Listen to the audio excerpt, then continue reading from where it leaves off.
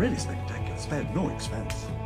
Paleontologizing gifted a tier 1 sub to Raku_Dactylus.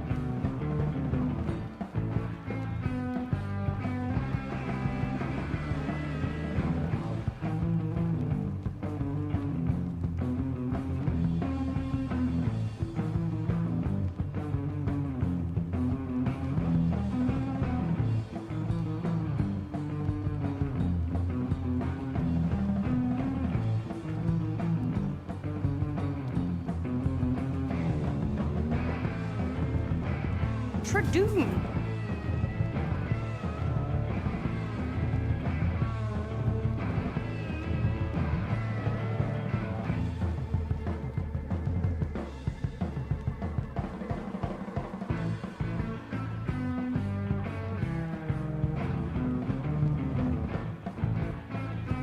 Tradoon.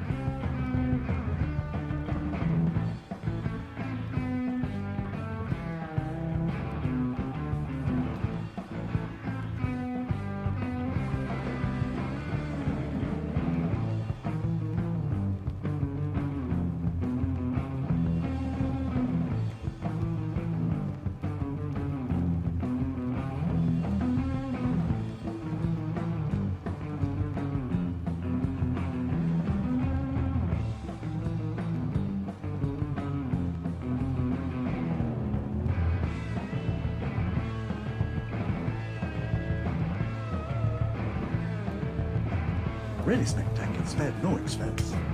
Golden gifted a tier 1 sub to RLEIO501. They have given 475 gift subs in the channel.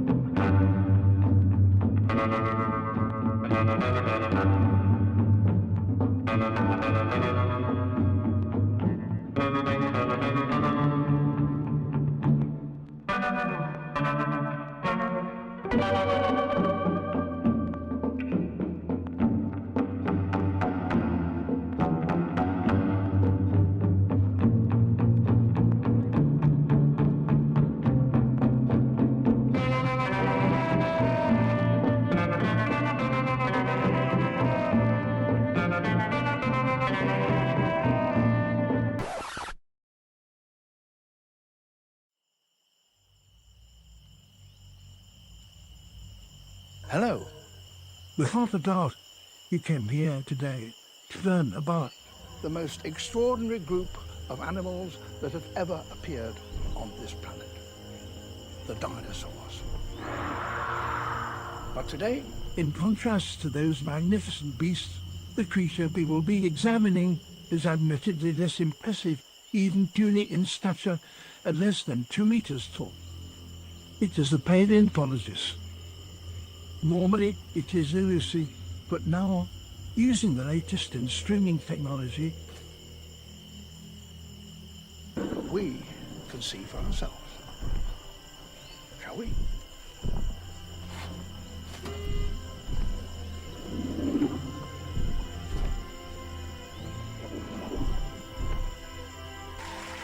Hello there, everybody, and welcome back to Paleontologizing.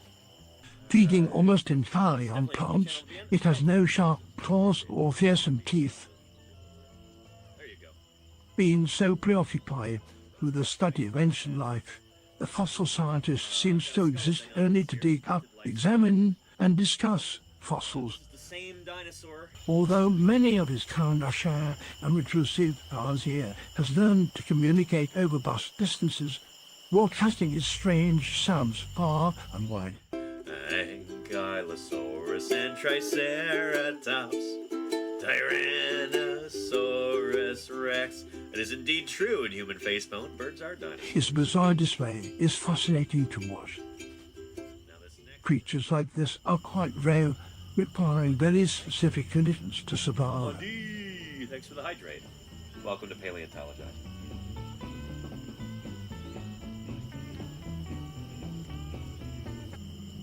Pretty cool, right? So that it does not die out like the fossil organisms which it studies, we must work to protect this rare and curious creature from extinction.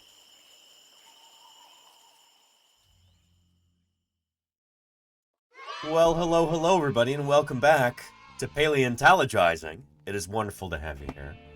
Happy Monday. Rosetta Stone of meat-eating dinosaurs. And there is no such a thing as a Rosetta Stone in science. Thank you, Creatrix Brit, for the 34 months of support. I do really appreciate it. Thank you kindly. Apologies if I, my voice sounds a little hoarse. Still feeling a little bit under the weather. Very much recovering from whatever bug got me over the weekend. But, yeah, I'm feeling better, feeling excited for today's stream. We're going to be assembling a life-size 3D-printed Tyrannosaurus skull today. All of the pieces are now printed, all 100 plus of them. So we'll see how far we get with this today. I suspect we'll probably be doing this well into tomorrow as well. But, yeah. Welcome, everybody. It's wonderful to have you here. And thank you, Canyon Arrow Boy. Wow, it's not the dinosaur we knew. Just look at that thing. It's not going to be friendly to us. Canyon Arrow Boy, thank you for the ongoing Are you support. talking about dinosaurs or horses? If you want to talk horses, we can talk horses. But given that I'm a dinosaur paleontologist, telling this to anybody who might be new here, we're primarily going to be talking about dinosaurs today, and about natural history, about this grand pageant of life on Earth and its development over the past few billion years. But that reminds me of this. Oh, hang on a second. Wrong button here. I was adjusting, getting my camera synced up earlier. Try blaming there the we go. dinosaurs. Train. Thank you, Golganek, for the 100 bits. I appreciate that.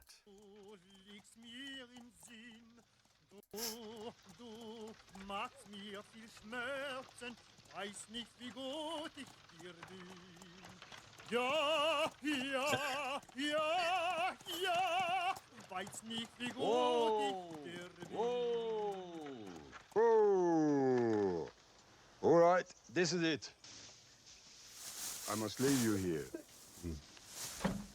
Go now, quickly. Is he all right? Oh, he caught a cold the other day, and it was just a little. Oh. He's just a little hoarse. Hogan, thank you for the 100 bits. I appreciate that very much. What happened to the sound?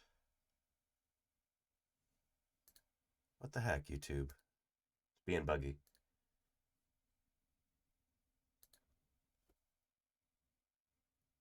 Hang on, did your sound cut out too, or is it just mine? Am I having an issue with my,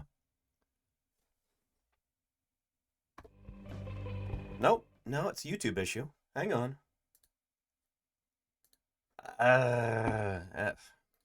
Frustrating. Technical difficulties.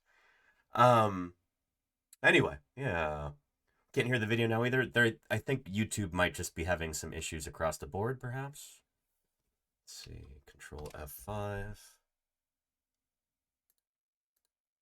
Yeah, the tab is not muted. I think it's just YouTube is being glitchy at the moment. Anyway. Yeah. Anywho, it's good to have everybody here. Not as organized as I would like to be today. It was kind of a crazy weekend. Not only was I not feeling well, but my landlord's moon pie had to be rushed into emergency surgery at the veterinary clinic this weekend. She's doing okay. Want you to know that. But she ingested some dental floss, and then that formed a mass in her intestines, and yeah, it was looking pretty scary there for a little while. She's doing fine. She's upstairs. She's getting all kinds of special treatment. She's got a cone on. They were terrible lizards, don't you know? And thank you, Miss Capri Cal. Hey.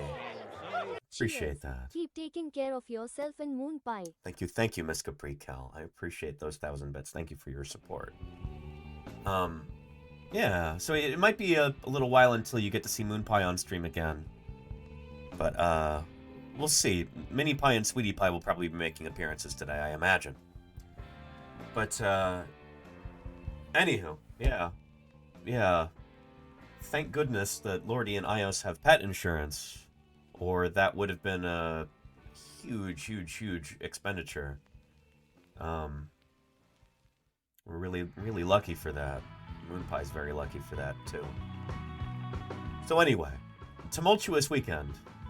And barely had enough time today to get things set up for today's stream, but we're going to be assembling the rest of this life-size T-Rex skull. So we'll get into that in a little bit.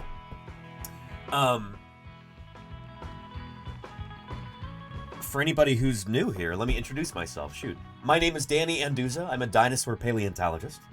So as a paleontologist, I study fossils. As a dinosaur paleontologist, I study dinosaur fossils in particular. Dinosaurs are what I research, what I publish on in the scientific literature, what I discuss with colleagues at various scientific meetings. Dinosaurs are what I dig up during the summers. For the past 2 or 3 years now, we've been doing live broadcasts from the field, digging up dinosaurs. Oop. Yeah. We've got a windstorm going on here. Oh, man. A dust devil?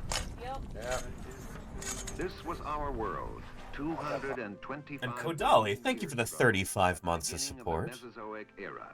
I really appreciate that, Kodali. Shake paleo science, shake paleo dance. Thank you, Kodali. Paleo dance.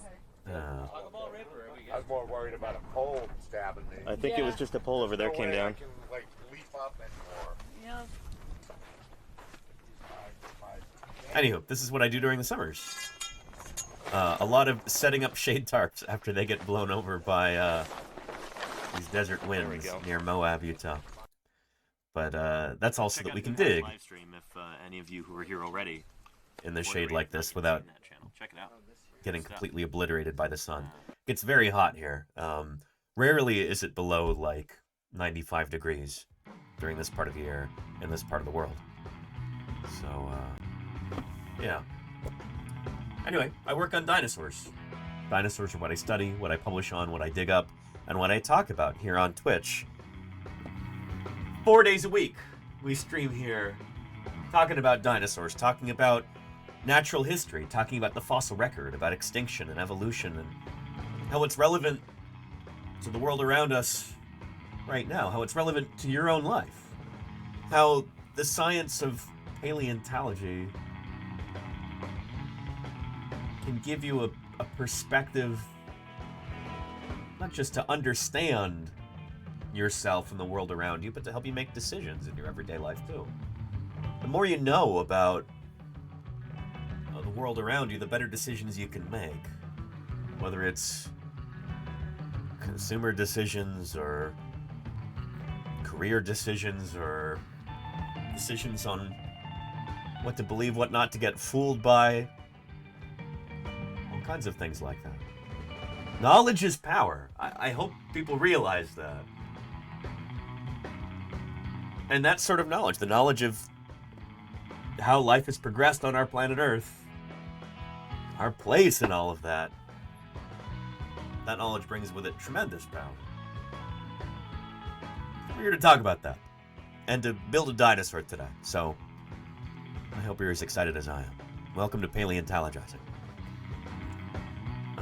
Chaotic Kitten says, I wish that there were dinosaurs in Ireland. There's a few, yeah. I do call myself an expert in dinosaur studies. Tone Rebellion, thank you for the 6 months of Dinosaurs support. always manage to get themselves fossilized in the most inconvenient places. Don't they, Paleo lol move? Tone Rebellion, yeah, Denver Fowler, my old crew chief, whom all of you met last week when we were streaming from North Dakota. He had a phrase that he would say all the time in the field. It was, I always said that it could be the title of his autobiography, you know?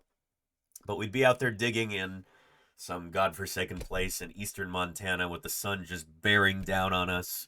Might be 110 degrees. And flies buzzing everywhere. And just, you know, Denver would just say, almost to nobody in particular, like, oh, dinosaurs never die in the shade. And it's kind of true, sort of. Anyway, that being said, not all dinosaur fossils come from inhospitable places, or at least not uninhabited places. Denver, Colorado, I might think is kind of inhospitable in a lot of ways. It gets way too cold there. But there have been dinosaur fossils found in, like, metropolitan Denver, Colorado. Like, excavating the foundation for a new building. And then they come across a ceratopsid dinosaur, a Triceratops, just right there in Denver, Colorado. You get that sort of thing sometimes.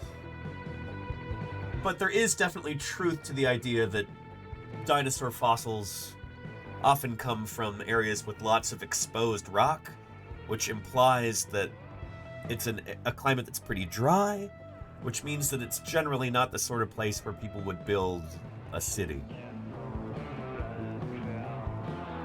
So again, there's exceptions to that, but yeah. What are you doing, sweetie pie? Hey. Yeah. And Rakadactylus says, most of the dinosaur fossils I've ever seen have been in very comfortable museums.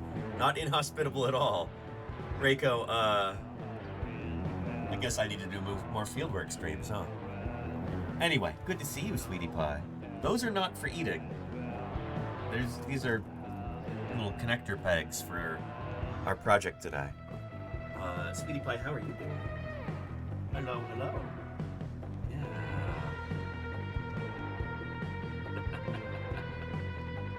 Good to see you. Good to see you. You've not been getting quite as much special attention, given that Moon Pie has been really everybody's focus over the weekend, but it's good to see you, and I'm glad you're here, Sweetie Pie. Do you want some treats? Let me brush you first.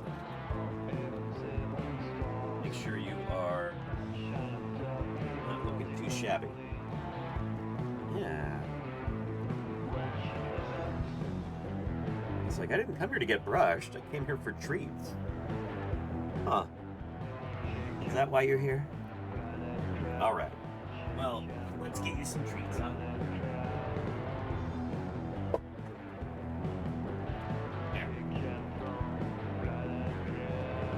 Ooh, yeah. It's the stuff. It's the stuff.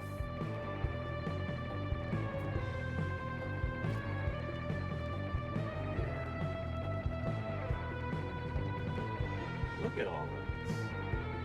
Wow, wow, wow. Good stuff. Oh, and here comes Mini Pie, too.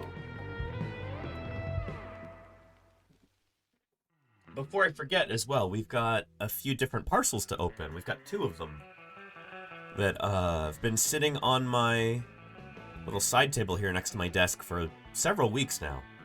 So we'll open those up and make sure that the people who sent them are properly acknowledged for their generosity here.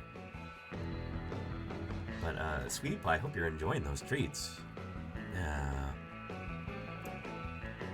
Mustache Mike said... What was it?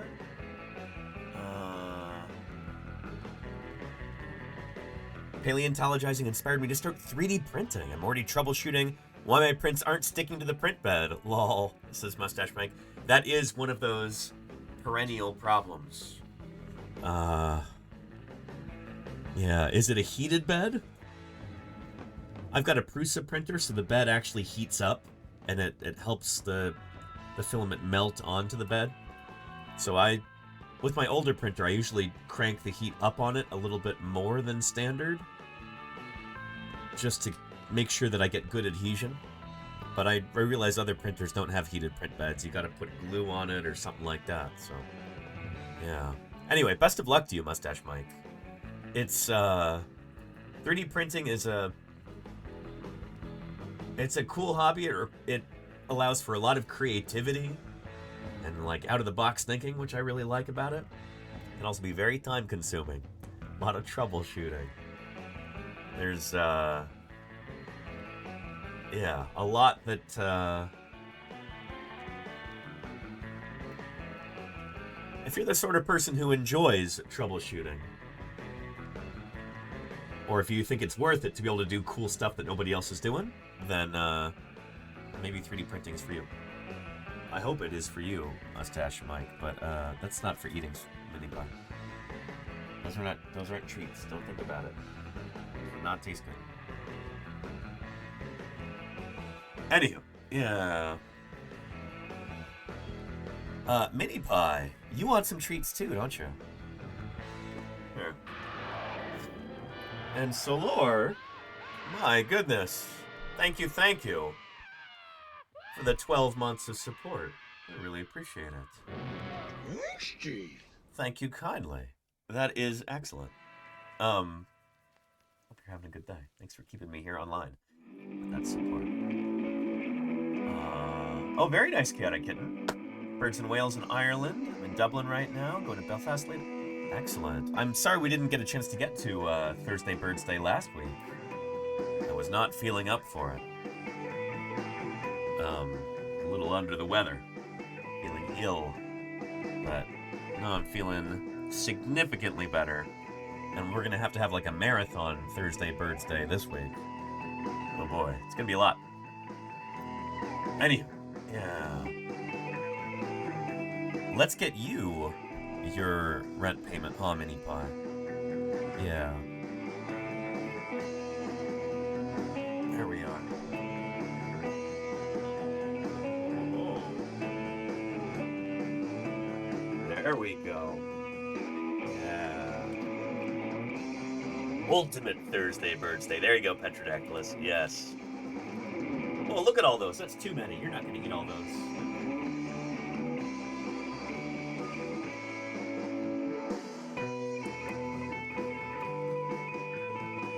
There you go, Minnie.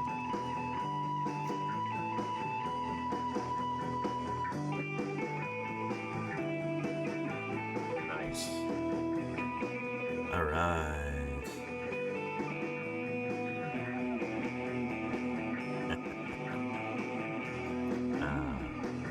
I think I might grab myself a cough drop here to deal with my throat being kind of froggy. Hang on just a second.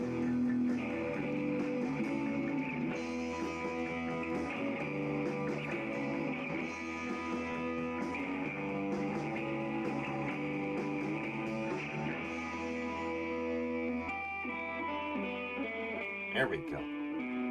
Treat for Mini Pie. Treat for Danny.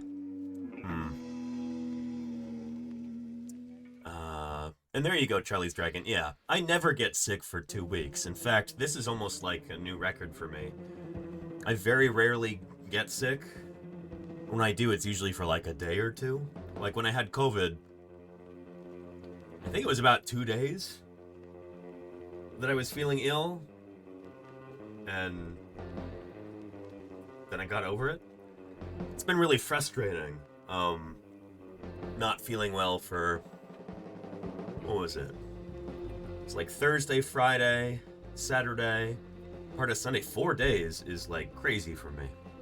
I think a big part of that was because Friday night, Moon Pie was in the veterinary hospital, and I was just worried sick, and I got almost no sleep that night, and I think it probably delayed my recovery significantly.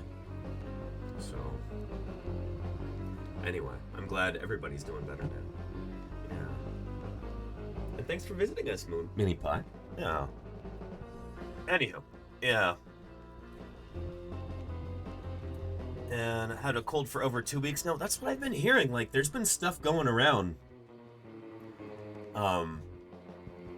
Yeah. So I've got some friends of friends who work in the medical field, and they're like, yeah, things are really bad right now here in the US. There's tons of people in the hospital for flu, for COVID, for various colds, for pneumonia, for... I don't know. And bird flu is going around too, and we don't have good numbers on that because the Trump administration is trying to gut the Centers for Disease Control, and it's just... It's not good. It's really, really not good.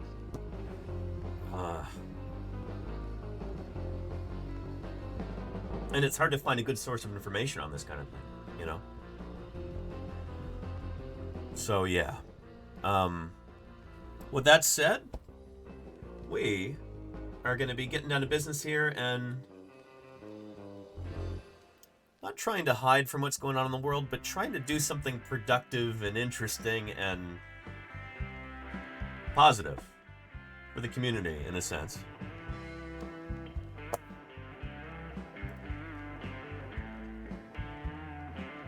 There, let's see. Let's do a different song. There we go.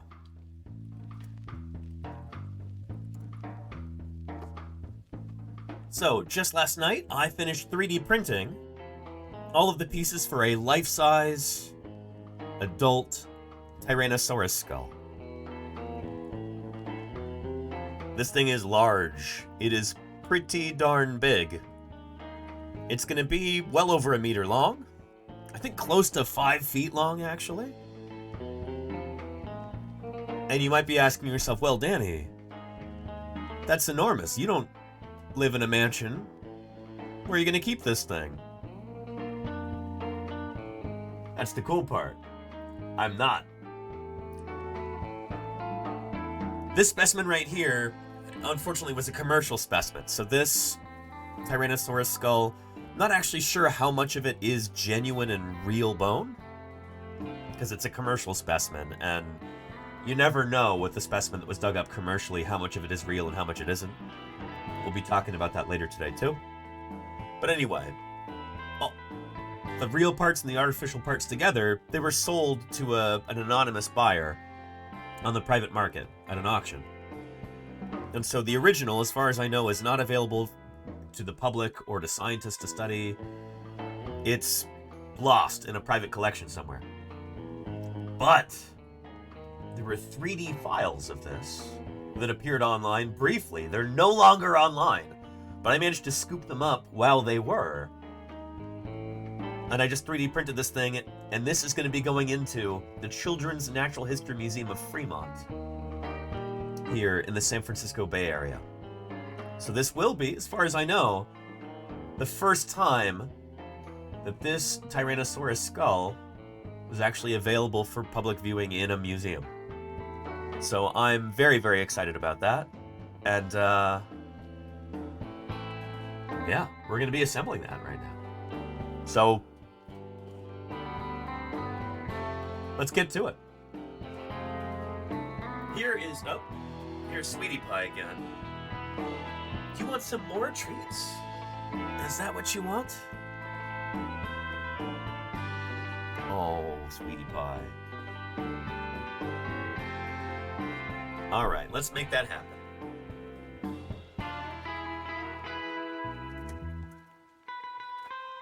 Here you go. Here you go. I know it's been a few days since you've had any treats at all. And before that it was like a week. So here you go, Sweetie Pie. Yeah. Hogan says, I like the armature that's holding that skull. Really want to make stuff like that someday? Well, Hogan, as you and I both know, that is in very high demand in the world of dinosaur paleontology. The metal armatures that hold up fossil bones in museums that's often like the most expensive part of creating a public museum display. It's the armature. It's such a specialized skill. Yeah. There are definitely museums that would love for you to help them out with that. That goes to anybody here who's interested in metalworking. It's a big deal.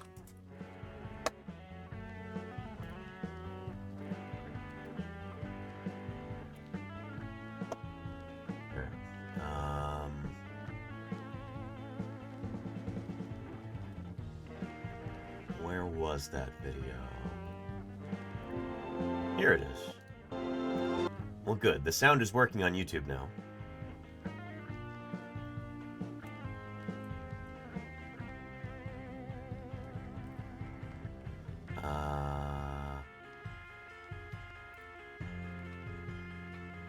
Here we go.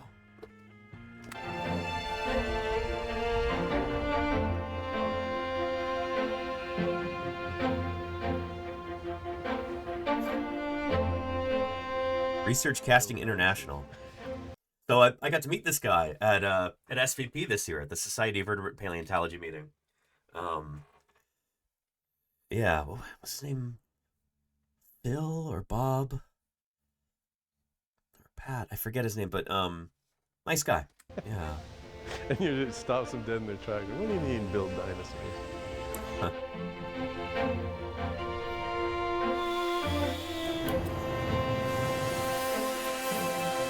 So this kind of metalworking like this, really, really important. Basically raising the tail 5 inches, so we bent the structural steel, and the reason why we did that was to keep it out of the reach of the public. They don't want people yanking bones off of it, because that happens at museums. People have no respect.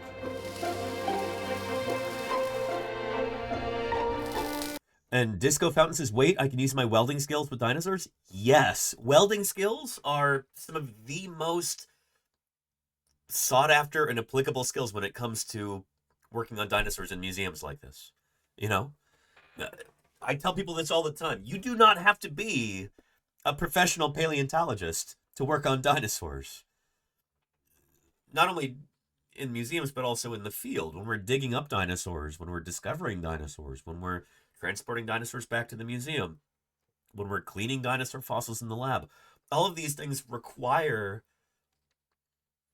the support, the time, the input, the labor of volunteers, of members of the community, of people who are passionate about this. Maybe they don't have a professional background in it, but it doesn't matter. We just need people's help for stuff like this. And if you want to get involved and there's a museum near you, chances are they would love to have your help.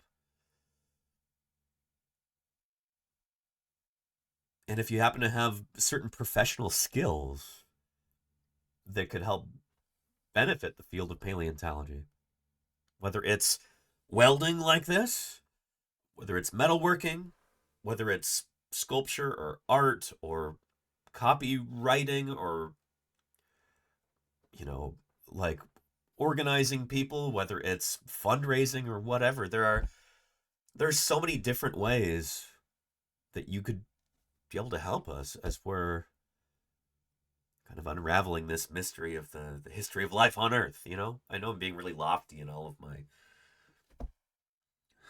describing all of this here, but it's cool stuff. It deserves a little bit of lofty language. The point is, you don't have to have a PhD or a master's degree or a bachelor's degree or a high school diploma necessarily. If you've got skills and you've got time, there's a lot of things that you can do.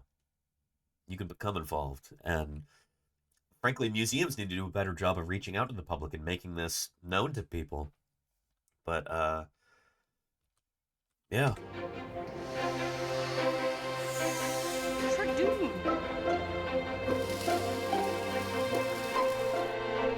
Rachidactylus makes a good point here. Science is for everyone. I agree. Which does mean that science comes from everyone who wants to participate. Yes. I don't know. That's one of the things that I've always really appreciated about vertebrate paleontology in particular, is that it is, in a lot of ways, a very accessible science, you know? There's so many different kinds of people who have made major contributions to our field, and honestly, like, this is not a scientific field where most of the big discoveries come from people who are professionals, who that is their job title is, oh, I'm a professional vertebrate paleontologist. That's what it says. My job description, that's what it says on my business card. No. So many of us are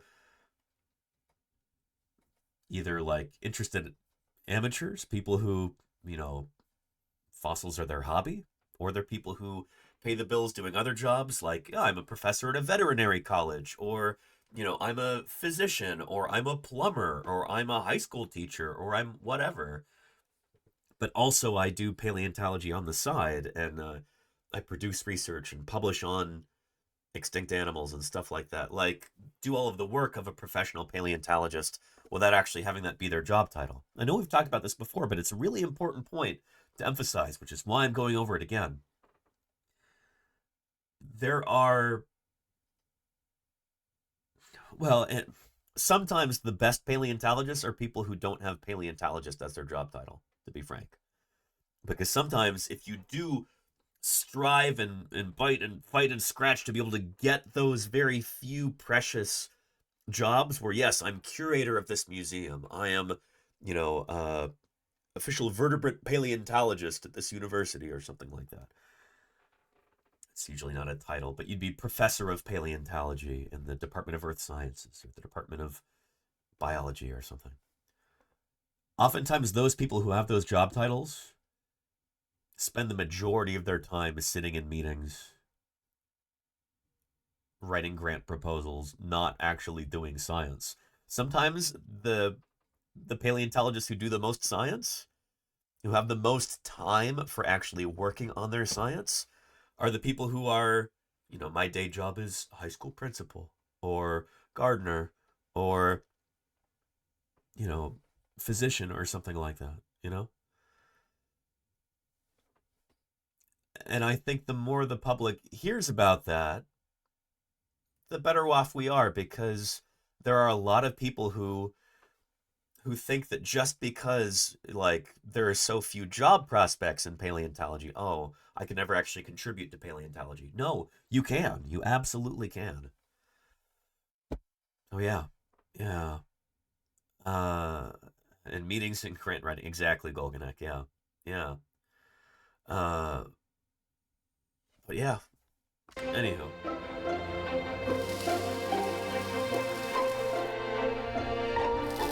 We have steel workers, we have blacksmiths. Yep. We have a lot of sculptors. You know, we have artists, like a lot have an art background. We have conservators, preparators. Yep. Mold makers. It's a huge feather in our cap, you know, like just to do this. And, you know, especially after a career of doing it, you know, and working with major museums throughout the world. So this is Research Casting International, which is a private firm. This is going to come down. That does these skeletal mounts for museums. So what we're thinking is and they do some of the best work in the world. It's really incredible. More in a straight line. It's incredibly complicated and requires a number of different disciplines and expertise to put together an exhibit, and we work on it for years, assembling all of these different elements, and when you walk in the hall, all of that is invisible to you as a visitor. In this particular project, the biggest challenge probably has been the interaction of the two animals. A T-Rex standing over a Triceratops, it's basically right on top of it. And that skull right there. Skulls to line up, plus all of the other elements. That skull, these are not the real bones in the skull. So the real skull is also on display at the museum. This is the Wonkel Rex, so this is the same one in our emotes, like these and these. But the real skull bones are so heavy that it's really difficult to mount them there. Also, I think Matt Carano comes on in a second. He talks about why the real skull isn't right there. I'll just let him say. And make it work was challenging in the fact that it's just so much going on. The armature that holds the real fossil, which we call the fossil holder, has, some people call them antlers, fingers, whatever you want to call them, but it usually consists of a piece of half round. So any metal workers in the audience. Tapered, and they follow the contour of the bone very closely. It's so important. And it's such a fiddly task trying to get these things to work properly. Of real fossil, but where you see the white areas, those are generally cast materials that have been supplemented in. The ribs, there's white, and then of course all the cracks. Yeah. This skull will be a cast. Yep. The skull is the one part that's probably of greatest scientific interest, and so we want to make that accessible to scientific study. And if we position it like this, there's Matt Carano. He's curator of dinosaurs at the Smithsonian. Also, the precariousness of the way this mount is, with the skull really hanging off the neck as it is in a live animal, is not well suited to mounting a real bone. Yeah. So I'm pretty sure the actual skull, you know, I don't know that for a fact. I want to say that it's on display in a case, like next to this mount, or it's elsewhere in the dinosaur hall of the museum. I think it's on public display. There's a chance it's in the back room, but I think they'd want to put that on display, so it's out there somewhere. But the skull's just too heavy for this, frankly. So that's why they've got a cast right there. Now, the skull being too heavy is something that hopefully we won't have to deal with here as we assemble this thing.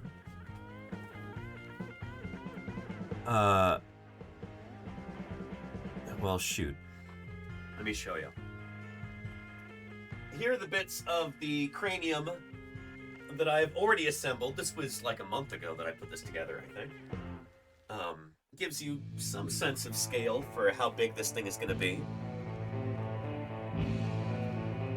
But man, it's going to be so much bigger, honestly. Let me also just show you the lower jaw. And then I'll show you all of the pieces that we'll be assembling of the skull. The lower jaw is already assembled. I got this done months ago. Let me show you that. And it is to actual scale, absolutely plane shifter. And yeah, that's the point. Let me get this.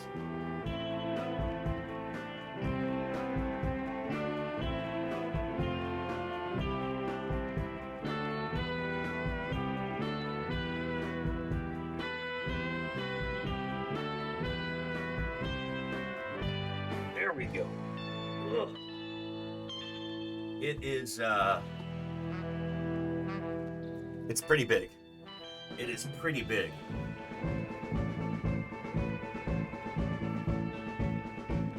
Yeah, so kind of the only way I can really show you, keep it in frame, is to wedge myself in between the jaws here. But look at that. Yeah. So this is just the lower jaws. The skull is going to be significantly larger. So, yeah, shoot. Let me, put this over there, and I'll bring over the container that has all of the pieces of our skull be assembled today, and probably tomorrow, too.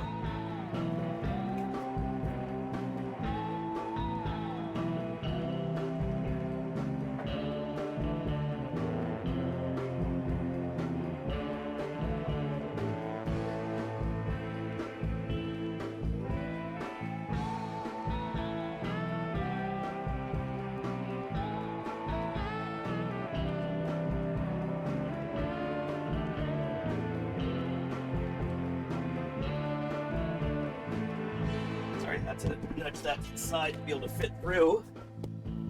But here are the pieces of our skull. So we've got our work cut out for us.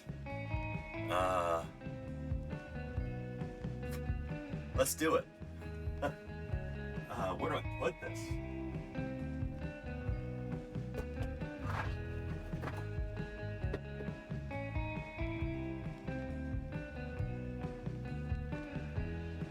Spent well over an hour and a half today just sanding these different pieces so the glue will stick better to them. I want to do the highest quality job that I possibly can in assembling this thing because I want it to be as durable as possible. If it ever needs to be moved around the museum, I don't want it to fall apart. And if some rowdy kids end up, I don't know, running through the museum and knocking over the display or something, it's a small museum. No security guards or anybody like that there. If some kids knock it over, I don't want it to fall apart any more than it has to. So I want to do everything that I can to make it as solid and well constructed as possible. So yeah. Let's see.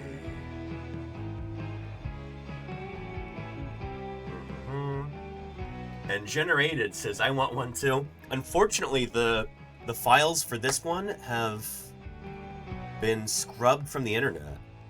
I got it for a brief window while it was available, I guess, and it is no longer there. But you can get a sculpt, which might honestly be better.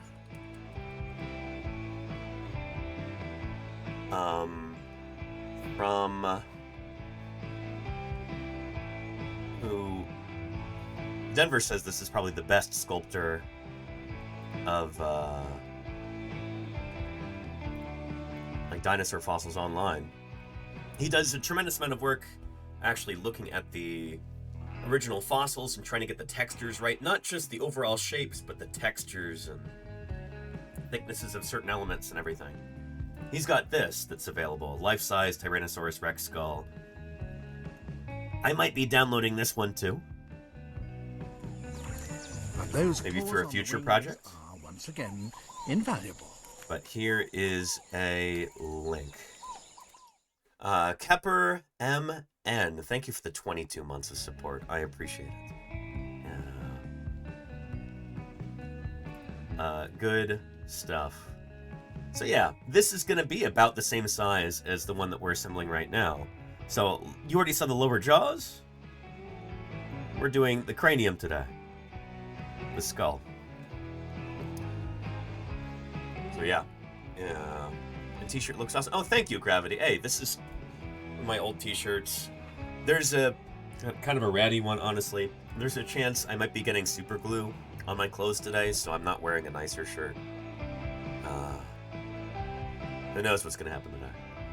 In fact, I should change out of these shorts and maybe put on some long pants that I was wearing this morning because it was cold, and I ended up tearing them a little bit. So those pants are on their way out anyway.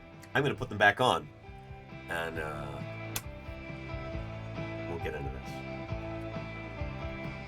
But first, let me pull up...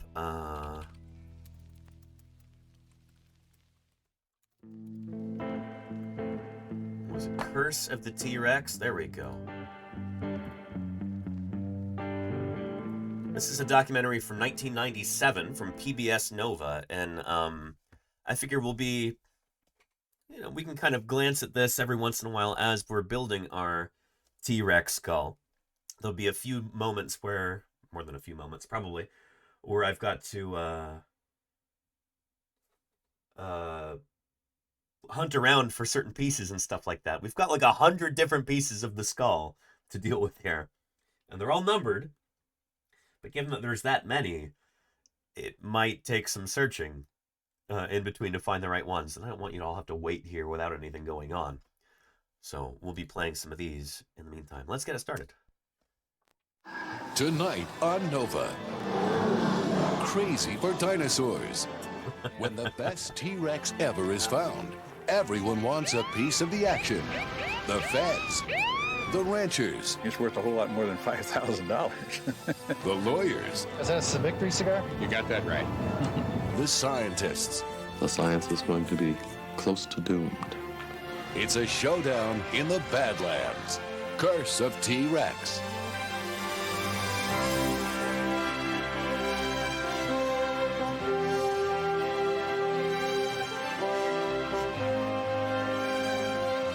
Workspace all set up here. Nova is funded by Merck. Merck, pharmaceutical research. Dedicated to preventing... All right. It's not a commercial. Healthcare. Thank you, viewers like you. Hey, you're a viewer like you. Thanks to you. I appreciate you.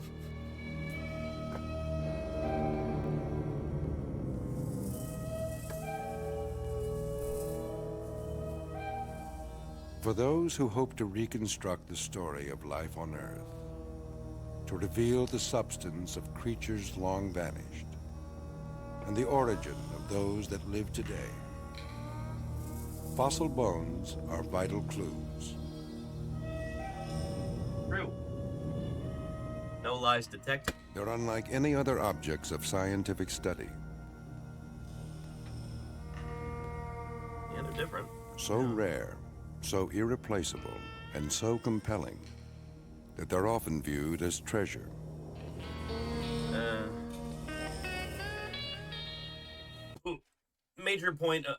Minor point of argument there.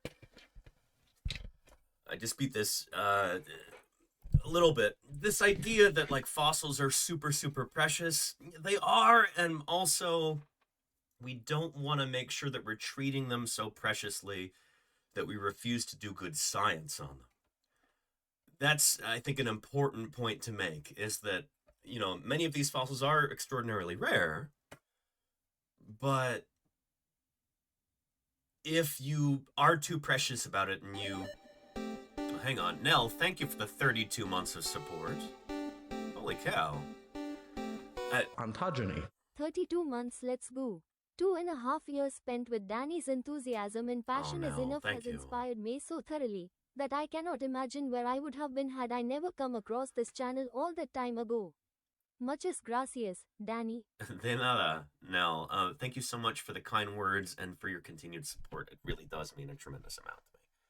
Thank you very, very much for that. And it's been such a privilege being able to, to talk fossils with you for the past 2.5 years. It's an honor to be able to share this stuff with you every week. Thank you for helping make that possible. Seriously, it's a big deal.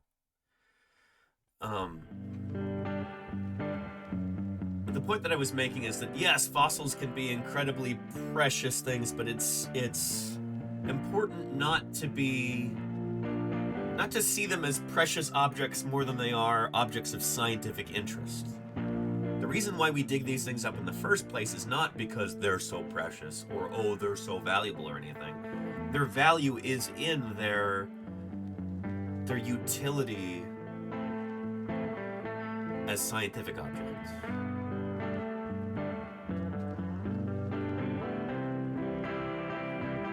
And therein kind of lies the conflict in this documentary that we're going to continue watching here as we're building this. Is that because these things are so scientifically valuable and interesting, the general public gets really interested in them too. And then you get people who hear that and they think, oh, I can make a quick buck off of this.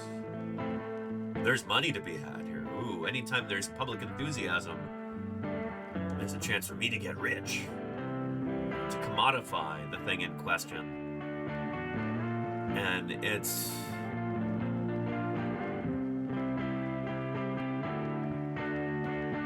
You know, people are trying to make a living, and I understand that. Believe me, I do. But it creates some issues. So yeah. And Night of Zeal, The Rock does not own a real T-Rex skull. He owns a cast of the Stan skull. And good on him for buying a replica and not the real thing. Here, I can show you. This is something that I should have made a video about this at the time, but I was too busy.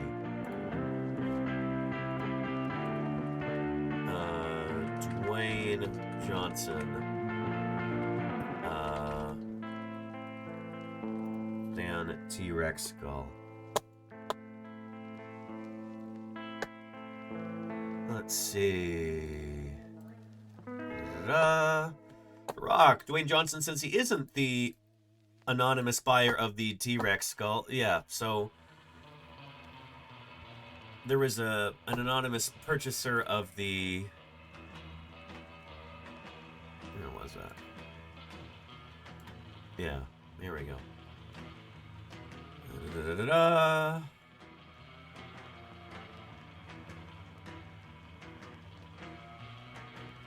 Where was the photo? Do they have a photo here? Goodness, they don't. Anyway, all the paleontologists who were made aware of this, who saw this, it was in the background of like an interview that he did on some sort of sports TV thing. We could all tell that's a cast of Stan. So Stan is a particularly well-known Tyrannosaurus specimen. Stan was dug up by the same people we're going to see in this documentary, by the Black Hills Institute, which is a commercial fossil organization. They dig up fossils, they sell them. They have kind of a big showroom that's dressed up to look like a museum. Yeah, it's basically like a big store. You can buy a cast of the Stan skull like that. Yeah.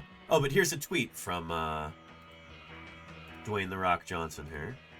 There's a screenshot. It says, after my live interview on last night's Meningcast on NFL's Monday Night Football, there's been tons of worldwide speculation in the world of science that I am the mystery buyer of the original T-Rex skull known as Stan.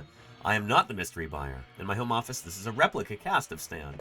You can tell because, well, the armature is not holding the fossil like it would for a real one. There's like stuff drilled right through the bones because it's, again, not the original. It's a replica. Yeah. Anywho. So yeah.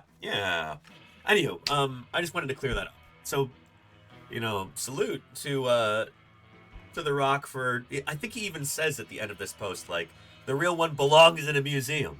He actually said that, you know? That belongs in a museum. And good for him. I agree. But yeah. The Rock wrestled that. That's not true, Jarvis Term. Oh man, I hope if there's one idea that we get across during this stream, it's something that even I was surprised by when I was assembling the lower jaw. This is an enormous animal. This is so much bigger than any other of the meat-eating animals that we have walking around today. You know? Like the largest terrestrial carnivore on planet Earth.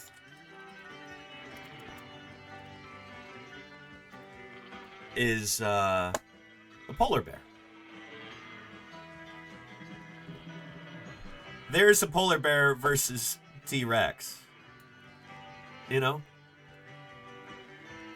Polar bear's an enormous animal. You don't want to mess with a polar bear. It is dwarfed by a T-Rex. Like, just the T-Rex's head is practically bigger than the entire polar bear, you know? So yeah.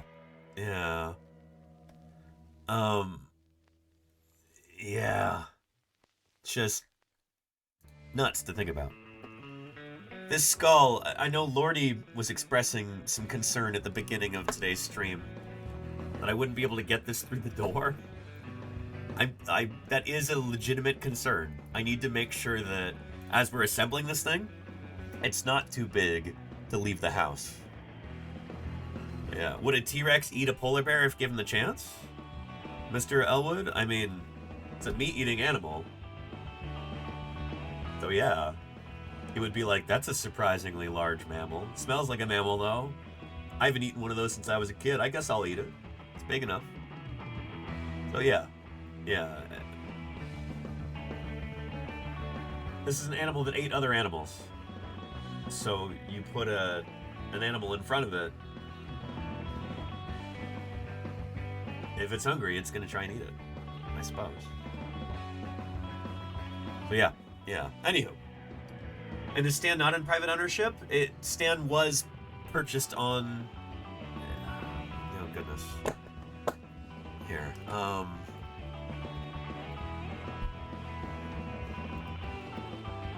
Pull up a video.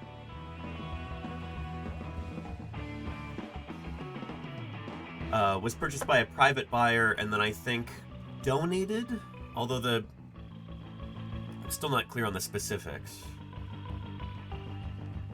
But donated to a museum that doesn't yet exist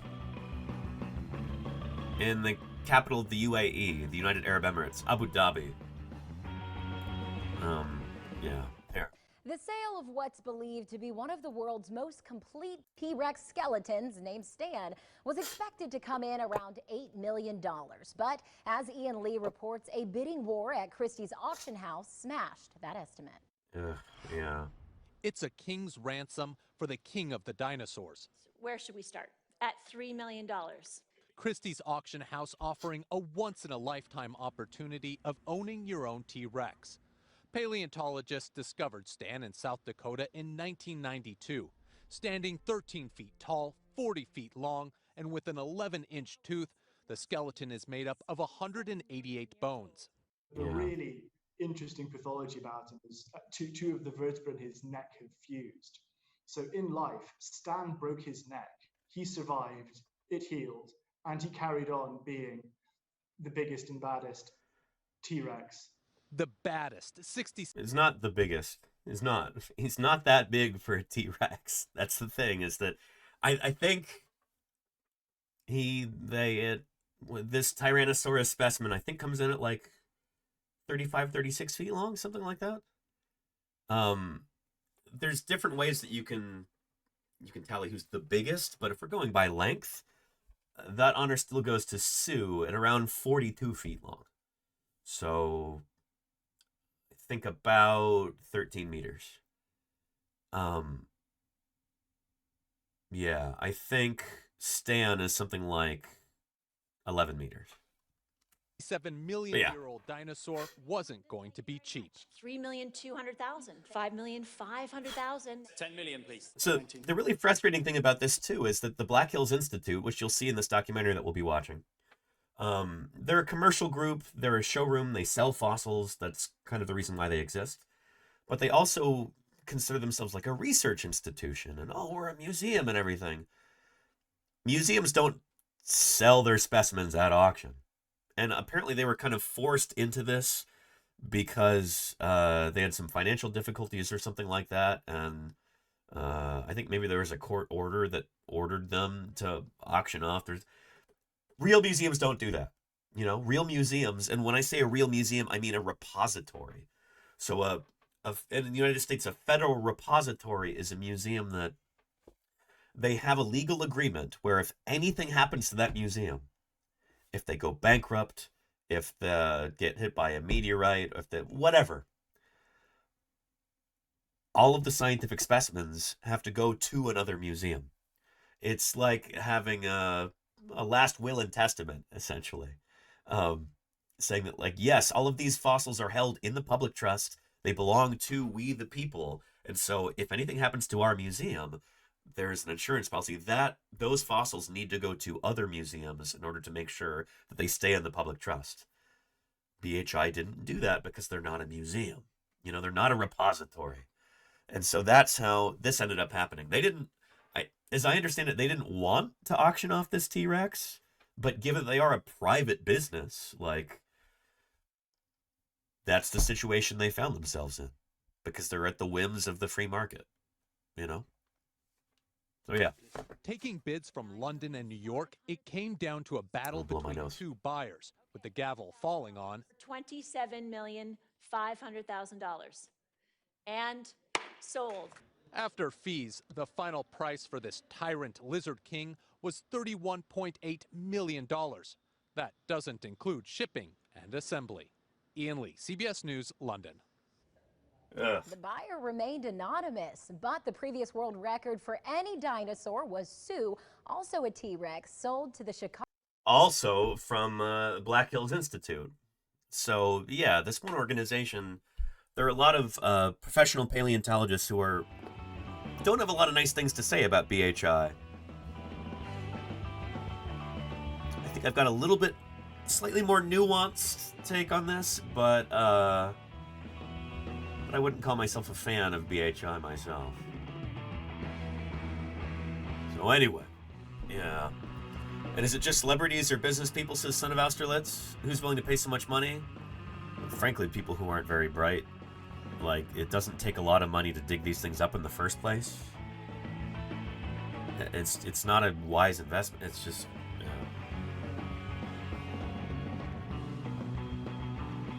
apparently, like, some member of the Saudi royal family, Saudi royal family? Maybe not. 'Cause it's not, Abu Dhabi's not part of Saudi Arabia. I actually don't know who it was. I think the buyer is still anonymous, so I can't speculate that much, but some wealthy business person, presumably, in Abu Dhabi,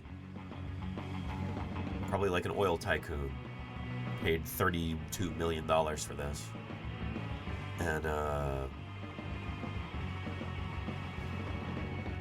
apparently they're going to try and make it the centerpiece of a new museum, but I don't think that's happening. This is really not what paleontology is like.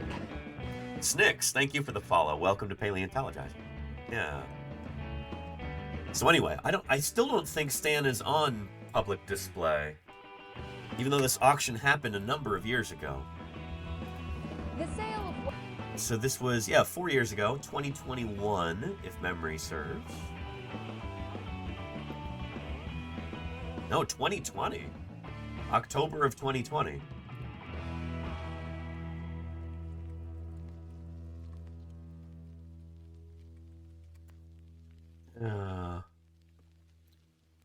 So there's a whole Wikipedia page for Stan. There we go.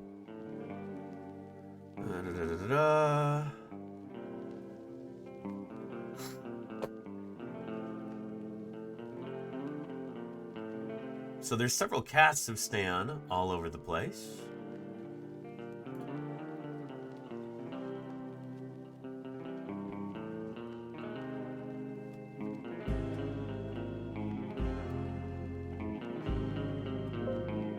UAE. In March 2022, Abu Dhabi's Department of Culture and Tourism stated that they had acquired Stan and were planning on displaying the fossil at a new museum of natural history scheduled to open in 2025. We'll see if that ends up happening. But, yeah. Here's a link if you'd like to read more about that. We're really lucky, I guess, that...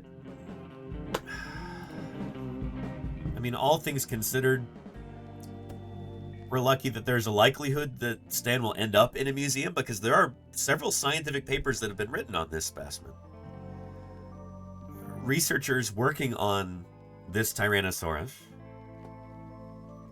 were kind of trusting that it would be there in South Dakota at BHI, at the Black Hills Institute, in perpetuity. That was the agreement that they had with the people who run BHI. Turned out that didn't happen. Stan was auctioned off. Hopefully, it'll be made available for study again. But the thing is, if that specimen isn't, then those papers that were written on it, all the research that was conducted on that might have to be retracted, because it's not reproducible. If the original specimens are gone, then it's kind of not really science anymore. Science, by its very nature, has to be reproducible. You have to be able to test ideas. You have to be able to try and repeat what you've done in the past. Other people need to try and look at your work and check it.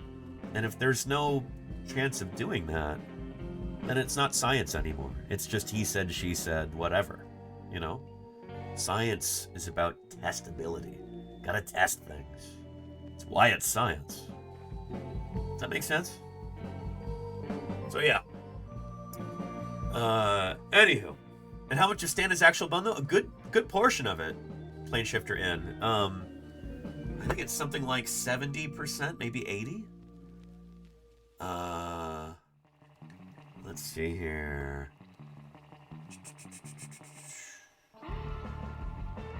Fifth most complete T-Rex fossil discovered to date, and more than 70% bulk. So, I think that's 70% by volume. Yeah.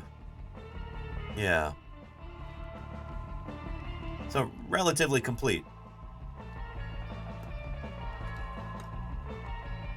By volume, that means, like, I think basically by weight, or you know what I mean. It's not like every bone is represented, but a lot of them are. Yeah.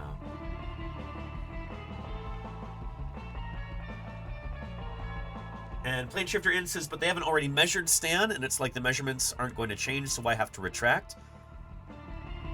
Because sometimes the measurements do change, honestly. Like, everything in science is subject to verification, to rechecking. Everything. That's why it's science, you know? Trust nothing. In science, we don't take things on faith. You need to be able to go back and check everything, because people do make mistakes. Scientists are still human. We still goof up. And I think that's an idea that more members of the general public need to learn. We need to do a better job of teaching this as scientists. It's like, we're human beings and we make goofs. The way that we can ensure that that we're actually coming to the correct conclusions is that everything needs to be testable, checkable. Everything needs to be done in such a way that people in the future can follow the same steps, and if they don't get the same answer, then they should be able to track down what happened, you know? So if you don't have the original fossils there, it's not science anymore. You know what I mean? Yeah. Checking over and over and over? Yeah, Plane Shifter In, basically, yes. Yeah. So much of the work that I'm doing is just correcting old mistakes. Like my Spinosaur project with Denver Fowler. A lot of that is just questioning assumptions that previous authors have made that turn out to be false. That's a huge part of science, is thinking about things in a slightly different way, coming up with a new idea, a new way to test them, and to show that the assumptions that previous researchers have made, maybe because they didn't have the technology at the time, they didn't have the right specimens, they just didn't have the right way of thinking about it, showing that those old assumptions were incorrect.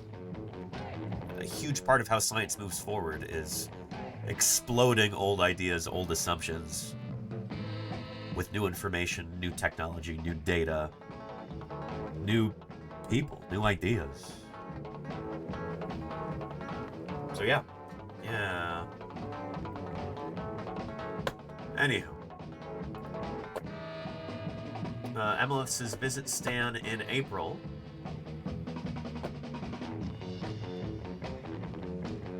Oh boy, this is not looking good. This is not a photograph, this is concept art. Where are the photos?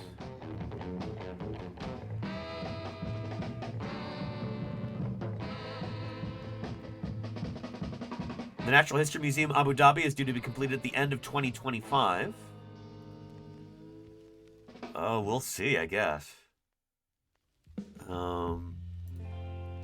Yeah. Exhibition will be open to the public from Wednesday, April 6th through Thursday, May 12th, 2022. I don't know if this happened.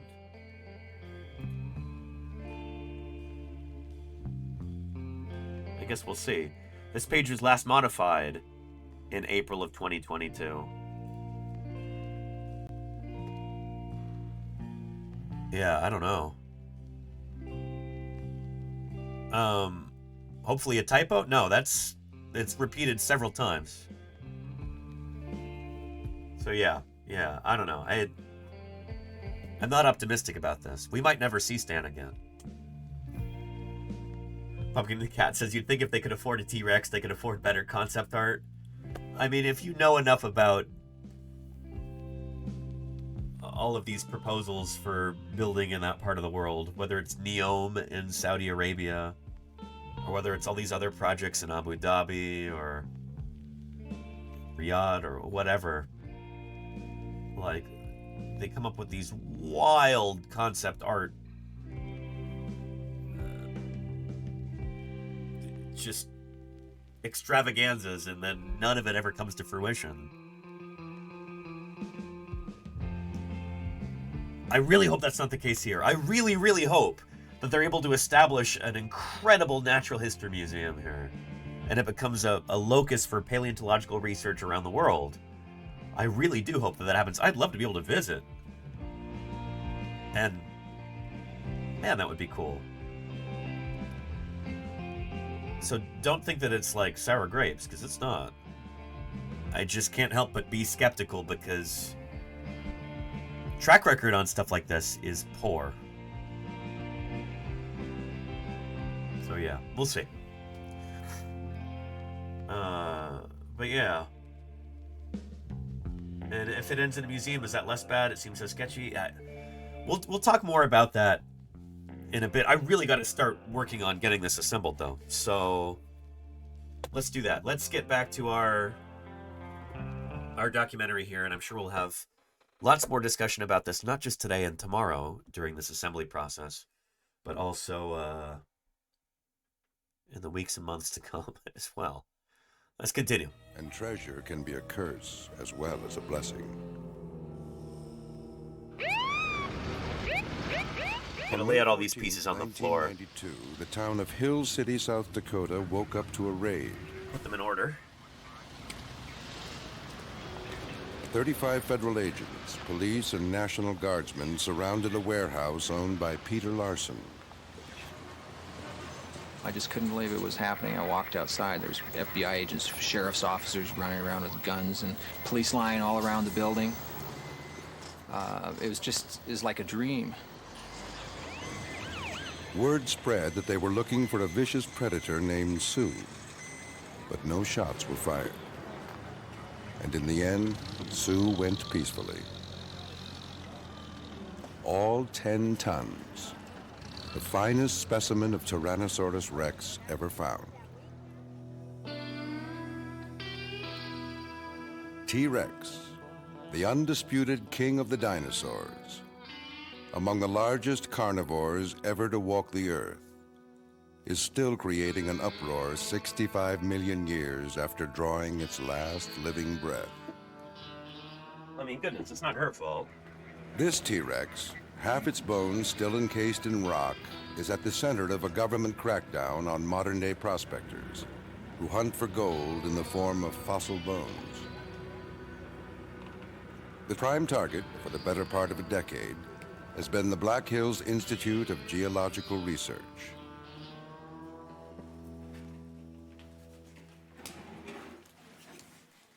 Over the past 20 years, Peter Larson, his brother Neil, and partner Bob Farrar have built a thriving commercial fossil business. Yearly sales in the neighborhood of $1 million make them the biggest players in the small world of the fossil trade. How's the volume on this, by the way? Is it too loud? It sounds really loud in my ear, but let me know. Their small museum in Hill City is a popular stop on the summer tourist trail. Perfect? Okay, nice. There, I can just turn it down over here. But their real business is collecting, repairing, and selling fossils to museums, universities, and private collectors around the world.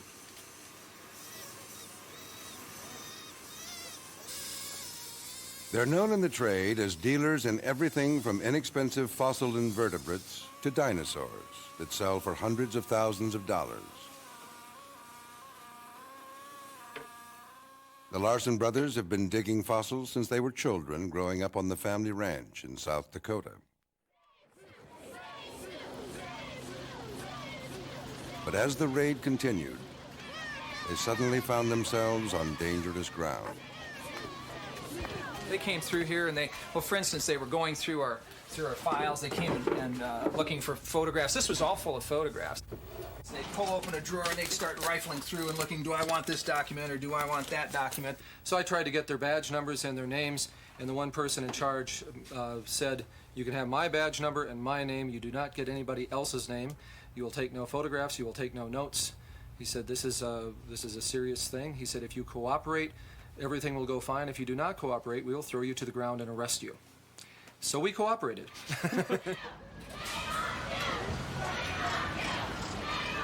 When the trucks drove away, people started singing the national anthem and everybody was just crying. It was just the saddest thing that I've ever experienced. It was like a few. I think part of what you have to understand here, too, is that this is in the mid-90s when this happened. This is what, like 1996 when this FBI raid took place? This is during, like, kind of the peak of the militia movement in the United States, when there were, like, armed standoffs between government agencies and armed white supremacist militia groups, especially in this part of the world, especially in kind of like the Intermountain Great Plains West. You had the Montana Freemen, I think, this is happening around the same time too. So like, tensions were really high, certainly. Especially in these like, you know, what western towns like this, you know? And yeah, I know, right? Austerlitz, yeah.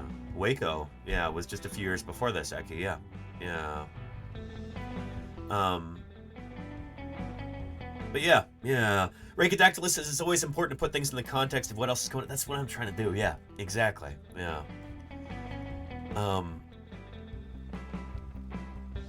Anywho. Let's continue. Funeral. It was like Sue had died for the second time. So the reason why the FBI raided is because the Black Hills Institute didn't have the legal right to dig this specimen up in the first place because it was on federal land. And they were claiming private ownership of it, and it didn't belong to them. That's really the long and short of it. So basically, theft. Yeah, Dr. Javasaurus. Yeah, essentially. It's... If we're to boil it down to its most foundational components, yeah, they stole the specimen, essentially. They paid for it, but they paid a guy who didn't actually own the land $5,000 for it, and they knew that it was like they knew that it was worth a lot more than that. You'll see how it, I don't have to tell you this right now. You can continue watching. Anyway, I'm trying to find more troubles began during the summer of 1990, when they became acquainted with the owner of a ranch on the Cheyenne River Sioux Reservation in South Dakota. Morris Williams invited the Black Hills crew to look around on his property. I told him, I said, you can go over there and look around sometime if you want to. And that's all I remember ever saying to him as an invitation to come. I told him at that time that we'd be, if we did find something important, we'd be happy to pay him. We couldn't pay him much, but we would be happy to pay him for those fossils. He said, no, that wouldn't be necessary. A few days later, Sue Hendrickson went exploring on the Williams Ranch. Oh, and hang on. By the way, that used to be pretty typical, as I understand it. This is before my time, but, yeah. This idea that, like, landowners would just let you prospect for fossils on their land, and that's fine. They're like, yeah, well, what do you want with some old bones? You're doing science? Cool, I guess, I don't know much about that, but knock yourself out. That's generally how things used to go. The whole Sioux case here is when that shifted. You start talking about looking for fossils on people's land after this case, and suddenly private landowners, they expect $1 million. It's because of this. Claire Burse is Peter Larson a good guy in paleontology? I wouldn't say so. No. He's a commercial guy. He sells fossils. That's what he does. I think he's kind of a tragic figure in a lot of ways, though, because he is somebody who I think absolutely could have been a great paleontologist if he had been afforded those opportunities early on. But there's so few jobs that the way that he was always interested in fossils, and the way that he pursued that interest is by finding them and selling them. So there's a lot of my colleagues really, really don't like Pete Larson.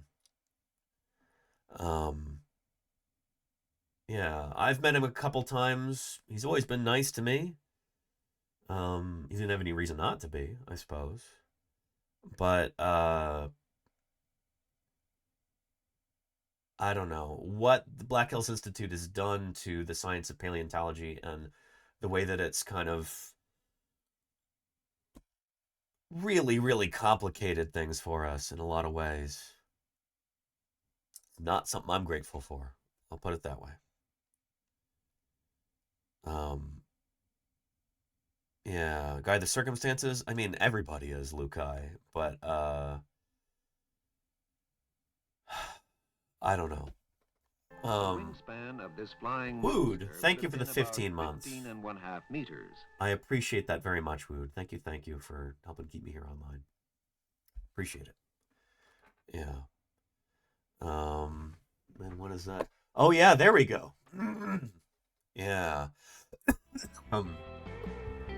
Is this open access? Yeah. Yeah, this just came out last year. I think I read this cover to cover. But yeah, it's open access if anybody wants to take a look.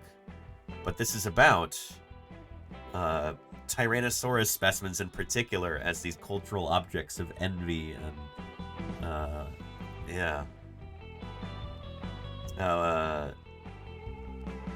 We bring these T-Rex fossils into the concept of Desirescape, which sees a network of object-object and object-human reactions provoking irresistible desire in humans. Every bone that we find tells us something about how the world was 80 million years ago. And Cini 2011, thank you for the follow. Welcome to Paleontologizing. It's good to have you here. Anyway, good stuff. Yeah.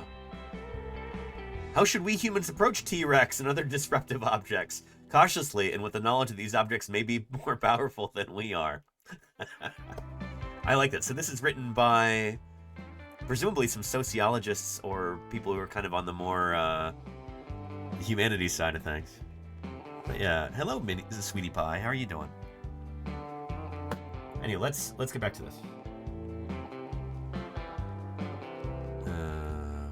Be happy to pay him. We couldn't pay him much, but we would be happy to pay him for those fossils. He said no, that wouldn't be necessary. A few days later, Sue Hendrickson went exploring on the Williams Ranch.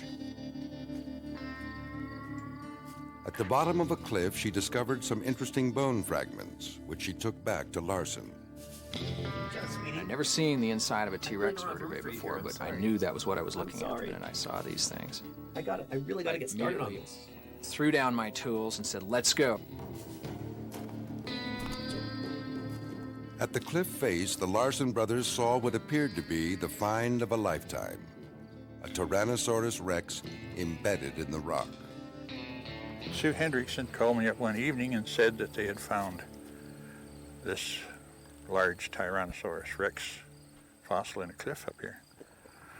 Isn't it exciting, she said. And I said, well, I guess so. For the Black Hills crew, it would be hard to imagine anything more exciting. A Tyrannosaurus rex is the ultimate prize for a fossil hunter. It's been that way since the first one was discovered at the turn of the century. Oh, Barnum Brown. Christened the Tyrant Lizard King, the 45-foot monster with 8-inch teeth became a huge favorite with the public. Oh, yeah. A source of continuing fascination for science. So we as paleontologists, especially dinosaur paleontologists, have kind of many of us have a complicated relationship with T-Rex because it gets a ton of public attention, and that's really cool because it can help get people interested in dinosaurs and in natural history. But at the same time, it does get a little tiresome that, everything's just T-Rex, T-Rex, T-Rex all the time, when there's so many other interesting dinosaurs that people should know about. But then also at the same time, T-Rex does have a lot of superlatives. It's one of the biggest, if not the biggest, meat-eating dinosaurs. It's the last of the tyrannosaurs. It's one of the very last dinosaurs that ever lived on our planet. It's one of the ones that, last non-bird dinosaurs. It's one of the last ones that lived when that asteroid hit the Earth 66 million years ago. T-Rex was there for that. T-Rex is one of those dinosaurs that bought the farm when the big one hit. So yeah, there are a lot of superlatives associated with it. So, you could make an argument that Tyrannosaurus is a little overhyped, but... Or is it overhyped, or is it just that other dinosaurs are underhyped, That's something that I think about a lot, especially with all of my dealings with the public, T-Rex is the mascot, says Crimson Carnotaurus. In a lot of ways, yeah. Yeah. And can you really overhype that, says Insufan. That's a great question. Like, part of me thinks you can't overhype it. It's like, it's extremely hype, Like, this is an incredible animal. It really, really is. You can't oversell it. But I think as a result of that, sometimes other dinosaurs and other extinct animals, other extinct organisms in general, do get undersold, But yeah. An Isolated says, are fossils of dinosaurs that lived right up into the extinction more common than ones that lived 200 million years ago, for example? In a lot of cases, yeah. We do have... I think if we're talking about right up until the extinction, like within the last few, 100,000 years before the KPG boundary, those would be a little bit more common than dinosaurs that lived further back. At least they're more intensively studied, and part of that is just luck. So, like, dinosaurs like T-Rex and Triceratops, who lived at the same time, they lived right before the asteroid impact. They're from right here in North America, where we've got a lot of museums, we've got a lot of paleontologists. It's easy to well, you can drive out to those sites. It's not like you've got to fly to another country overseas. It's not like you've got to organize a huge expedition. There are a lot of people who go out and look for Tyrannosaurus fossils on the weekends. You know, if you're in a place like Casper, Wyoming, for instance, I know people there who go out during the weekends when there's not snow on the ground, and they look for Tyrannosaurus fossils. Like, that's the thing. In the Lance Formation of Wyoming. If you're looking at dinosaurs from other periods during the Age of Dinosaurs, you don't always have those rocks that are exposed right next to your museum or whatever. You know what I mean? So yeah, a lot of it comes down to luck. Yeah, let's continue. But for all its notoriety, T-Rex is known from only a handful of skeletons, none more than 75% complete. That's still kind of true. By the way, this is a weird mount. You can see this at the Denver Museum of Nature and Science. We actually glimpsed this when I streamed from there, but it's kind of around the corner from the main area. This is right at the entrance. There are too many vertebrae in this tail. I'm not trying to sound like a cranky old man. There are legitimately, like, the tail is way too long. It's not this flexible. They couldn't really do this with their tail. Moon pie. What a time to be alive. Diagonal. Thank you for the 48 months. And Moon Pie, if we get a raid, I'll go check on her. She is in recovery right now, and really glad to have her back. Diagonal, thank you for the 48 months of support. I really appreciate it. Yeah. Wispy tail for a Tyrannosaurus. Exactly, Petrodactylus, yeah. So they couldn't actually do this. I think Bob Bacher was the one who like came up with this whole scheme to mount it like this. And it's wrong in several different ways. Like, it's, yeah, they didn't do this. Anyway, let's continue. Oh, by the way, gonna put some more pieces together here. So this is just the tip of the nose right here where the premaxillae meet the nasals. And Niffler, thank you for the, what is this? Ko-Fi donation?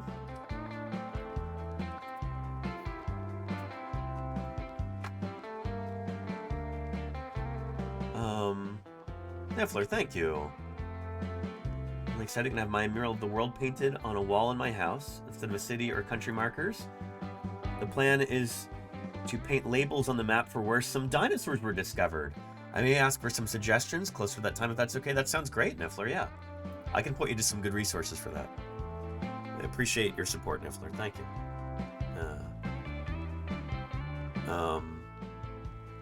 But yeah. Here, let's continue. I'll start putting this together. So the discovery on Morris Williams Ranch was incredible. More than 90% complete, it was also the largest T-Rex ever found, with a beautifully preserved skull. They named it Sue, after its discoverer, and documented the excavation on home video. Fully prepared, this T-Rex could be worth millions of dollars. But Larson told Morris Williams they planned to make it the centerpiece of their own museum in Hill City. You are going to mount him in Hill City? Yeah. Good. And under that, you'll say, it'll say, stolen from Morris Williams. Larson wrote Williams a check for $5,000 and finished the excavation.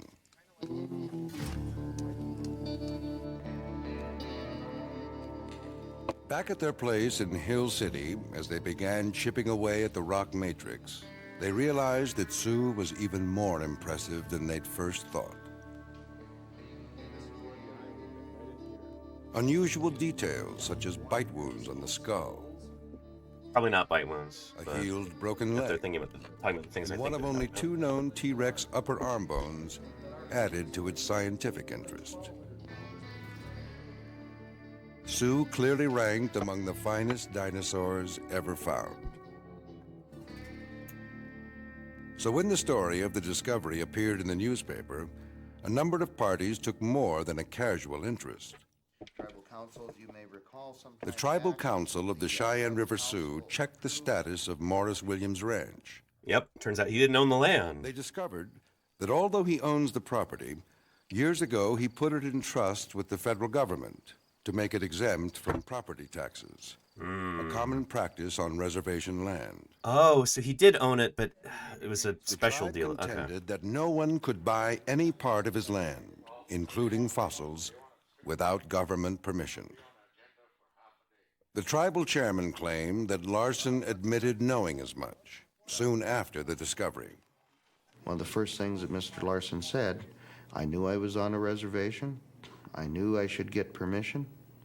I knew a lot of things that I should have done, but I didn't do them because we found this world's greatest T-Rex. We came, we saw, we dug, and we ran. There were no permits to get. The tribe did not have a permitting system. Since this is private land, there is no permitting system from the federal government that was necessary to get. We had the necessary permission of the landowner. We did not need permission from the tribe. And did he ever admit guilt, as Greg Borland claimed? No, I never made that statement. But the Tribal Council disagreed and drafted a resolution asking the U.S. Attorney to help them get the dinosaur back. Quite simply put, Sioux belongs to the people of this reservation. So this is why you don't dig on private land. A bogus or an illegal deal with the Institute, a deal that is currently under federal investigation. Mr. Williams and the Institute thereby both forfeit any rights to the T-Rex.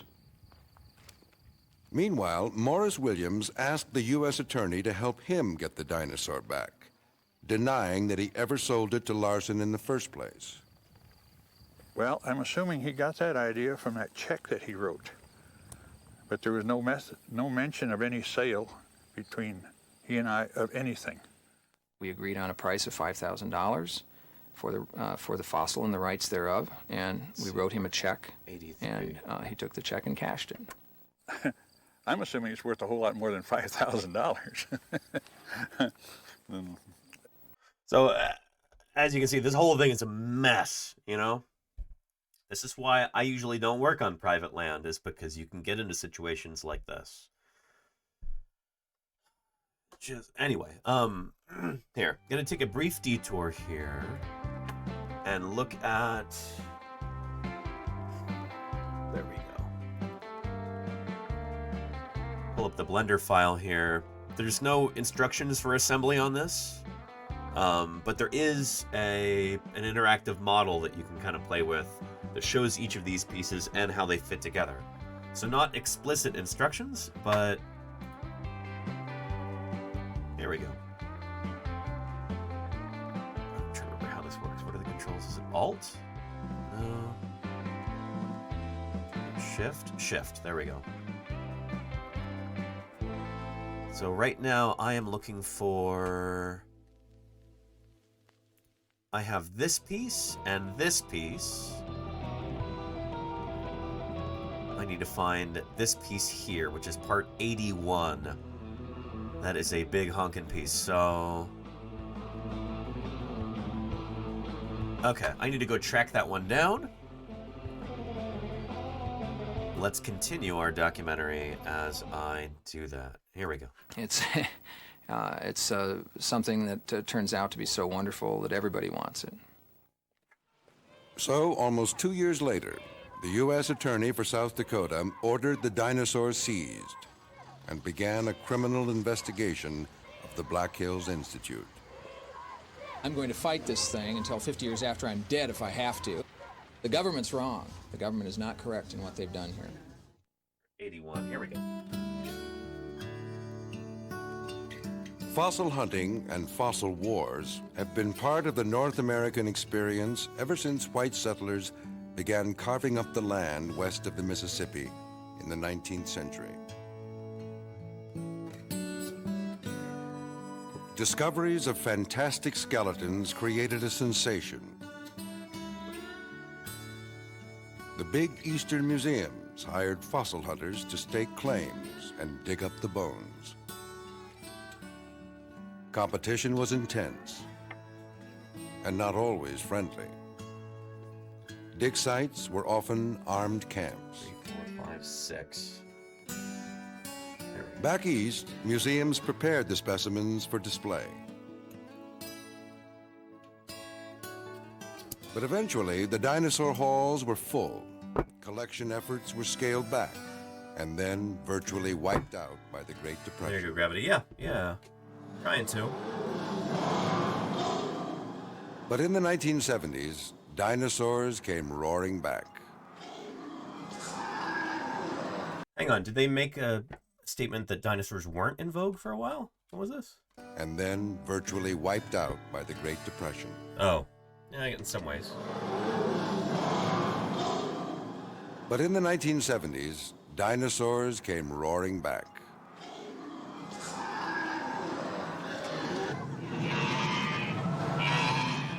With new discoveries, their image changed from lumbering reptiles to active, possibly warm-blooded animals. Yep. We call this the dinosaur renaissance. Throughout the 70s and 80s. Now they're an industry in themselves and an early interest in science for children around the world. Oh, yeah. People everywhere want dinosaurs. But robotic theme parks like this one near Tokyo aren't enough to satisfy true dinosaur lovers. Yeah, like these kids. These kids aren't true dinosaur lovers. That was like, felt weirdly pointed. And Shocker 2122, so I used Hatchbox PLA for this.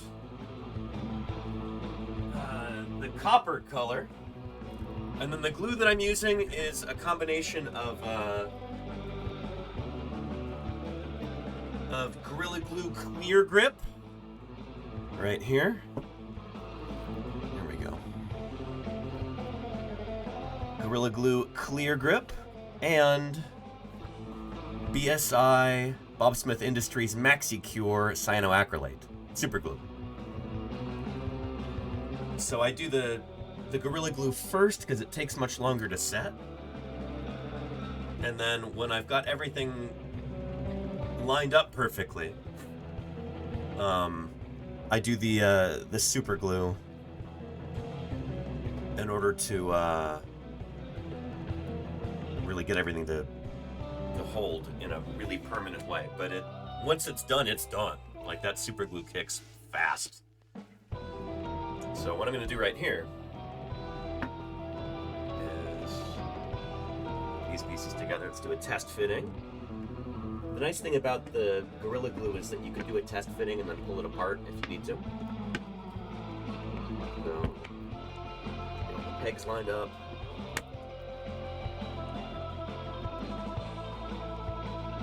So over here, still a little bit trouble. There we go.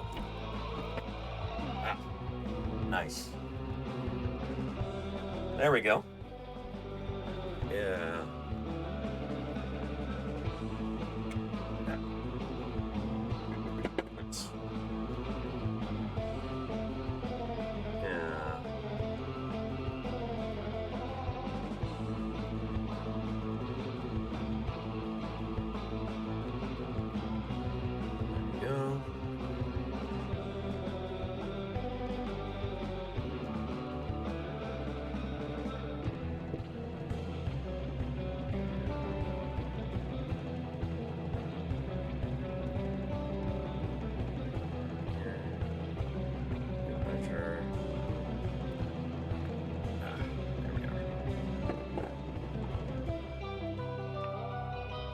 Okay, super glue.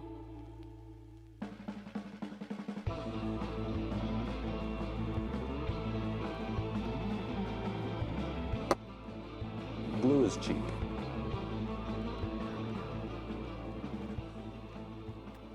The truth. Aha, nice. So there we go. There is that's this part right here. The right part of the snout of our Tyrannosaurus. Right there. So you can see, this is the underside of the nares, the nostril, right there. Yeah. Good stuff. Snoot, there you go. Ms. Art Rules, yes indeed. And now, well, here, I should find the part that attaches here, and then we can stick this on right there. So which part is that going to be? It might be part 80?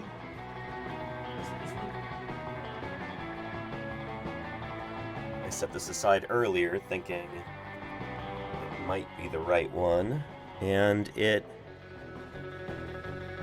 not quite, no. Alright, so which part attaches to part 81? Let's see.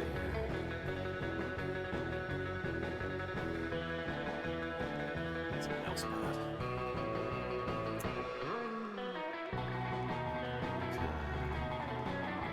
That is part 85.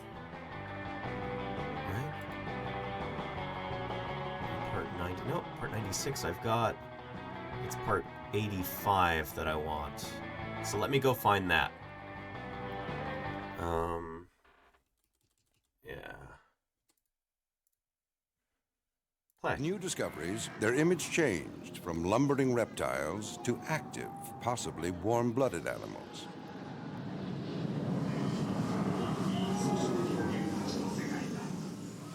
Now they're an industry in themselves and an early interest in science for children around the world. People everywhere want dinosaurs, but robotic theme parks like this one near Tokyo aren't enough to satisfy true dinosaur lovers.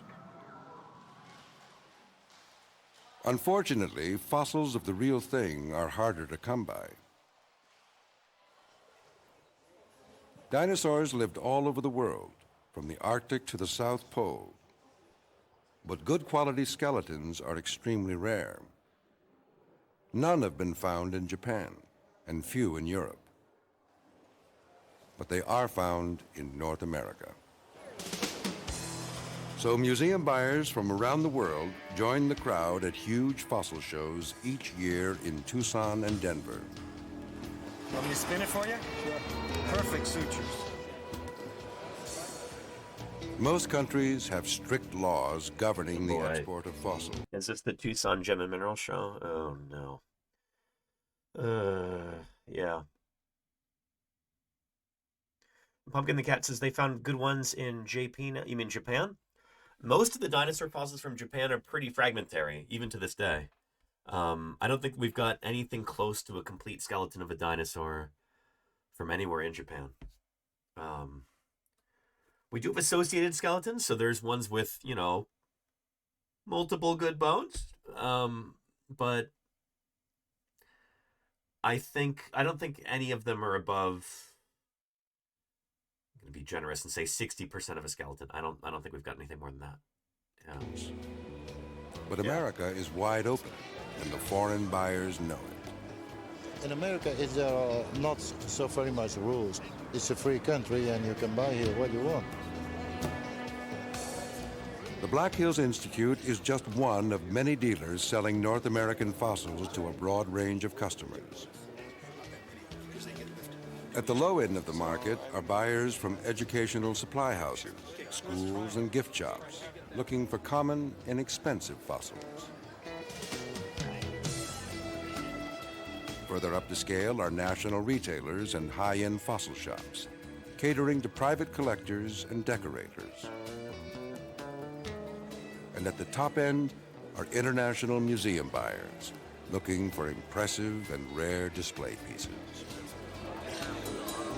It used to be the case anyway, that like at the top end were big museums. Nowadays, the people who are purchasing the most expensive fossils, the people who are spending the most money on these things are private collectors. They're millionaires and billionaires.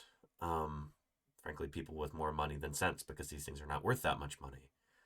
There's like no world in which it makes sense to sell them for that much. But anyway, yeah. Here, still trying to find this particular piece. I remember it's actually a piece that was too big. I had to split it into 2 pieces, so it's going to take a minute to find this. But yeah. Charlie's Dragon says, bring out the UV light to see how much is real fossil. That's the thing, is that most of these are going to be nowhere close to 100% real. Here, I'll show you a clip.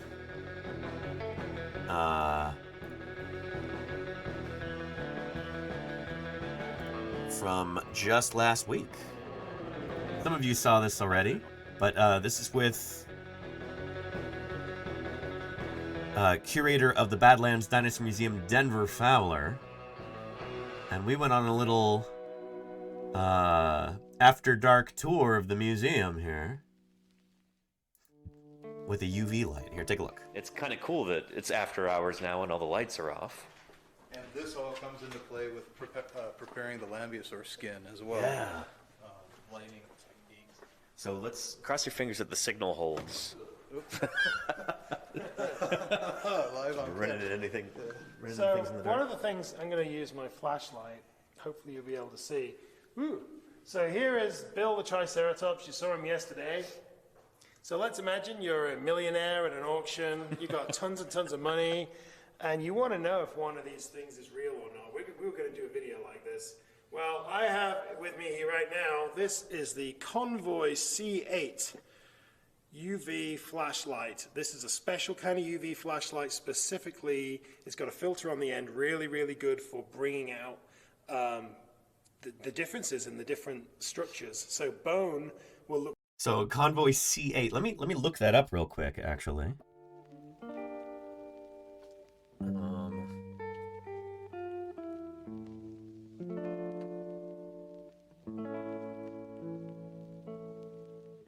C8 flashlight, $89.99 on Amazon.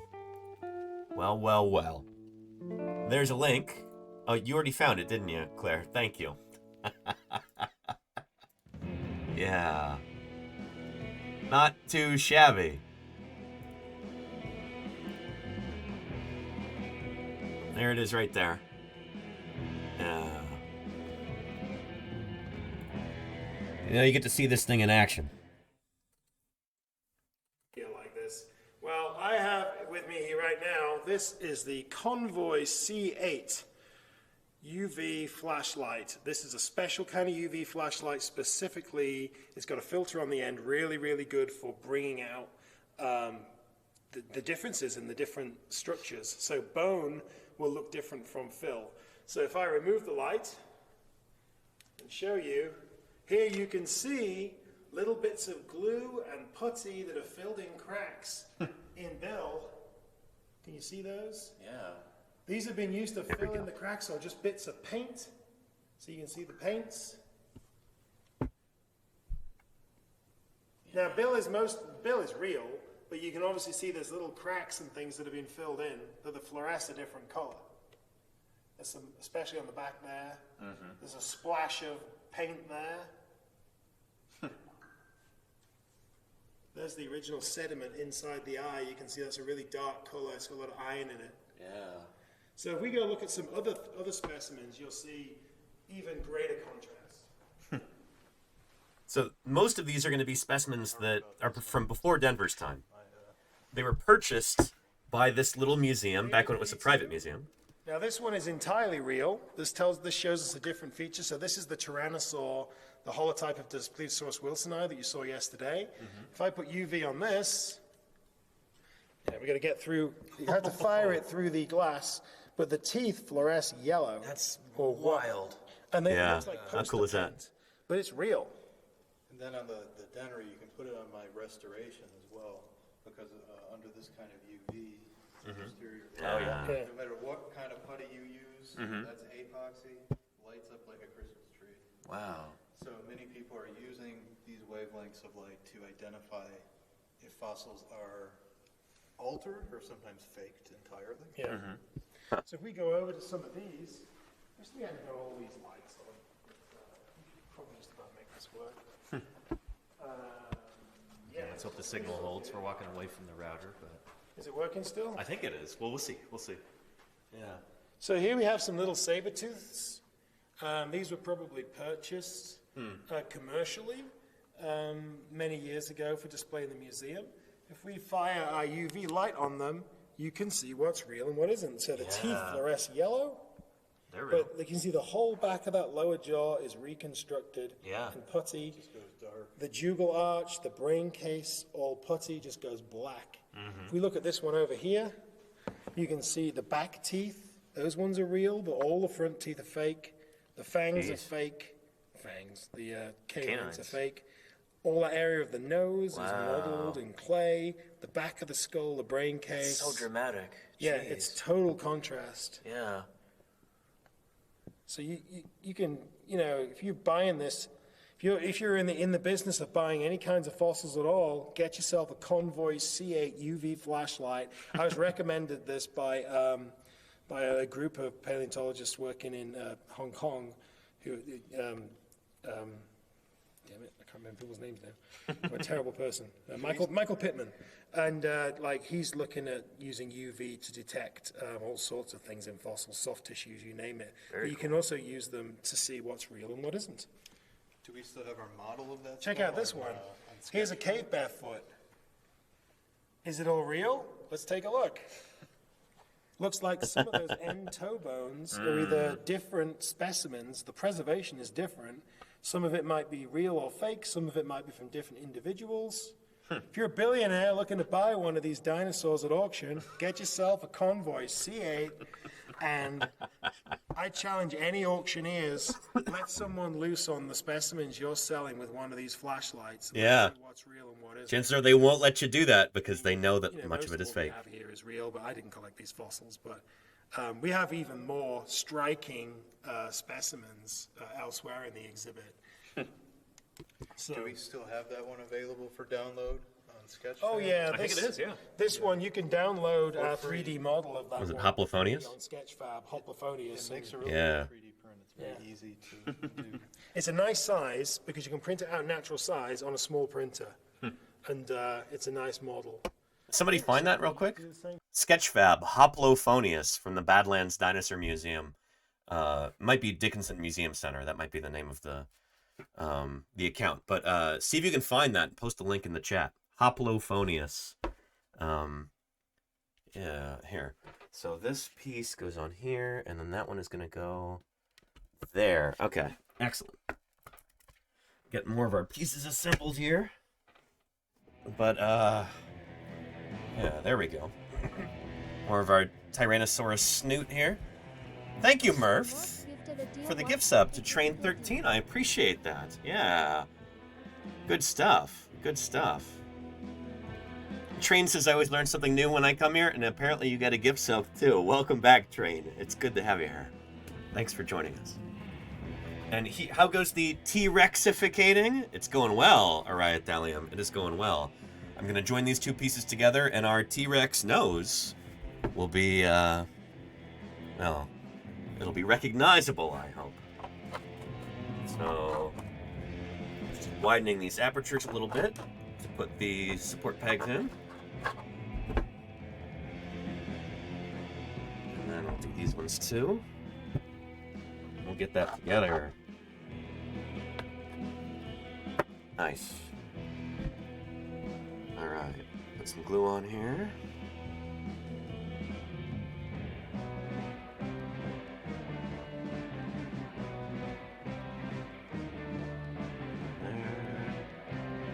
Nice.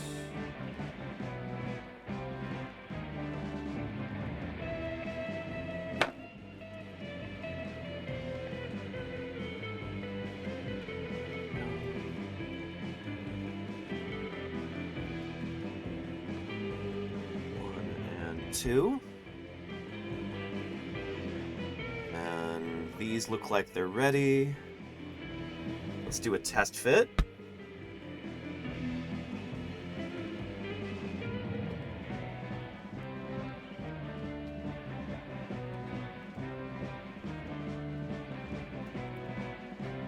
There we go. Looking good. Looking good. Let's make sure that I've got...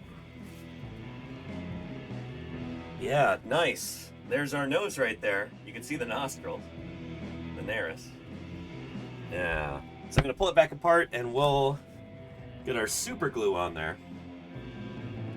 Because that'll be what really holds it together. Especially around the pegs. It's going to be the most important part.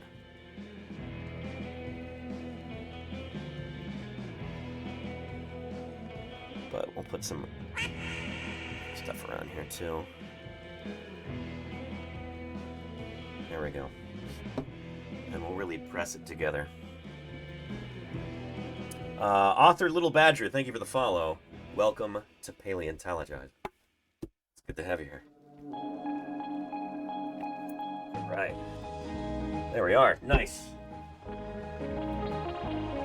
So you're going to see these seams throughout the rest of this whole process. Multiple parts. There's close to 100 parts we'll be assembling today. Well, today and tomorrow and however long else this takes. But those cracks are not forever. I'm going to be filling those in with water putty and then smoothing them over before the whole painting process begins. So, this thing should look just like the original, or frankly, even better than the original. Because I don't think the commercial dealer did a very good job, honestly, of, if I'm being frank, I don't think they did a great job of making it look as good as it should when they sold the original for $6 million. But, it's my opinion.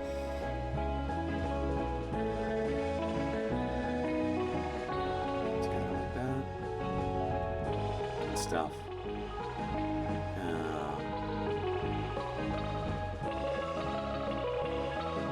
How much of a T-Rex head fits through a standard doorway, says Murph. We will find out.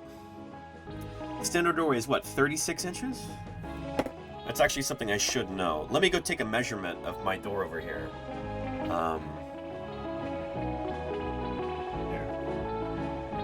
My trusty meter stick. Here. Alright. 1 meter, which is 100 centimeters, or 39.5 inches. Let's go see.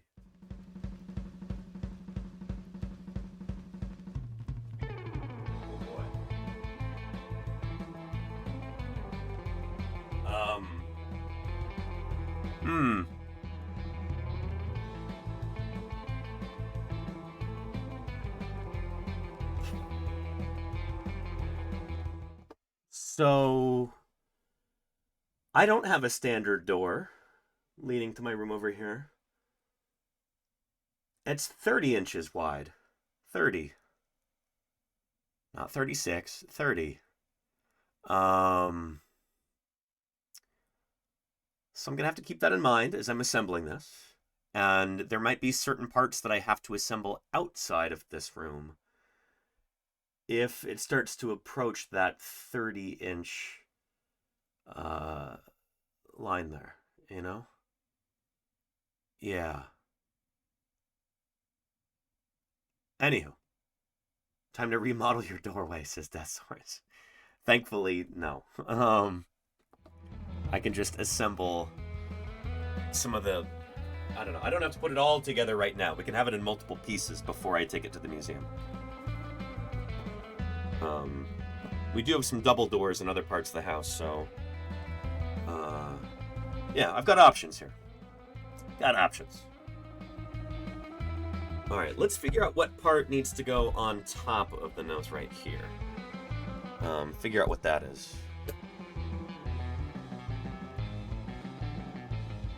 There's our file there. So, looking for this piece, I believe. Part 84.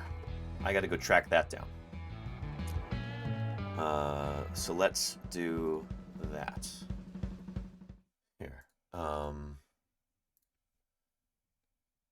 Anyway, and we'll continue our documentary here. So yeah, they should have absolutely had one of those UV flashlights here, because a lot of these fossils at the Tucson Gem and Mineral Show are gonna, since they're being sold on the private market, a lot of these are gonna be touched up, they're gonna be painted, they're gonna be restored.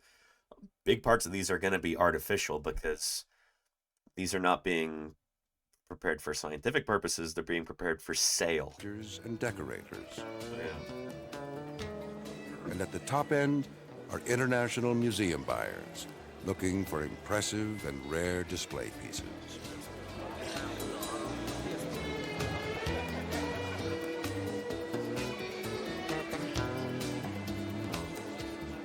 But not everyone is happy about the booming fossil trade. Least of all, professional paleontologists like Robert Hunt of the University of Nebraska. I become saddened by what I see at many commercial fossil shows, particularly the shows in Tucson and in Denver. You do see vertebrate fossils that are scientifically significant, fossils that will probably be only found in maybe a century, on display and for sale to the highest bidder. Many times those fossils, when they're sold at those meetings, are never seen again. And we all know that there's a tremendous loss of information. A big concern among paleontologists like Jack Horner is that commercial collectors don't always take the time to preserve the context of the fossils they find. It's like Jack says, when data is overhead, it's not good. You try and reduce overhead when you're, running a business. And when your overhead is good science, yeah. The small clues that give fossils meaning. The kinds of data that we are now collecting to see what dinosaurs were like as living animals and what their paleoecology was like and their environments were like includes collecting not just dinosaurs but everything else. And if people just go in and, are just taking the pretty stuff out. Dinosaur! Gigantic dinosaurs attacking our boy! A dinosaur? Bibbinow69, thank you for the follow. Welcome to Paleontologizing. It's good to have you here. Thanks for joining us. I hope you're having a great day. Yeah. Thanks for clicking that follow button. Here, I've got this part right here, part number 84.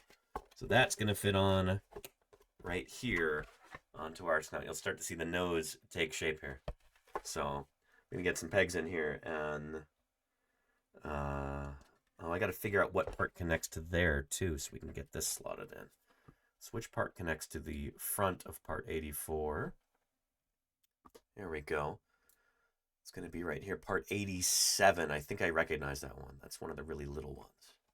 Let me go track that down. Collectors don't always take the time to preserve the context of the fossils they find. The small clues that give fossils meaning. The kinds of data that we are now collecting to see what dinosaurs were like as living animals and what their paleoecology was like and their environments were like includes collecting not just dinosaurs but everything else. And if people just go in and, are just taking the pretty stuff out, that ruins what we're trying to do. In the summer of 1990, while the Black Hills Institute was excavating Sioux in South Dakota, Jack Horner's crew was busy excavating another T-Rex 200 miles away in Montana.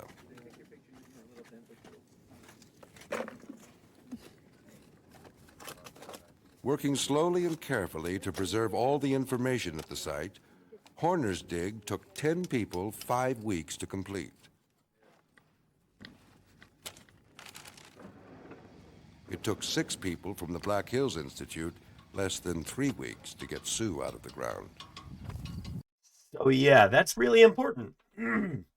Really, really important. That T-Rex specimen that Jack and his crew were digging up, by the way, is the Wonkel Rex, which I know we make a big deal out of on this channel. Several of our emotes, these guys, and our starting soon screen, and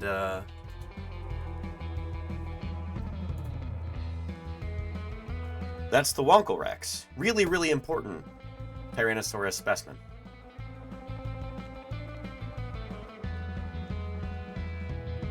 It's the same one we saw in the video earlier, being put together by Research Casting International over in Canada.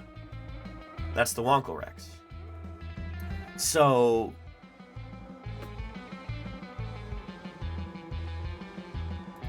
that's the one that Jack and his crew were digging up at the same time that... Oh, there's Bob Harmon right there, working on it.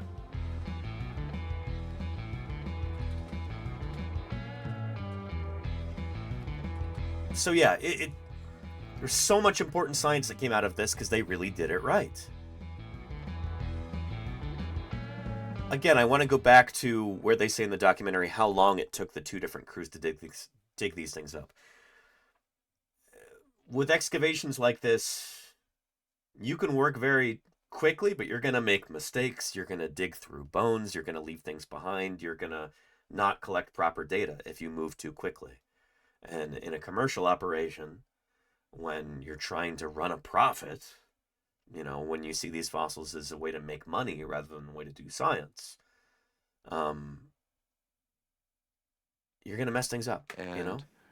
if people just go in and, are just taking the pretty stuff out, that ruins what we're trying to do. Yep. In the summer of 1990, while the Black Hills Institute was excavating Sioux in South Dakota, Jack Horner's crew was busy excavating another T-Rex 200 miles away in Montana.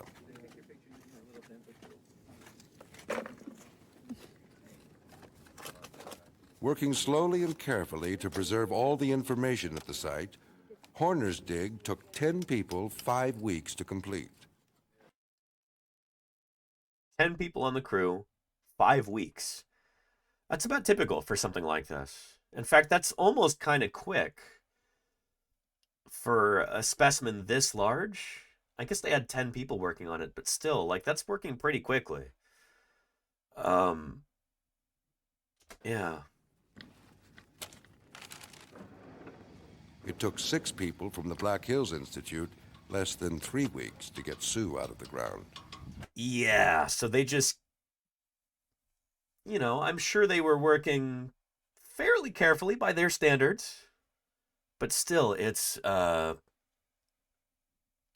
great. It's really not great, And that's with a Tyrannosaurus that is larger than the Wonkelrex and more complete. So there's more bones to dig up, too. Yeah. We collect very carefully, but we have to do our job in a way in which we can support ourselves, and we can't afford to waste time taking years to excavate specimens. We have to do it in a way that is expeditious. As if museums have money to waste taking years to dig up specimens. Like, those of you who have seen our fieldwork live streams, you know the kind of budget constraints that we're under and the kind of time constraints that we're under. It's really frustrating to hear him say this, So yeah. Kirby Siebert is one of the biggest fossil dealers in Europe and a longtime friend and business associate of Peter Larson. Here at a private quarry in Wyoming, he's excavating a young apatosaur for his own museum in Switzerland.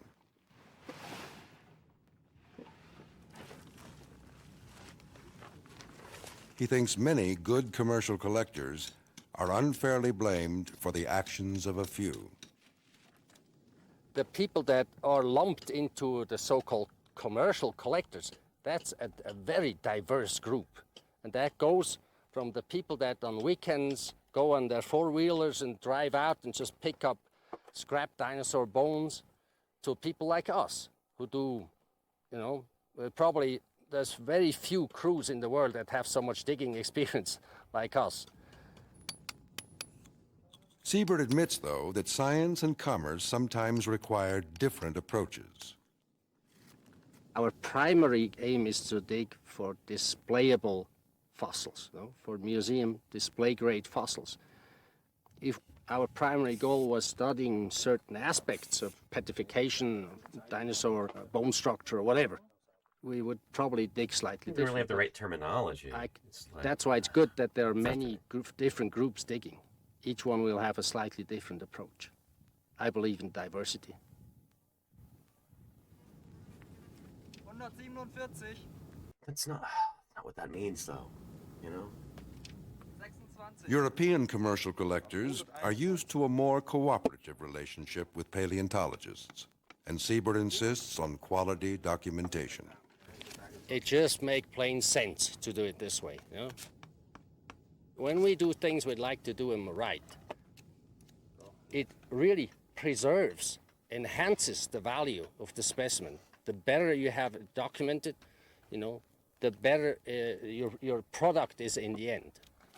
That's not necessarily true, as we've seen in recent years with, with a lot of this stuff, it doesn't actually matter. If you've got a motivated buyer, it doesn't matter, You can be selling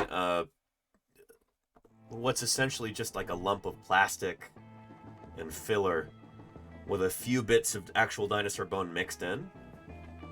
And if you've got really good press, if you've got, like, news stations, crowing about how exciting this fossil sale is going to be and everything, it doesn't matter. I think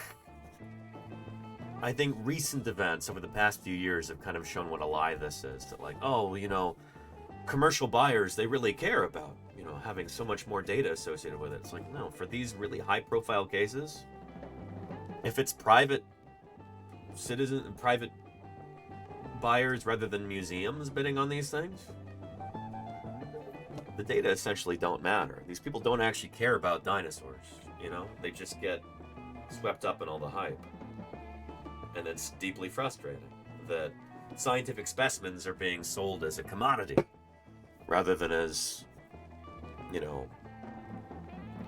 important scientific specimen. Like, yeah.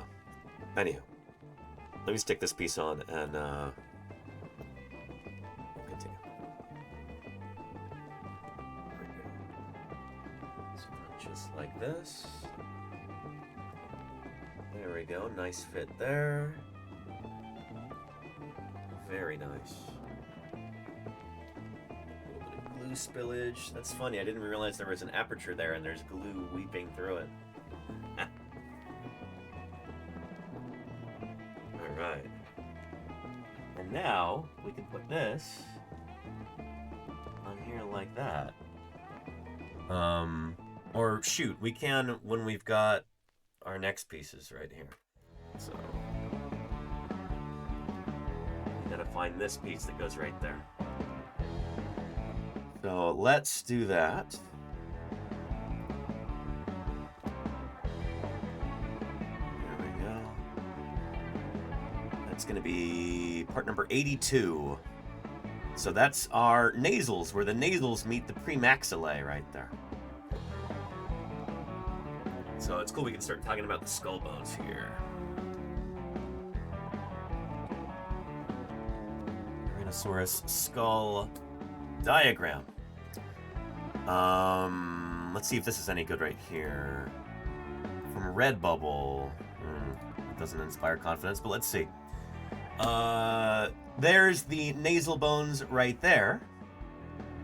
And there's the premaxilla. So number 15 is the premaxilla. Number 13 is the nasals. So, what? Oh, no.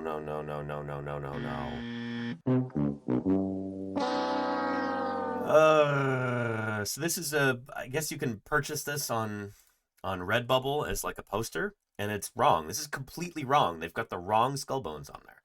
These are the nasals. It says parietal, number 13. The parietal, those are bones in the back of the skull. So like on dinosaurs like Triceratops, the central part of the frill that sticks up off the back, that's the parietal right there. Parietals, they're paired. So this is completely wrong. I wonder if they just had like if this is partially put together with AI or something, but this is just, it's dog water. It's garbage. Just, Oh, brother, this guy stinks! just lousy. Goodness. And they're selling this as a photographic print. Great. Yeah. It's wrong. It's wrong. And let me find you a better Tyrannosaurus skull diagram here. There we go. This is correct. Nasals, premaxilla. So, the nasals are the same bones that you've got right here in your face. Well, actually, no. In humans, are they pushed back? I forget where they are. We've got such weird skulls. Anyway, but they're associated with your nose. And our premaxillae, ours are kind of like shunted up inside of our mouth, I think. But anyway, we're looking at the juncture between the nasals and the premax right here, and that's what I'm trying to find, and that was part number, what was it again? 82. So let me go find that part. We'll get that glued on, and we'll get it stuck onto our T-Rex nose. Here we go. The comparison must be made fairly. Compare the best of commercial collecting with the best of scientific collecting. You can have commercial collectors that are very scrupulous, that are collecting data at their own site. They're not messing with anyone. They're keeping good records. They do the preparation. They mount specimens. They sell them somewhere, some museum, and it's all accessible. There's nothing wrong with that. But if I'm out collecting somewhere and someone comes out and digs up a dinosaur that I've got half out of the ground, that's irritating. That's more than irritating.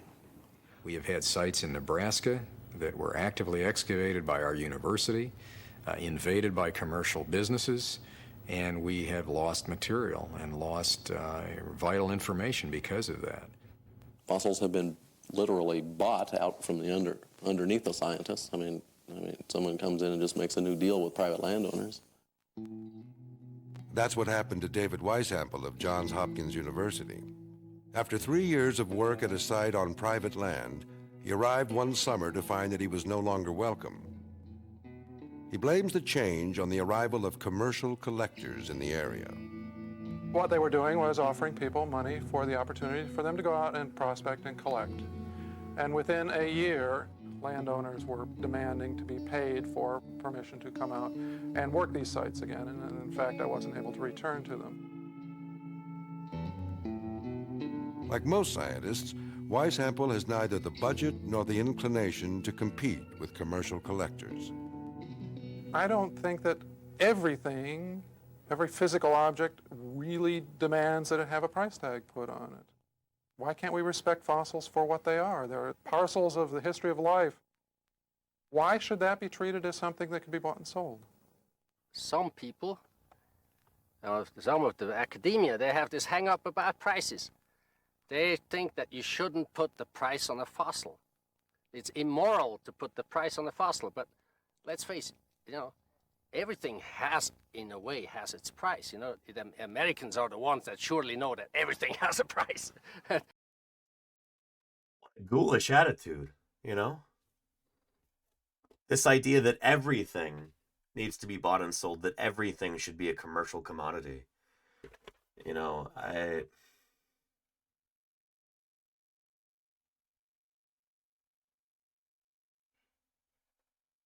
It can only really be uttered by somebody who's just sold their soul, I think. I know that sounds harsh, but where is your humanity? To be proud of that feeling. Like, oh yeah, everything has a price. Nothing is sacrosanct. There's literally nothing that is priceless, nothing that is... There's no idea in my head that you couldn't change with the right amount of money, Just, I hate that. I really hate that. to be so devoid of principle. And no, you could make an argument, well, it's just being pragmatic, you know? It's just the way the world is. No, it's not. There are people who live in this world who care about things more than they care about money.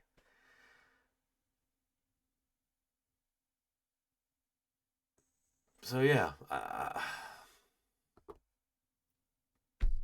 yeah. It's on the fossil, but let's face it, everything has, in a way, has its price. The Americans are the ones that surely know that everything has a price. And so even a fossil, why not put a price on a fossil? It represents work, it represents a rarity. I mean, this price can be determined like... I don't know if this is one of these like libertarian type guys who think that slavery should be brought back. Like, well, you should be able to, sell yourself as a slave or sell your children as slaves if you can fetch a fair market price for them. Like that is the beauty of the free market, is that you should be able to sell anything for the right price. The free market is our true God. That is what really dictates everything that is important in society. That's what we all live our lives in service of. Like, I don't know. Maybe I'm being a little over dramatic about this, but I feel like these ideas go hand in hand, and increasingly, you see this kind of attitude not just espoused by people in the business world, but by politicians and by just people you meet in everyday life. I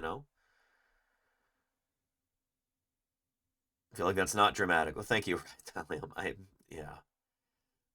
don't know. Let's continue. Who keeps texting? Why are there academics that say we don't want to put the price on it? Never ever. Huh? It's immoral. This I don't understand. Most American museums cannot afford to buy top-end dinosaurs from commercial dealers. With a few exceptions, they use their own staff paleontologists to collect new specimens. So this is what I've done for a big portion of my life, is gone out and collect fossils myself for various institutions. Here, and this is part number, what does that look like right there? If I don't do a search image. Okay. I'm looking for that. It's got a fork right there. And then it's got that part underneath. Gotcha. Okay. I got a good search image now. Excellent. Let's continue. But foreign museums are a different story. It's like I'm watching me do SciComm. I cannot be hollering and cheering any louder for you, Danny. Thank you, Reiko. Any more scientists saying exactly what you're saying? I appreciate it. I know this is the sort of thing that, like, being vocal like this is something that I think academia tends to breed out of scientists and academics in general. It's not considered like polite or seemly to say the important stuff out loud. But if you don't say it out loud, it doesn't get said, So thank you for the encouragement, Reiko. I appreciate you. Yeah. And Yara wants to know, is stealing fossils from dig sites still happening? Absolutely, yeah. Yeah. No, that's one of the reasons why, like, my crew has to be pretty cagey about saying exactly where we are when we're digging in Wyoming, is people will come and try and steal those fossils. And, just about every paleontological crew that you talk to, everybody in vertebrate paleontology at least, a lot of invert people as well, a lot of plant people, paleontologists in general, they've got stories about their sites being raided by thieves or by vandals, or sometimes by, like, so-called legitimate commercial groups. Like, it happens. It does happen.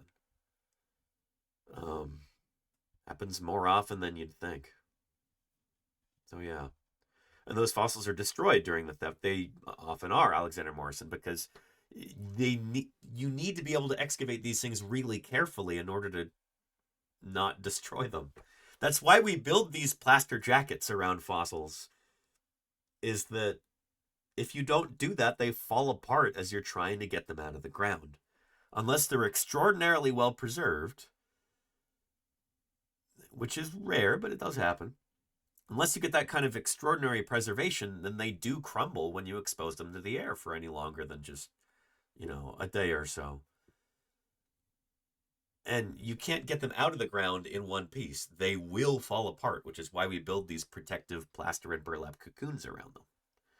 That's why we build what we call a field jacket. And you'll see footage of that in the rest of this, I'm sure. Most of you are probably familiar with that from the fieldwork streams and stuff, but if you're new here, that might be kind of a newish idea to you. You'll see it here. If you see like what's that big weird white thing? Is that ice? What is that? That's a field jacket that they're making.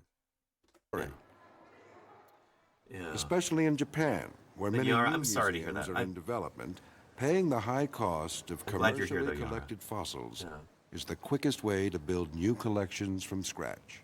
Was it part 82? 1,000 bits can make Thank a you, wonderful Majaz. difference in promoting the appreciation and understanding of fossil science here on I Twitch. really appreciate that, Majad. Thank you so much for the 1,000 bits. Appreciate your support. Thank you, thank you. Part 82, yeah. Okay, let's continue. Foreign museums are a different story. Especially in Japan, where many new museums are in development, paying the high cost of commercially collected fossils is the quickest way to build new collections from scratch.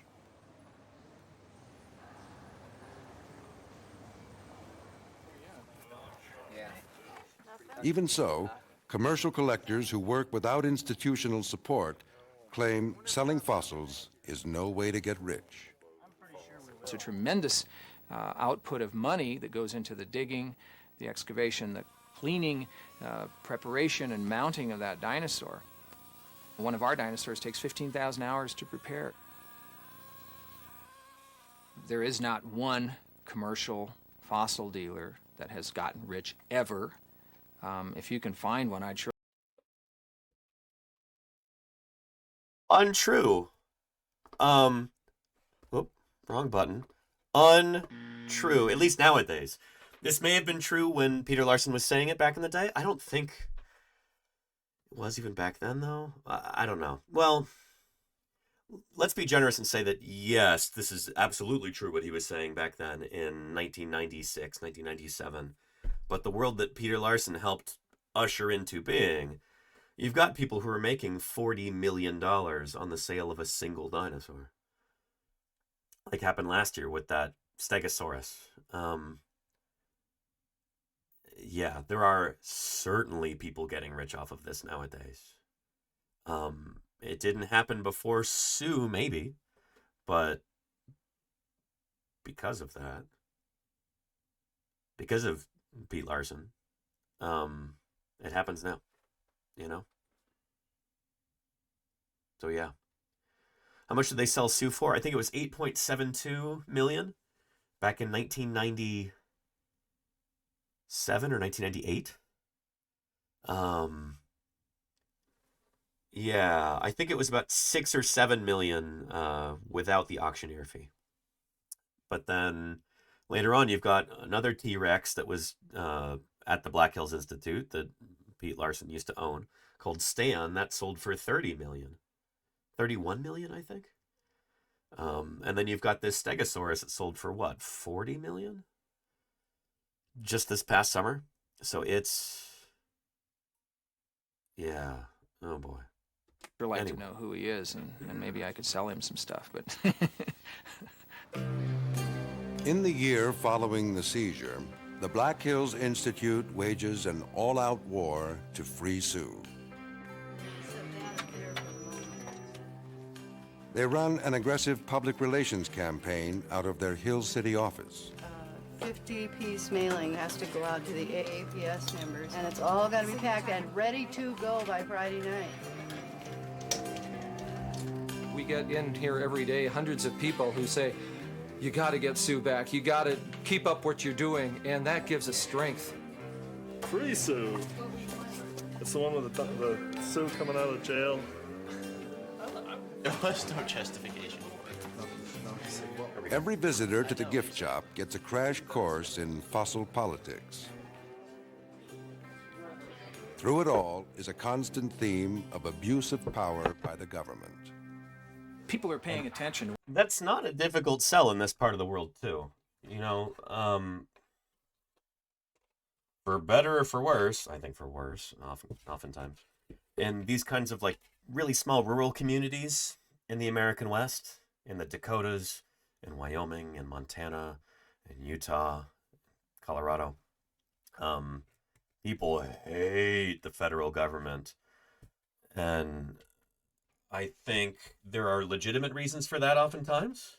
But then also I think part of it too is just this maybe a subconscious realization that like your community wouldn't exist were it not for the power of the federal government and all of the subsidies that are given by the federal government. It's like much of the land in these areas was actually deeded to people for free, to homesteaders, gifted to them by the federal government in the first place. And it kind of gives the lie to this whole idea of rugged independence and self-reliance. When, you know, like, oh, you know, my great-grandfather, you know, he wrestled this land from the native people and he built this farm. It's like the government gave him that land for free. All he had to do was, you know, file some paperwork, put up a fence, and then it was his. And all of his descendants could be, you know, have that inherited wealth afterward. They were members of the landowning class.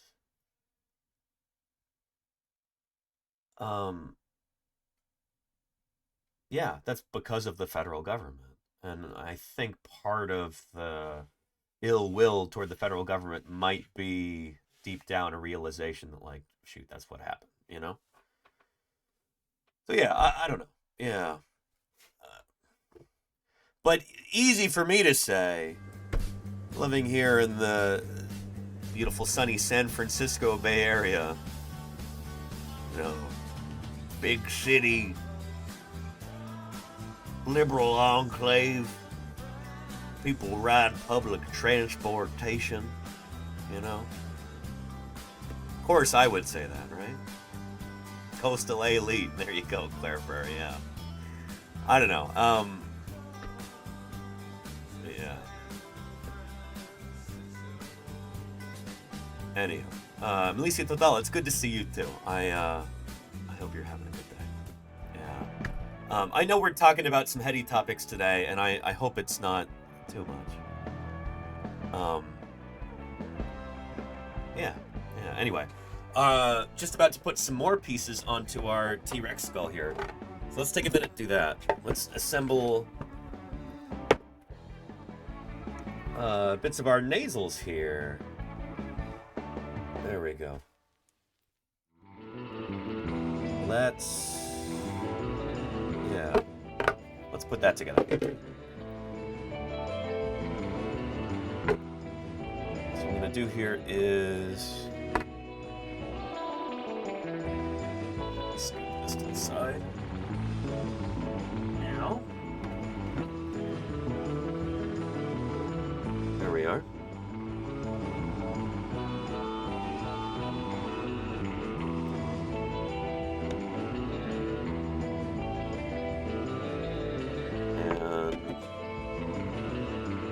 It is all of this, good. Gotta make sure I'm not putting glue in more apertures than we have to. But no, it's working.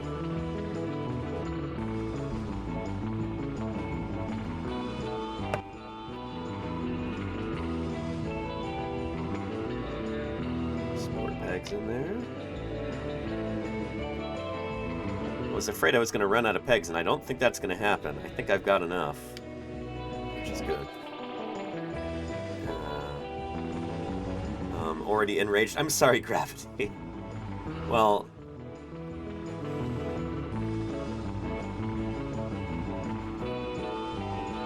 this is the difference between fluff content and real substantive content, I like to think. Like when we're learning about stuff in the real world, sometimes it is really frustrating. And I'm not going to sugarcoat it or ignore the things that are difficult or unpleasant. We're going to talk about stuff that's real, you know? I like to think that people want to know what's up, they want to know what's real, and that's why they come here. And if it gets to be too much, there's, you know, internet's a big place. You don't have to tune in for today if you don't want to. I'd appreciate it if you do, but, you know, I understand if this sort of thing isn't for you. Alright, did I miss one of these? I think I did.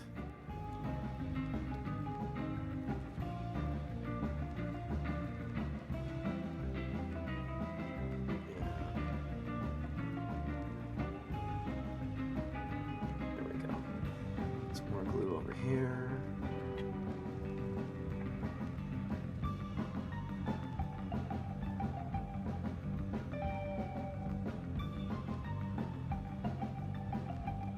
Might need to get some more of this, actually. Might have to order some more real quick. Just to be on the safe side.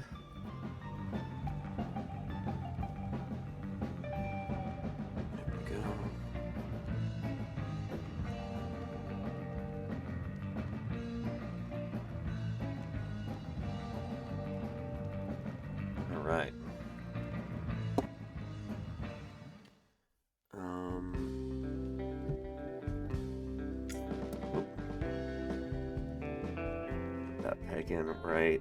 Ouch. There. Yowza. Okay.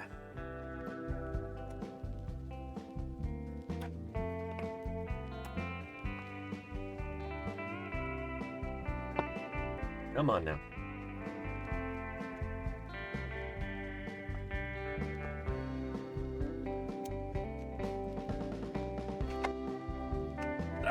Okay, good. Glue was just starting to set. There we go. There's our nasals. Right there. Excellent. So that's going to fit right on top of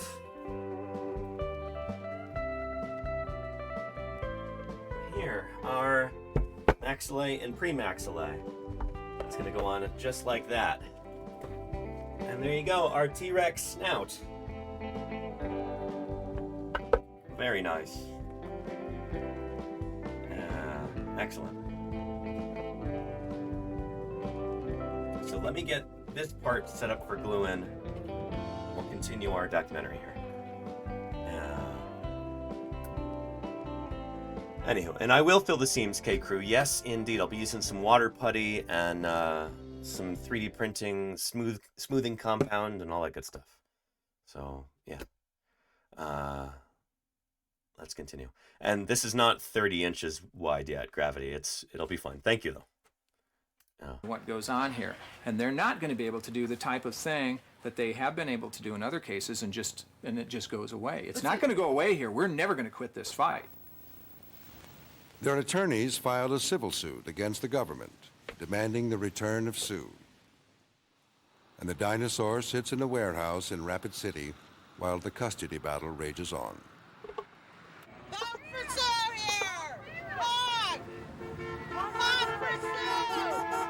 Public protests mounted by the Institute get louder and more abrasive.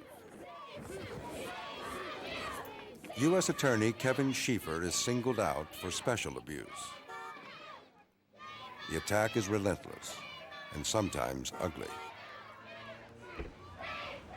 Well, it's not a pleasant situation in any event, but we do what we have to do. Schieffer doesn't have much to say in public. But behind the scenes, he's turned up the heat on the criminal investigation of the Institute. In January 1993, federal prosecutors subpoena thousands of BHI business records. Field notes and everything else. photo albums. Every piece of work we've ever done that we liked and we took pictures of, and pictures that people have sent us, it's all here.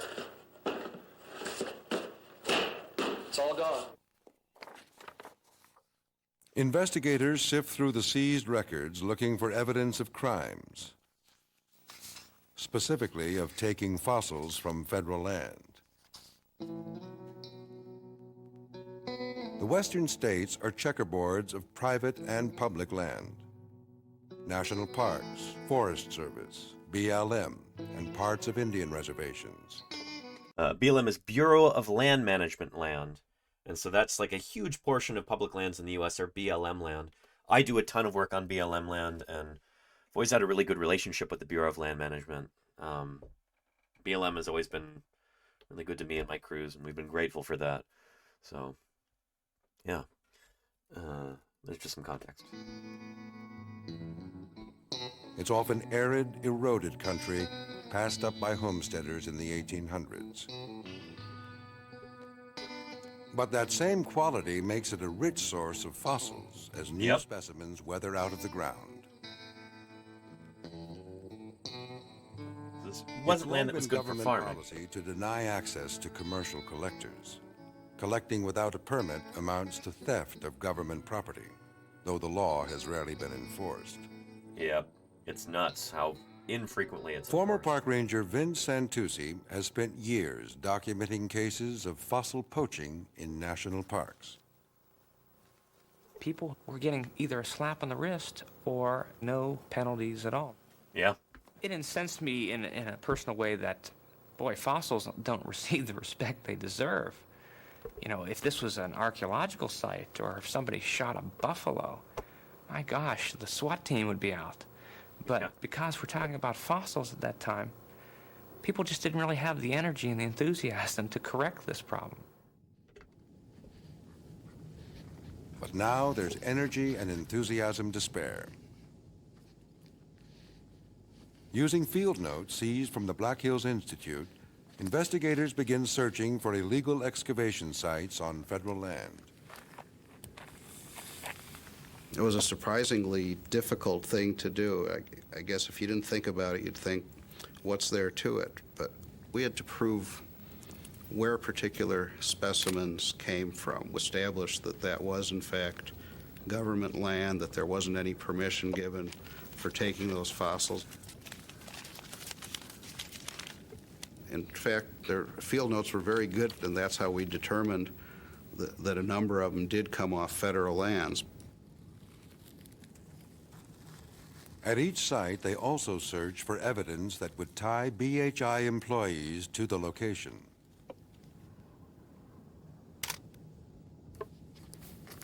As the investigation grows, dozens of agents follow leads all over the West and as far away as Japan and South America. Where those fossils were sold or collected from in the case of South America. In July 1993, the FBI returns to Hill City, armed with a search warrant. They came into this office, locked the door, and they were in there with the computers, apparently copying everything from our computer onto their computer. Everything, all of our financial files, They took unopened mail, they opened mail, they did all kinds of really They took things such as the confidential client file from our attorney in there.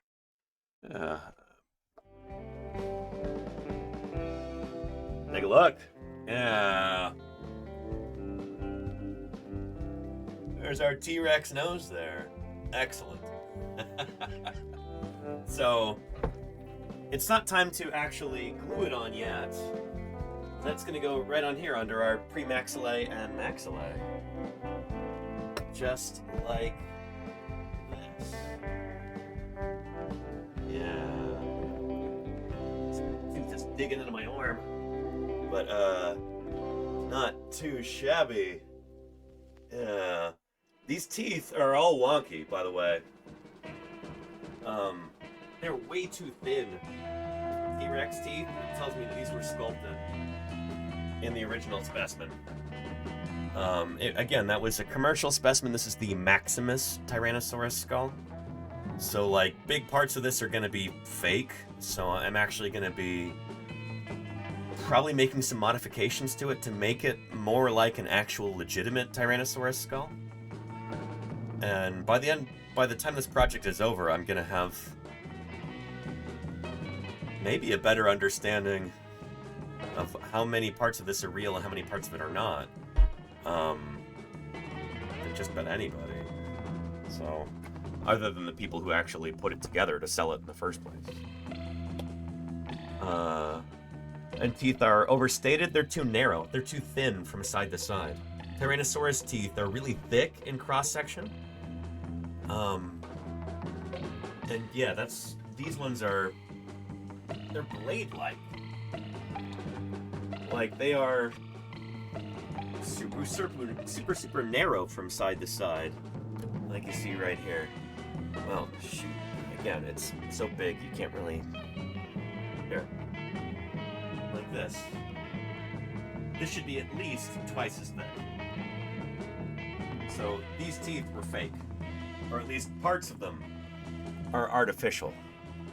The people who sold this commercial specimen in the first place, the people who put this thing up for sale, they did a real number on it. I'm guessing that these teeth were not present in the original specimen, and so they sculpted them and they did a poor job of it. Yeah. That, or it could be that it's just a bad scan.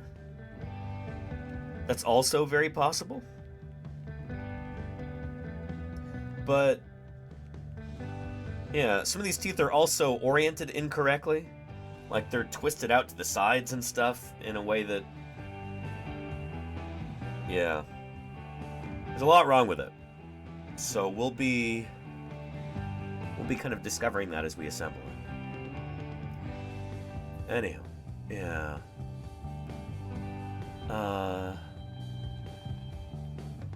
And Crimson Carnotaurus says, has there ever been cases where people working in museums have been injured by the teeth on theropod mounts during an accident? Not that I know of. Although... I've been injured by dinosaurs in the field. Just because the jackets and stuff tend to be really heavy. And sometimes in bad situations they can fall on you. I've only ever been mildly injured. But it is a thing. In the original shooting script for Jurassic Park,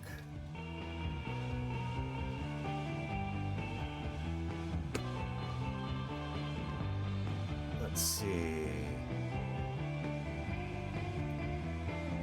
that was how the film was supposed to end, actually.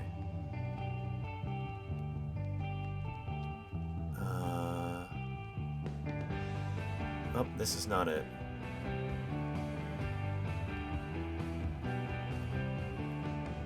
Is the draft script?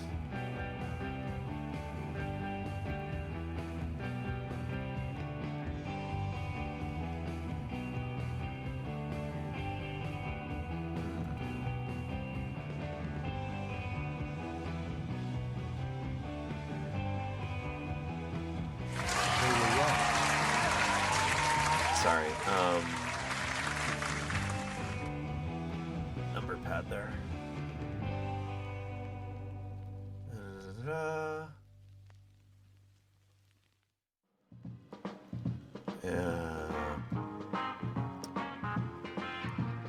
So, in one of the draft scripts for the original Jurassic Park,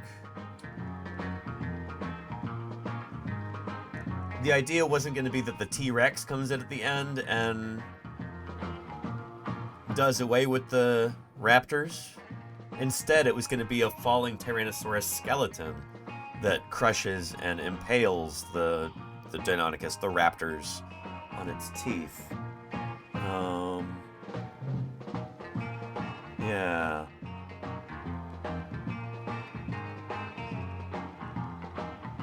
The raptor howls, trapped in the jaws of the Rex, which are clamping down as the condor compresses the skeleton.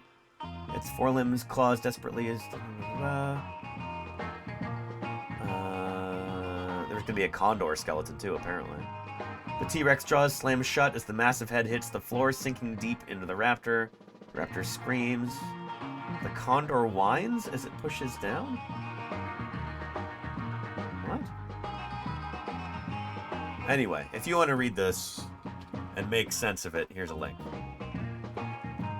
But that was the original ending for Jurassic Park. Was going to be, you know, this part where they're all...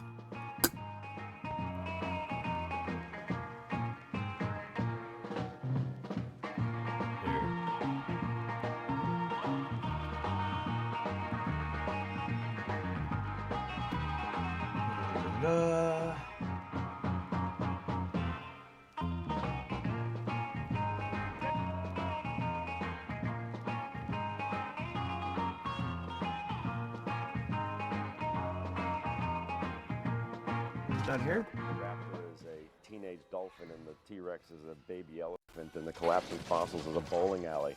So if you think of it that way, it has no impact at all. So don't think of it that way. Yeah. Here we go. Originally, the raptor was going to have his kind of final say-so in the movie.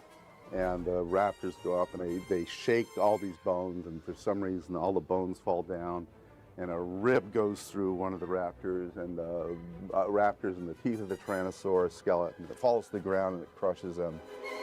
We were so taken by how powerful the scenes were dramatically. Whenever the T-Rex was in them, he was like our star.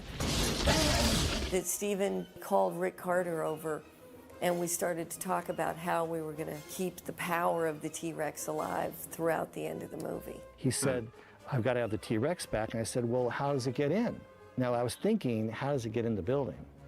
What he said was, well, Grant's backing up, and the raptors are coming forward, and one of the raptors jumps in the air, and this T-Rex comes in and grabs it. Yeah. And I just cracked up because It still doesn't make any sense. How did it get in the building? The doors are closed. How does it get in the building? He described how the T-Rex got into his movie, not how it got in the building. Yeah. On the top of the frame. Excuse me. You just needed something like that, something like really big. So he had it all worked out. It was a good decision, The you know? Tyrannosaurus would come in like the cavalry. I agree, Ricodactylus, yeah. Yeah. The screenwriter let him in. Yeah, there you go. To end with the T-Rex having killed the last raptor, giving that heroic King Kong-esque roar. And I thought it would be great to let the manner when dinosaurs ruled the earth fall, because it was iconic. irony. I think it's a great ending to... Yeah, yeah. If you've never seen that that documentary, I'd recommend it. There's a link to it right there. Yeah. And Ricodactylus's realism sometimes gets in the way of an epic story. That's what's great about fiction, even science fiction. Reality doesn't have to exist when you don't need it to. Kind of, yeah. Like, and certain films can kind of take on almost a dreamlike quality in subtle ways, and Jurassic Park is one of those movies like that.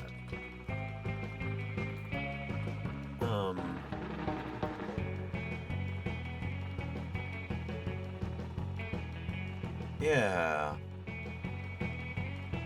Let's see. There was an excellent... Is this it here? Yeah.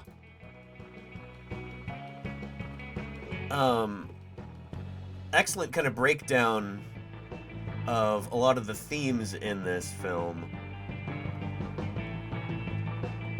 Hopefully there's no swear words. Scenarios. Now, yeah. The car in this scene is an egg, right? So at this point, the broken car is it's a broken shell. It's been compressed. These I don't two know if I children buy are this being part. buried in the mud, and then he births Lex, right? So this is the birth of their new relationship together. It's not the birth physically. It's them forming a new relationship to each other that's not about him hating Sorry, kids. the audio is not very good in this. Then the T-Rex, This is the part. which is a symbol for him not being committed to kids, forces all three of them back into the primal realm, right? He forces all of them into the park where society doesn't function, intellectual ideas don't function, archaeology doesn't function. The whole point of this... He means paleontology, which again is frustrating. But Sweetie Pie, sorry, there's not a lot of space for you up here right now. And if you think about it, it doesn't even logically make sense because the T-Rex just stepped out of that giant abyss. This is what I'm talking about. Spielberg has intentionally got that drop there, even though it doesn't make logical sense, in the same way that Kubrick moves doors into illogical places in The Shining. It's there to unnerve us and make it mythological. In the next stage, the car is sent... So anyway, that was the part that I wanted to... Wow, I've been quick on the draw with these. No hunting around for 5 minutes to find the correct clip. That's 2 in a row right there. Not too shabby. I'm getting better at this. But, yeah, sometimes the like logistical realness of it is kind of, if you actually like were to map everything out, that kind of destroys some of the magic of it. It makes it less of an imaginative escapist kind of a thing and just makes it more mundane. And that's why it always kind of bugged me when you would see like maps of the island, you know, Isla Nublar for Jurassic Park or Isla Sorna for The Lost World. Michael Crichton loves to put maps in his books because I think in a way he kind of didn't understand what made his work interesting. I think a lot of very talented people don't understand what makes their work interesting. But yeah, when you... And I also don't understand when when people who do fan art, they try to come up with maps of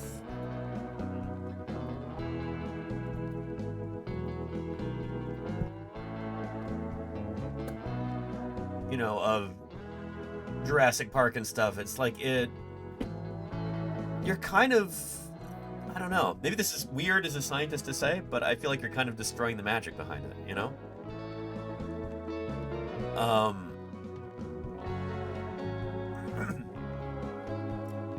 You're taking something that should be like in the realm of imagination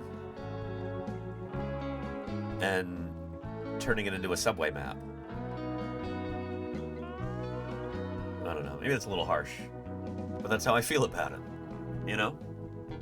And I really like maps too, Golganak, absolutely. I've got a bunch of maps around. I've got that globe over there. Like, I'm really fascinated by maps, and I used to make maps back when I was in school too. I've taken a number of GIS classes, and when you're making a map of something that's fictional, I feel like it's kind of missing the point in a way.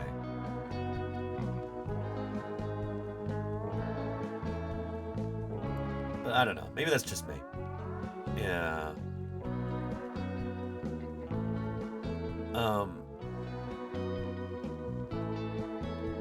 Maybe that's just me. Anyway, let's continue. I've got to figure out what's next on here. So I think how this is going to work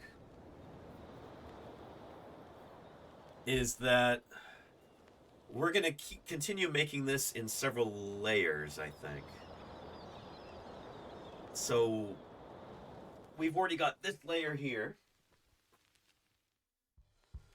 with our teeth in the maxillae and premaxillae.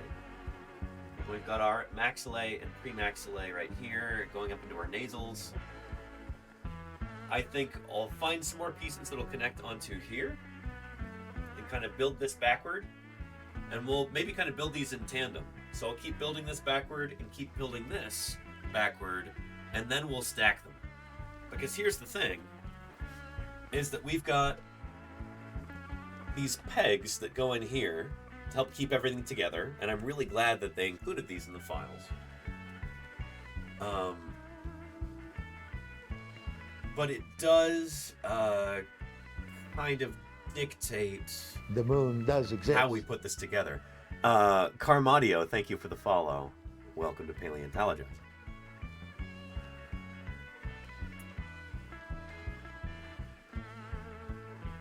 Yeah, because like some of these pegs we're gonna have to miss them if we put this together in an order that's not ideal. Does that make sense? Yeah. El Mako TV, how are you doing? Welcome, welcome. Sorry if I missed any questions from you earlier. Sorry, this is a busy stream for me, trying to do 5 different things at once. Yeah, a lot of pieces to assemble, literally and figuratively. Yeah. And I'm doing well, Amako. Thanks for being here. Thanks for saying hello. Here, let's continue this here. It didn't matter what. If they thought they had a use for it, they took it. Yeah, that's what the FBI does. Oh boy. Here, our next pieces here are going to be... Let's see, that right there is part 76. I think I saw that one earlier. Let me go track that one down. Do 76 and then 74. Here we go. The Interior, of course, has been involved. BLM, Bureau of Land Management, has been involved. Forest Service has been involved. It would probably be hard from the Pentagon all the way to Smokey the Bear to find anybody who hasn't been involved in this case at one point or another. Apparently they're investigating our entire lives. Certainly back to at least as far as 1974 when we started this business with the allegation of multi-state criminal activity. These allegations are all unfounded.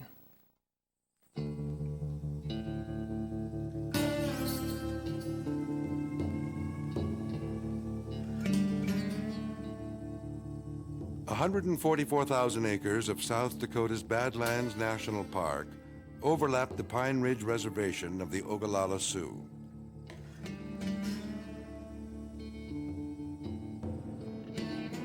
The tribe is responsible for enforcing park regulations on this part of the reservation. Terry Roy is the chief ranger for tribal land. He spends a lot of time chasing fossil poachers.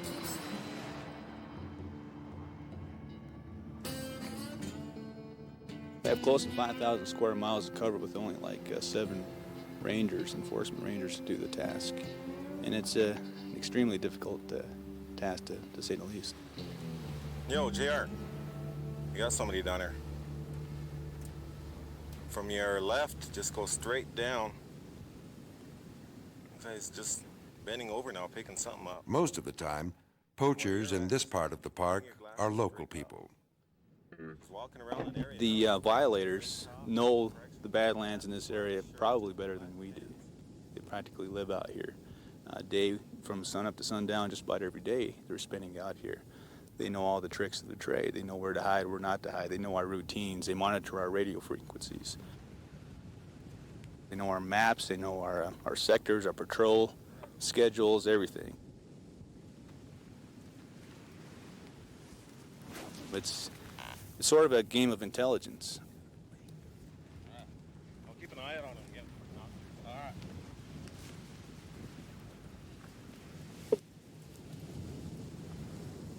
Oh, by the way, did they mention that? Because we're able to Sorry, see 'em. I was searching for one of these pieces and wasn't really listening to this that much.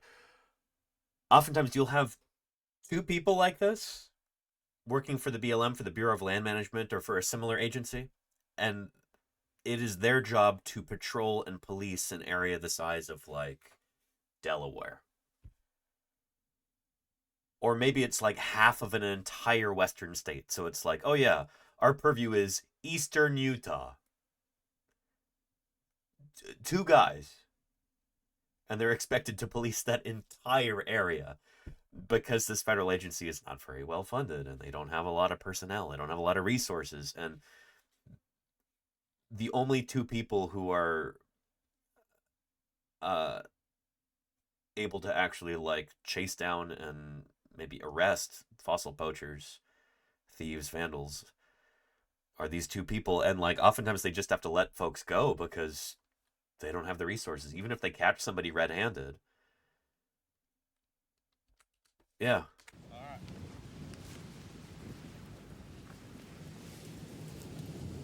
And this is back in the 90s, Insifan, so yeah, this is... Because we're able to see them. It's probably better back then than it is today. There's quite the route between us and them, even if we have visual contact. It looks like he's still digging down there. Let's go ahead and keep going down slow. Oh, he spotted you now, Junior.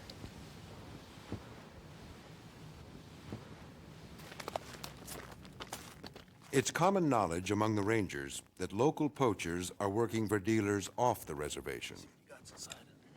It's bounty hunting. They would specify what sort of items they're looking for. They want complete skulls. They want the best possible specimen they can find within the Badlands. Once they actually go through that process and see how much money's involved, they're pretty much they're hook, got them hook, line, and sinker.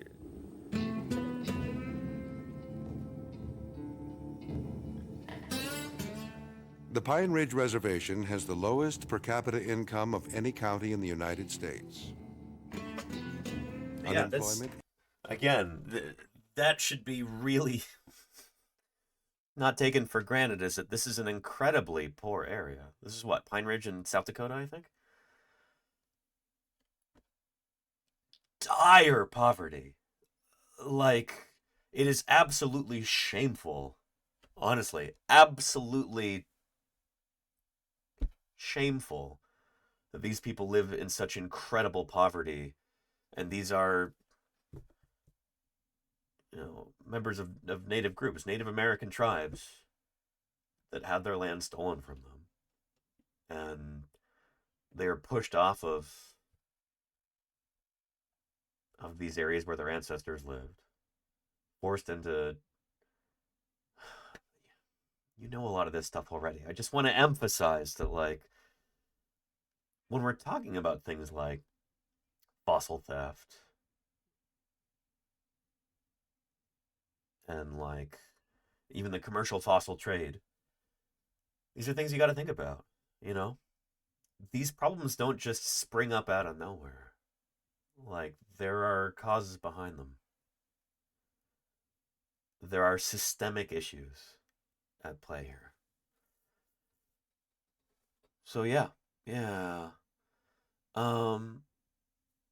Anywho, yeah.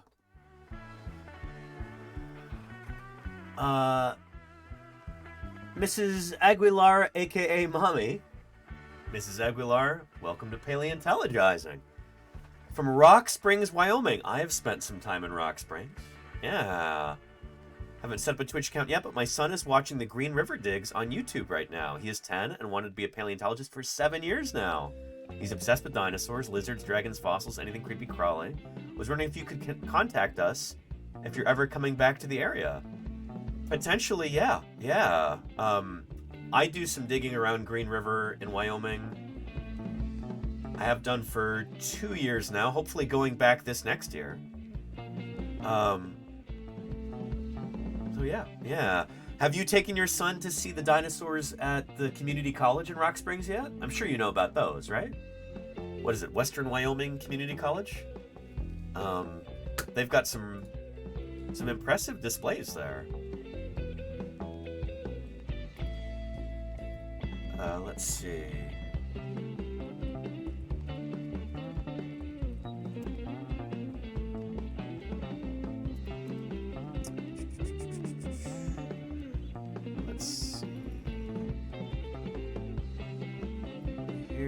Like 100 times. Nice. Okay, good. Yeah, he's here and so excited. Well, welcome to Paleontologizing. Let me know if he's got any questions or anything, and yeah. The whole point of these broadcasts is to show people what paleontology is really like, And if there are young folks who are interested in getting into this science, I'm here to help however I can. So, anyway, welcome to Paleontologizing, and let me know if you got any questions. Yeah. Does he have a favorite dinosaur? Let me know. But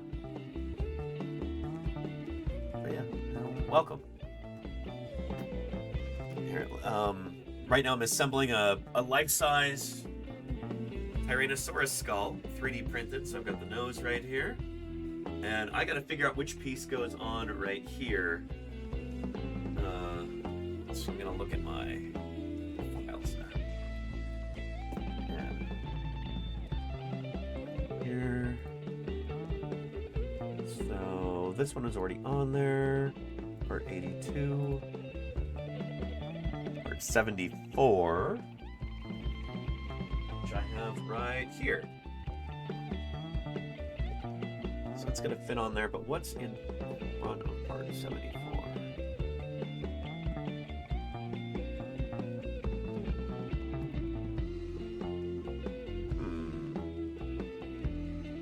Part 81.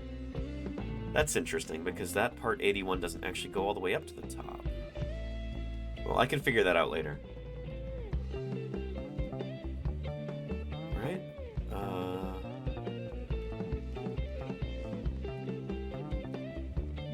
This also might not be correct, because there are several discrepancies between this guide and the actual parts that I have. Yeah. And are all the dinosaurs authentic at Western Wyoming Community College? The one near the bookstore seemed a little questionable. So they're all, they're legitimate dinosaurs, but they're cast, they're replicas of the real thing. Here, I can show you when I did a live stream from there a few years back.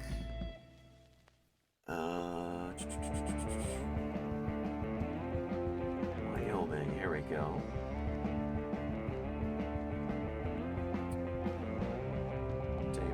So it would have been prior to this.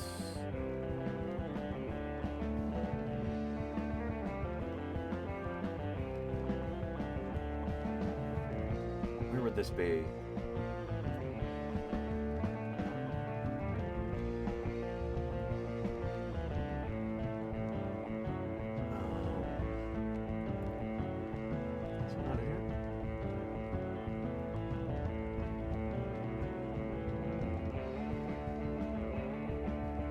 Really need to add this to this playlist so that I can find it more easily once we do find it.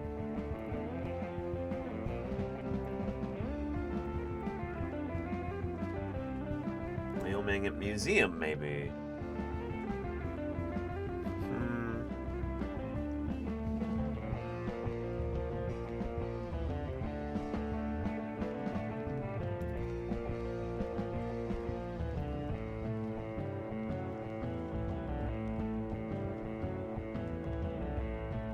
Sorry, this is going to take me a minute to find. It's not the Tate Museum.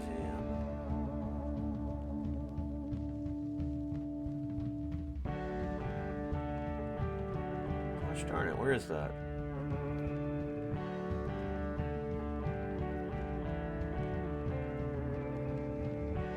$2023. Okay, yeah, here it is. Looking in the wrong spot, but there's the Stegosaurus there. Forelimbs, those hind limbs. Look at the disparity.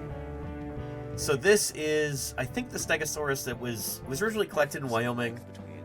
I think this is the one at the Smithsonian now. And those arms. In Washington, D.C. So that's, I think, probably Marsh's holotype Stegosaurus skeleton. Rearing up on their hind limbs. At least, you know. Then we've got Elasmosaurus here, who's not actually a dinosaur, but a marine reptile. The longest necks of any ocean animal that's ever lived.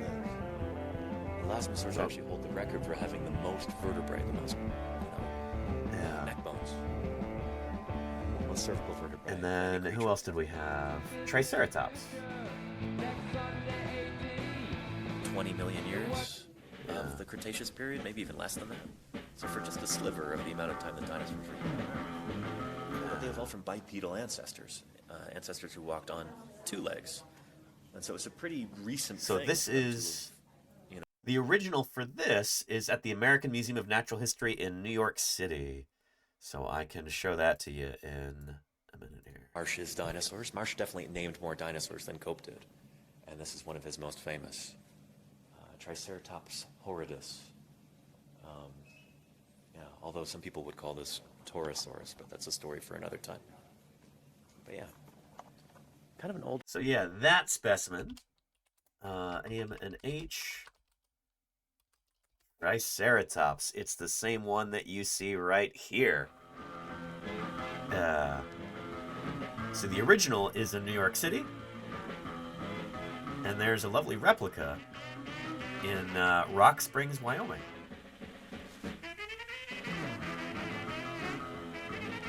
These are not embiggening the way they should be.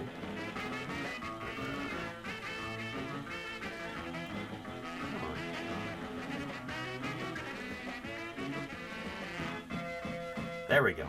Yeah, that's the same one. So note the very straight-looking horns, brow horns, kind of smallish nasal horn. The premaxilla is extending up pretty far right there. Same deal right here. Yeah, it's the same one. So yeah, all of the ones that you see there in Rock Springs at the community college are replicas.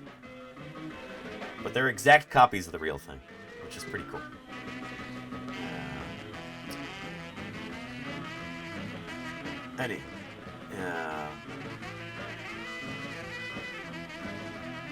And Dinosaur Dave, how are you doing? Hello, hello. Take a replica over nothing? Yeah, absolutely. And you've got the T-Rex there, too. And I think a Camptosaurus also. When I was doing this stream, I didn't know about those yet. I hadn't seen them. So maybe this next year we'll go back and do another stream. Yeah, and show off the T-Rex that you have there, which I think is a cast of Stan.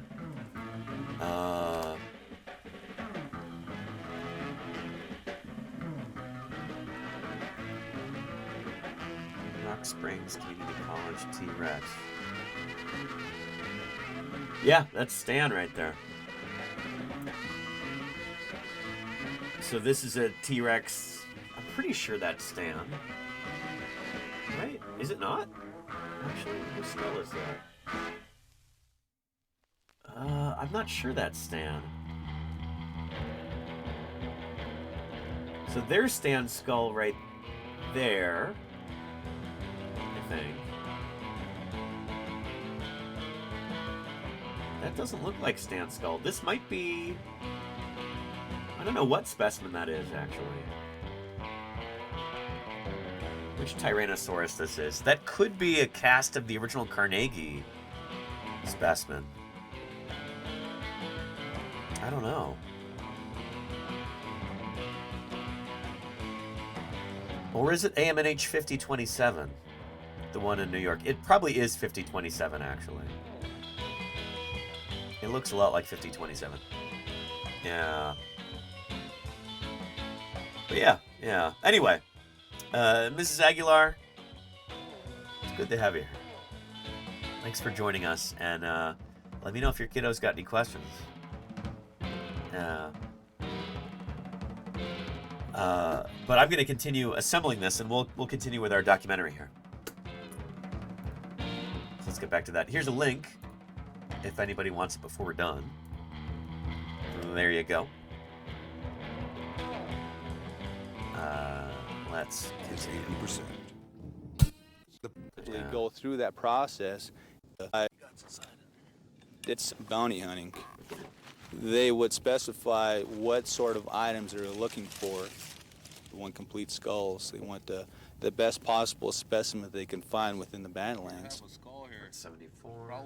Once they actually go through that process and see how much money's involved, they're pretty much they're hooked.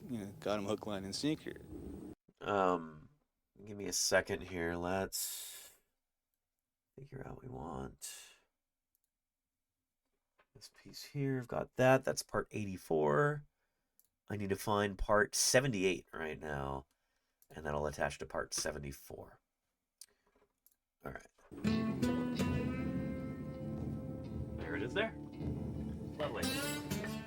The Pine Ridge Reservation has the lowest per capita income of any county in the United States. Jeez. Unemployment is 80%. Calvin Ferguson has a part-time job as a bus driver. But until recently, he was doing much better as a fossil hunter. Thanks, Mrs. Aguilar. Hey, I look forward to seeing you again. You have a great day, huh? $2,500. I was on a cat skull. Wasn't hurting nobody. Just out making money. It's something I always loved to do too. It's just like every day was different. It's like going treasure hunting every day. Sometimes it'd take you a week to make $500, or it'd take you one day to make $500, or all depends on how your day went, how lucky you was. Are you paleontologizing? Ms. Aguilar, Over the thank you for the years, follow. the I buyers appreciate showed the local people how to make a living in the fossil trade. They were there with the money, and we learned a lot from them too. Told us where the good zones were to hunt that made the most money and the quickest money.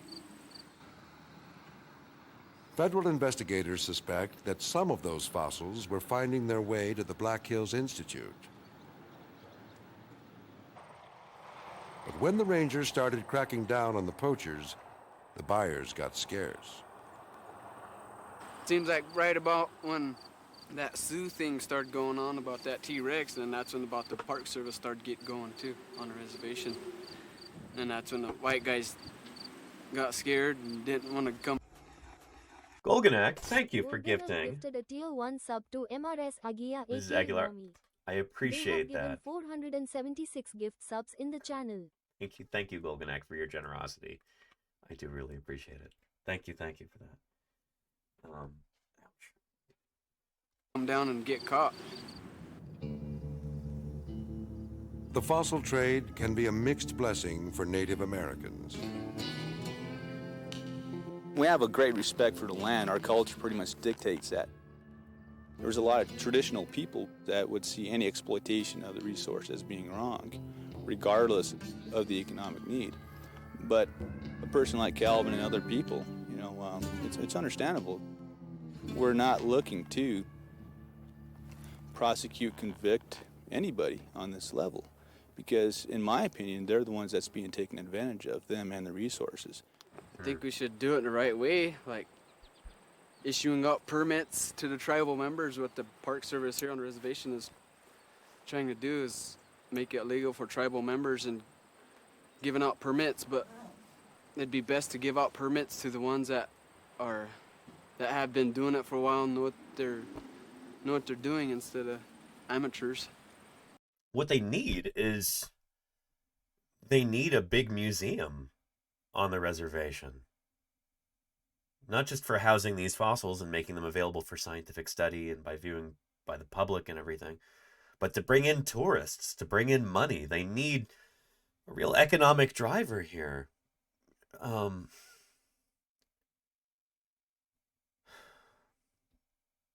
they have the fossils, you know? Yeah.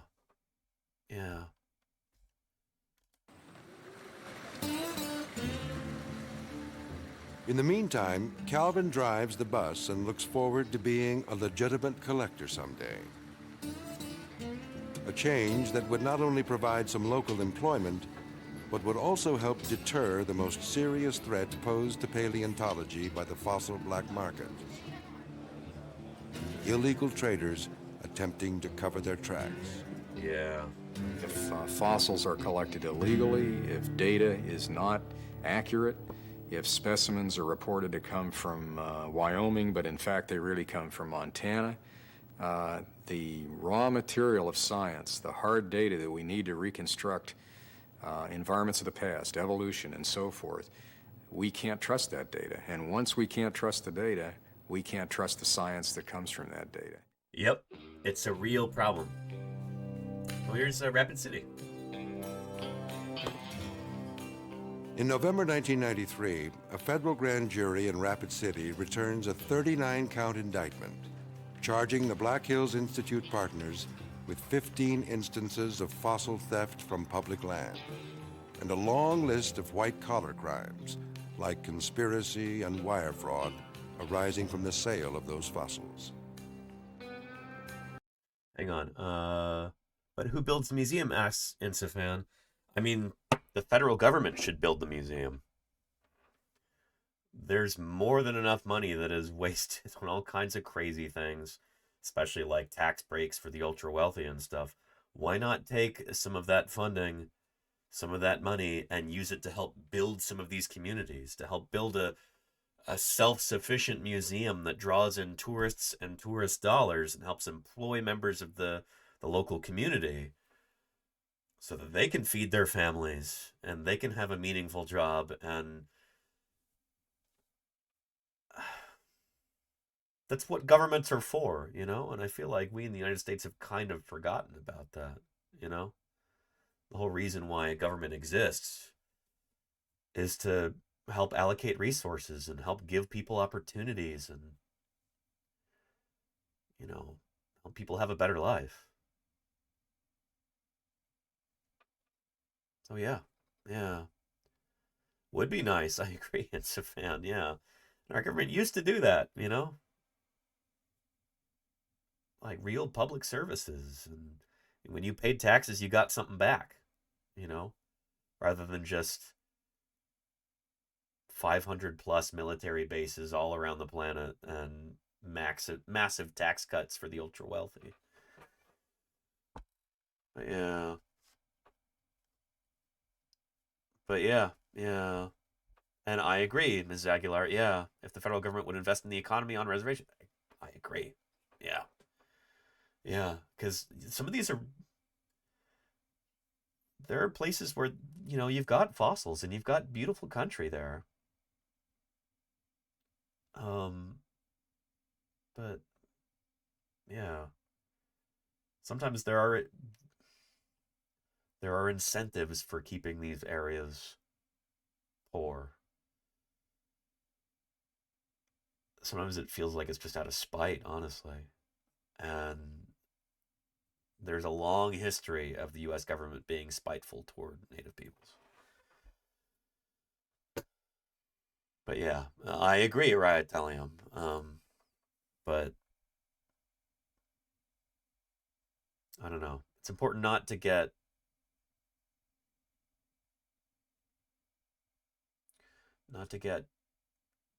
too depressed, too distraught, where you end up not doing anything, you know? Good people can make a difference in the world, but they got to work together to do it, you know? And you can't get too discouraged. So, I mean, let's continue. And a long list of white-collar crimes, like conspiracy and wire fraud, arising from the sale of those fossils. Around the same time, the Eighth Circuit Court of Appeals rules that the Institute has no legal claim to the T-Rex called Sue. Bad news. Let's shut the door and I'll talk to you about it. I'll tell you about how the opinion. The partners gather at lawyer Patrick Duffy's office to hear the details. Well, Morris Williams owns Sue. The United States of America holds Sue in trust for Morris Williams. I mean, to put it simply, it's his dinosaur now. Petition for cert to the United States Supreme Court would be the next step. And depending on whether it's granted or denied, that would determine how much longer this is going to go on. But I think that we did. This is also bad news for the Cheyenne River Sioux, who have lost their claim to the T-Rex as well. We have a long-standing history of getting screwed by some unscrupulous type folks around the country, including other governments. So we're pretty much used to this kind of stuff. With what's happened throughout this, it's almost as if you think of the mummy's curse. It's the curse of Sue, that everybody who's touched by this is in some way harmed. On December 10th, 1993, the Black Hills defendants report to the federal courthouse to plead not guilty to all counts of the criminal indictment. There are no charges relating to the T-Rex, but the defendants contend they are being targeted because of Sue. This indictment, 39 counts worth, exists in the form it does to punish my clients for having spoken out against an absolutely punitive raid by the federal government. Had they never spoken, I'm confident, had they never spoken out, had they never taken their case to the street, so to speak, we wouldn't be sitting here today.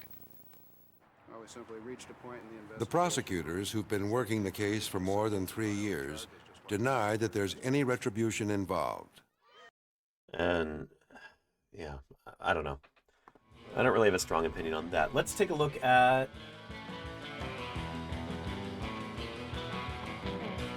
Yeah, so underneath part... This is right here, 74. We've got part 76 that I need to find. And then part 75 right there, which I have right next to me. So I got to go track down this part right here. So let's do that. Despite the anti-government rhetoric of the Save Sioux campaign. Something you have to understand is that this case went through 3 U.S. attorneys, and even if you wanted to believe that one person might have had some personal animosity, it kind of stretches the imagination a bit to think that 3 U.S. attorneys in a row would have the same personal vendetta against some defendants, and that's just not true. That's not what drove the case. The United States holds the dinosaur suit in trust for Maurice Williams, but that does not have bearing on the criminal case that we were just talking about. The prosecutors have little to say to the press. They've spent millions of dollars building their case and don't want it jeopardized with pretrial publicity. It's been expensive for the defendants as well, who have run up legal bills over $100,000. We don't need to talk about anything else. That night, they gathered at Peter Larson's house to watch the news.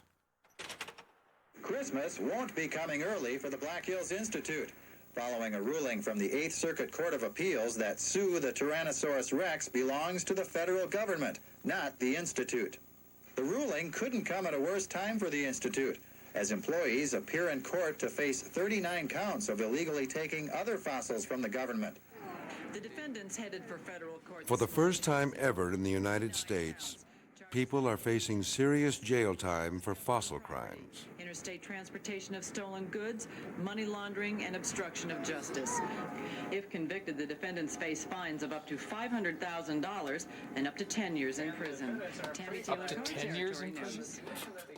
In fact, they each face more than 300 years in prison and $12 million in fines. But the harsh penalties are not for the fossil thefts, which are minor offenses under current law. It's the white-collar crimes that could send them to prison. Many people feel that there should be tougher laws to protect fossils in the first place. The fact is that the laws currently say that's illegal to take them. Okay, there's a permitting system that's set up to protect those fossils. The thing is that people are going ahead and taking them anyways. What is it, $50 fine now for collecting fossils on public lands? I mean, that's a slap on the wrist. It's worth the risk. So Mark Goodwin is, and you get another cough drop. He was at Berkeley when I started working there when I was in high school. So Mark works on dinosaurs. He's retired now, but he still publishes papers. Mark worked on pachycephalosaurs, on ceratopsid dinosaurs, the horned dinosaurs, critters like that. Mark's a good guy. To a commercial collector, they can get $250,000, $500,000, $800,000 for a good dinosaur skeleton. To the dismay of most scientists, in the current political climate of deregulation, Congress is more likely to open up federal land to commercial collecting than to toughen laws against it. I don't like to see paleontology politicized. I didn't want to enter the maze of Washington, D.C., contact my congressman, and start lobbying for further protection of fossils. But I don't see any choice. Most commercial collectors argue that federal land should be opened up without restriction for the good of the fossils. There's millions and millions of square miles in this country that are sedimentary rock that are filled with fossils. Every time it rains, there's new fossils washing out. Every time it rains, there's new fossils washing away that will never be seen again. fossils, in order to be preserved, must be collected. The best way to ensure the preservation of fossils is to collect them and to get as many people out there looking for these fossils as possible. I agree with that. That's why we need more paleontologists. That's why we need more funding for science. That's why we need more museums being built. That shouldn't be an argument for selling fossils on the open market.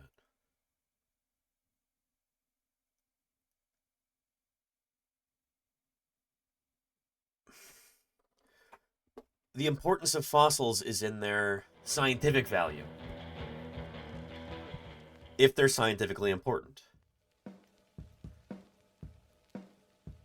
If they're just like little beautiful things like a little trilobite, little Green River fish fossil, stuff like this, you know, like I have right here. Here's a Diplomystis fossil that I have from Green River in Wyoming. It's beautiful. Scientifically, it's not valuable. There's thousands upon thousands upon thousands of these that have been dug up. It's something like the second most common fish from the Green River Formation. It is more valuable as something that I can show on stream. I can take this to school events. If people want to touch an actual fossil, I can say, look, this is 50 million years old. I'd look up the actual figure first to see exactly how old the Green River Formation is, but it's from the Eocene period, you know? Eocene epoch, rather, of the Paleogene period.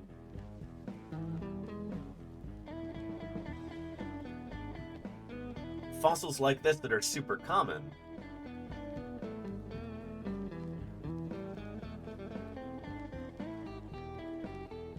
go ahead and sell these, sure, it's great. But when we're talking things like dinosaur fossils, which tend to be much more rare, much more scientifically important. Yes, these things are eroding out all the time, and they should be collected, put into museums, but Peter Larson here is saying is that, oh, you know, these things should be collected by anyone. And, you know, if they're important enough, then they'll eventually make their way into a museum. That's not how it works, though. And I think that most people realize that nowadays.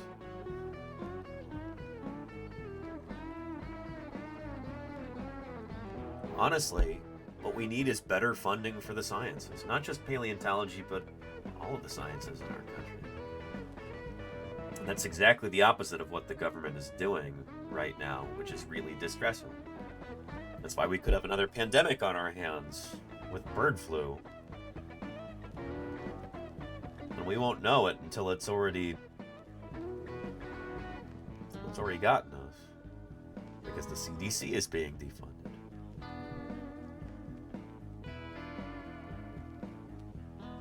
Anyway, it's... yeah. It's not great, folks. It's not great.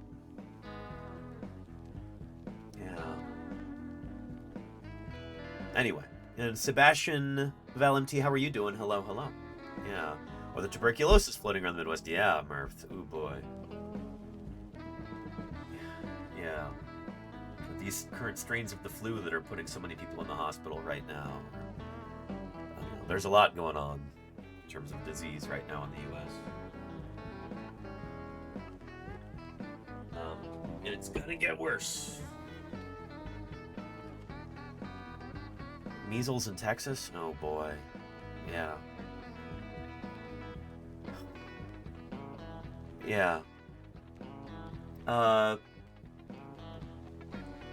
Mr. Fu Kin Mu says, I'd like to ask a question. You bet. And hello to you too. Located in the UK, not that far from the shoreline. Would there be a tip to help find such fossils given where you may or may not know about UK geology? Can I ask which coastline you live on? I have never been to the UK, but and my grasp of United Kingdom geography is not the strongest. But if you if you're near, say, the Jurassic Coast, as it's called, around Dorset, oh man, are there cool fossils to be found there, and cool museums to visit, and yeah. Yeah, it depends which coastline. Oh, Glasgow. Up north. Your best bet is like the Isle of Skye, but I don't know if there's going to be much to see. Let's see.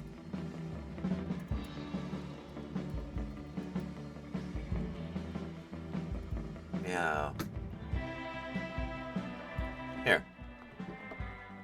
We end tonight on the Isle of Skye off the northwest coast of Scotland.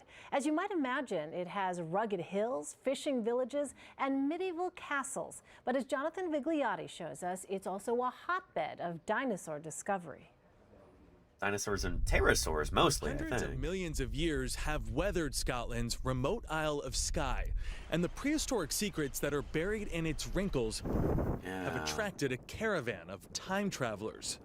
This is spectacular. American Steve Brusatte there? paleontologist Steve Brusatte invited us on his research team's quest. You never really know what you're going to find. Brusatte has traveled to some of the world's most extreme landscapes. I think Scotland is one of the most exciting new frontiers for dinosaurs. And there's still a lot of fossils to find here.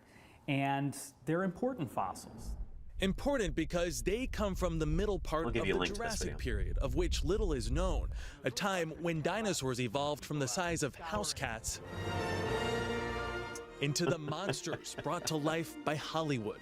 Of course, they have a Jurassic Park. In this real-life Jurassic Park, Brusatte is in pursuit of what could be stegosaur bones. It's over here, Doogie. The discovery trapped in a boulder. You can see the texture there. Most of the fossils from Skye are found in honeycomb type of texture. Believe it or boulders not, like this. these orange markings are prehistoric bones preserved in sandstone. Yeah, they don't look like much. Paleontology is a lot like detective work. Detectives put people behind bars. What's your end game here? We put fossils in museums, so people can see them, people can enjoy them, people can get inspired by them. In the past 15 years, Brusatte has helped identify 15 new species of dinosaur. About 170 million years ago, this would have been a watering hole, and today you can literally walk in the footsteps of these dinosaurs. These there's prints tracks here there. believed to belong to the Brontosaurus. Brusatte's team discovered around 50 dinosaur prints. We don't know if it's actually a Patasaurus. A real mean kid. Yeah. With 6-inch daggers for teeth, he was the terror of his neighborhood. And Jackin WKR, thank you for the follow. Welcome to Paleontologizing. It's good to have you here. In this one location. You had this dinosaur, this jeep-sized plant-eating dinosaur, literally stepping right here. Brusatte believes everything from long-necked sauropods to pterodactyls roamed this part of Earth until an asteroid likely wiped them out. It doesn't believe, like, we have footprints and fossils from them, so, like, we know that they were there.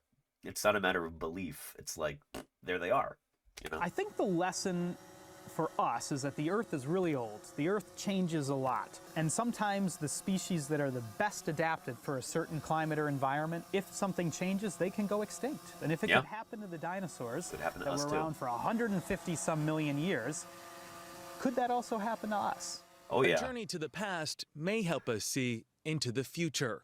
Jonathan Vigliotti, CBS News, on the Isle of... American news is like, boy. It's like they make it for 5-year-olds. Everything's oversimplified. Anywho, yeah, and Saltopus from the Triassic. I don't know if we actually know for sure that Saltopus was a dinosaur, Crimson Carnothoris. I think it might be a Silosaurid or something now. What's the deal with Saltopus? Yeah, dinosauriform. So, no longer considered a true dinosaur, probably. But yeah. And Inachu, thank you. Thank you very much for the 5 gift subs. I really appreciate that. Thank you kindly. Yeah. Inachu is washing away the ads for 5 lucky mammals. Appreciate it very much, Inachu. Thank you. Yeah. And Saltopus is out? Well, I mean, it's just probably not a true dinosaur. It's probably just a dinosaur, very close dinosaur relative, like a Silosaurid or dinosaurs are the absolute prerequisite to the evolution of large mammals and to our own true. existence, for that matter. Michael Ohio Destroyer. What a great name. Thank you for the follow. Welcome to Paleontologizing. Do you destroy Ohios, or are you a destroyer from Ohio? Or maybe that's your full legal name. If so, your parents had some chutzpah. I like that. Oh, are they your kid, Mrs. Aguilar? Very, very cool. Okay. Awesome. Yeah. Oh, and thank you, Claire. Hey, I appreciate that. Yeah. That's your kid. Well, thanks for following, Michael. I appreciate it, and welcome to Paleontologizing. You and your mom, let me know if you've got any questions or anything. I'd be happy to answer them for you. It's the reason I'm here, you know. Yeah. Look for rock more local to me. The valleys and the mountains are not far away from Shetland, if you think globally. Take your answer as something to follow. Great answer and top streamer. Thank you. Mr. Fu, I appreciate that very much. And if you really get out there and start looking at rocks and fossils, do not hesitate to reach out to your local paleontologist. I don't know how far you are from Edinburgh, but maybe get in contact with Steve Brusati at the museum there, the guy you saw in that news clip. There might be a program where you and your folks you and your people can go and join an expedition, can join for an afternoon or for a weekend, go out prospecting. I don't know the kind of work that they're doing right now around Scotland, but I bet you there's something. Scotland is, in some ways, kind of the birthplace of geology. So I bet you there is like a local geology club that you could join too. So keep an eye out for that sort of thing. I bet it probably exists in your area. Same goes for a lot of people watching here. If you're really interested in fossils or in geology, maybe do a quick web search. See if there's like a local group. If you can meet some people IRL and go out with them and look at rocks and look at fossils.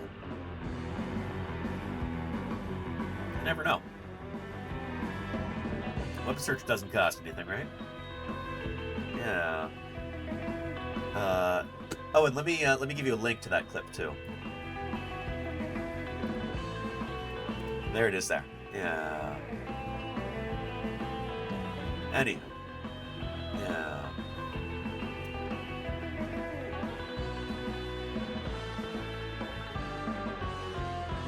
But yeah. Anyway, let's I was looking for, part number 76 here. I'm going to continue looking for that. We'll continue with our documentary here. And, must be collected. Yeah.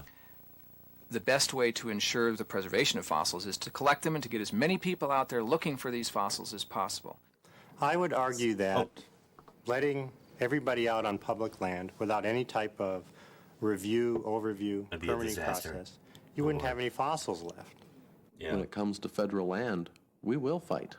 We will do our best to preserve our right to collect there without them, because it's our only place left. Yep. There's my old boss, Jack Horner. Collectors get into that as well and can compete with us at that level. I'd say the science is going to be close to doomed. Whatever changes lie ahead in fossil law will come too late for the Black Hills Institute defendants, who finally go to trial more than a year after their indictment. By all estimates, it's going to be one of the longest criminal trials in the history of the Midwest.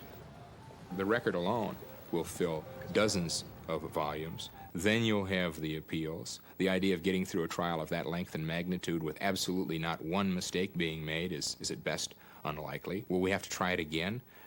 Who knows?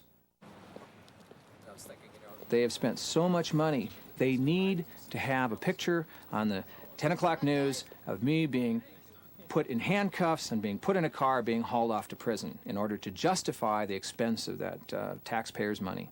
They need that. After 7 weeks of testimony, scores of witnesses, and the presentation of hundreds of pieces of evidence, the case goes to the jury, and the defendants go home to wait.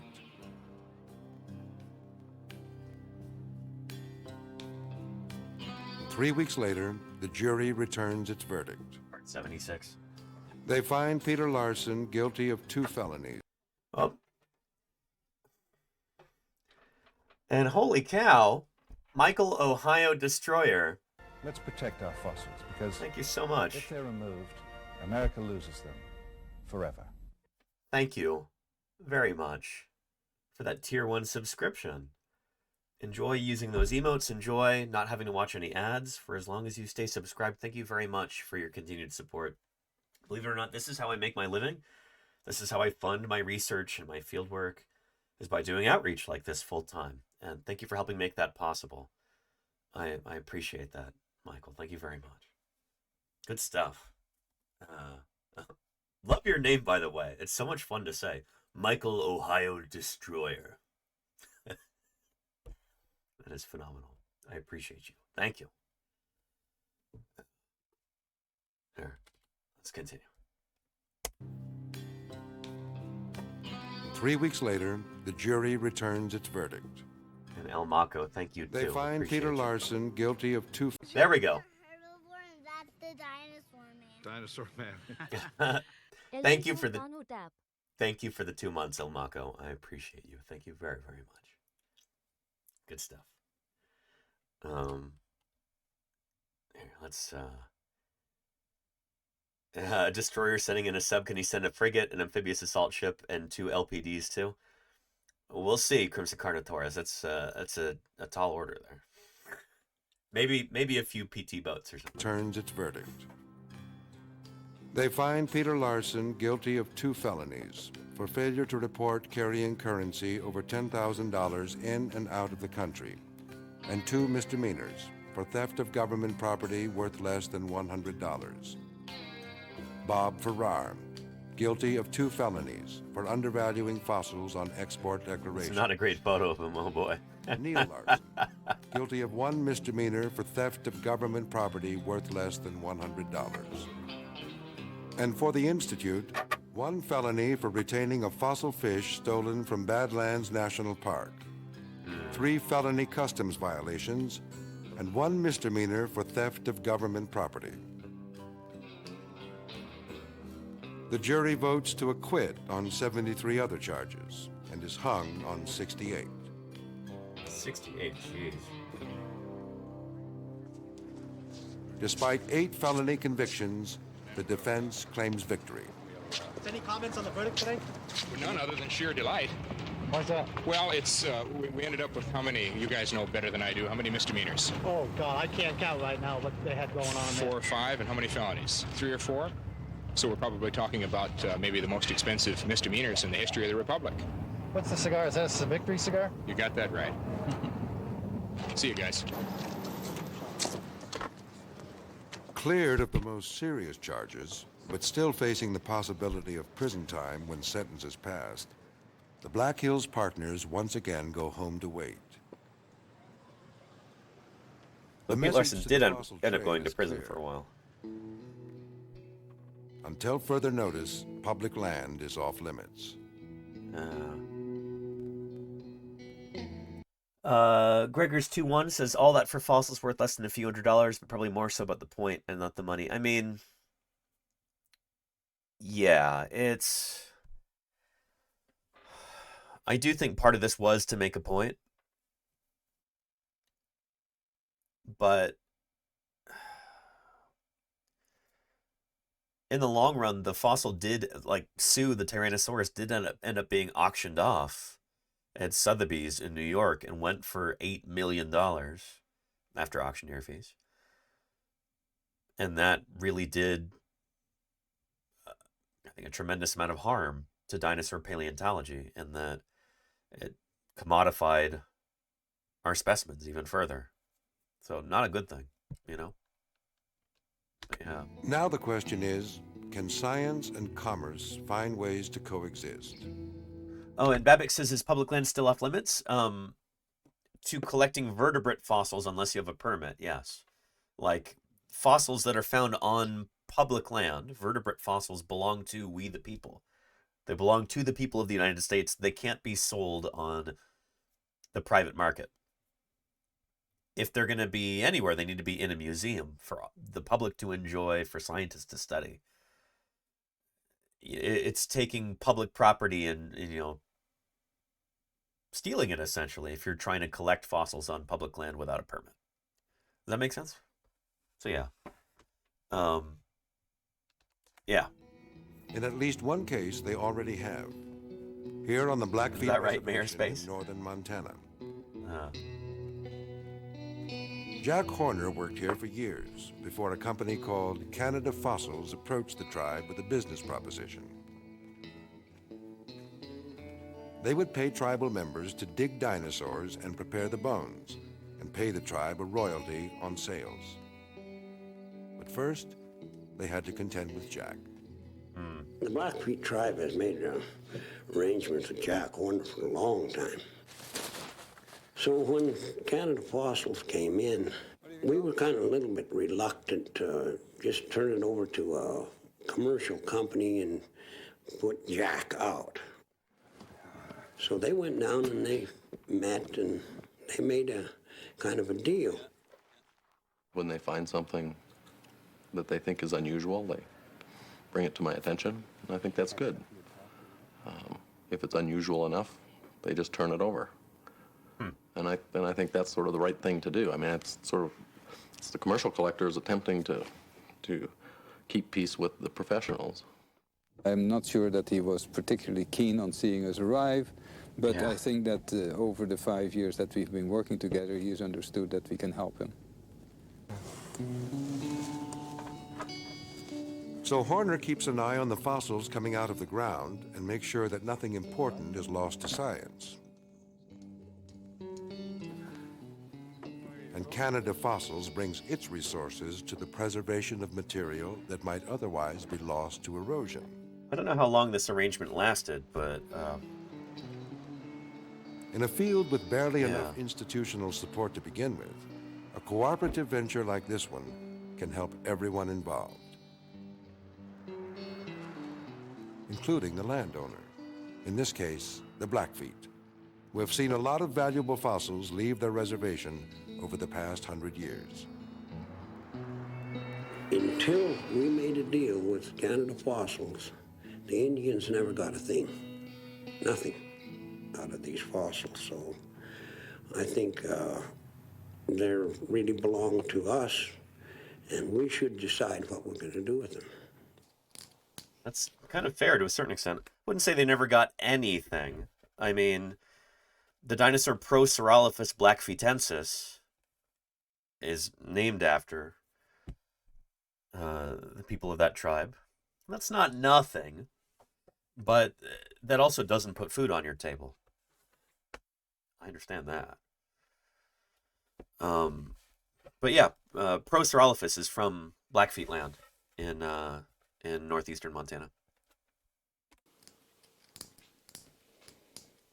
Dorothy Flaman works for Canada Fossils as a digger and a preparator. She's been collecting dinosaur bones since she was a little girl. My grandmother didn't think too much of it. She told me that was a burial ground and to leave it alone. She thought it was big people. She told me to bring the bones back where they come from. So I had to bring them back.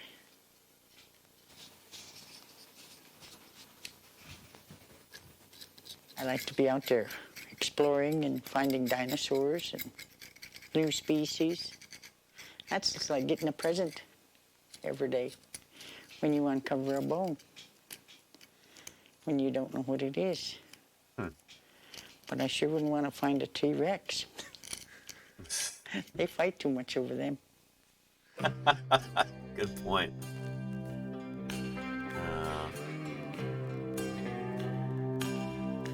Yeah, I think his prison sentence was it commuted to just a few weeks or something? I forget exactly.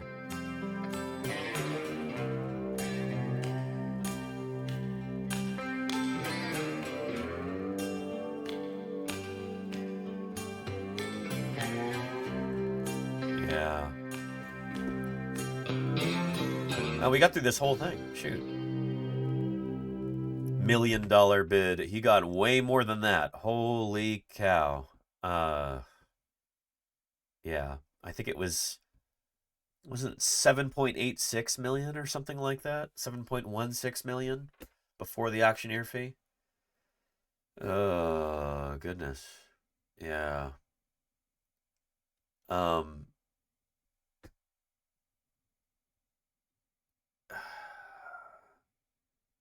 Yeah.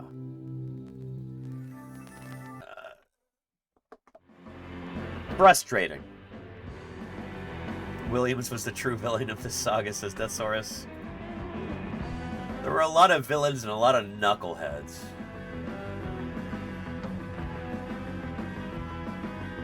And that's a Venn diagram that overlaps significantly in the whole Sioux saga. That's my view on it, anyway. But yeah. And holy cow! Tells me you're one of these archaeologist fellas. Well, it's pretty near the mark. Actually, I'm a paleontologist. Oh. We dig deeper. Constable. And their 10 raiders would also like to dig deeper. Welcome to Paleontologizing, Constable. It is wonderful to have you here. Thank you for joining us. I really appreciate the raid. I hope you had a wonderful stream. We're assembling a life-size Tyrannosaurus skull right now.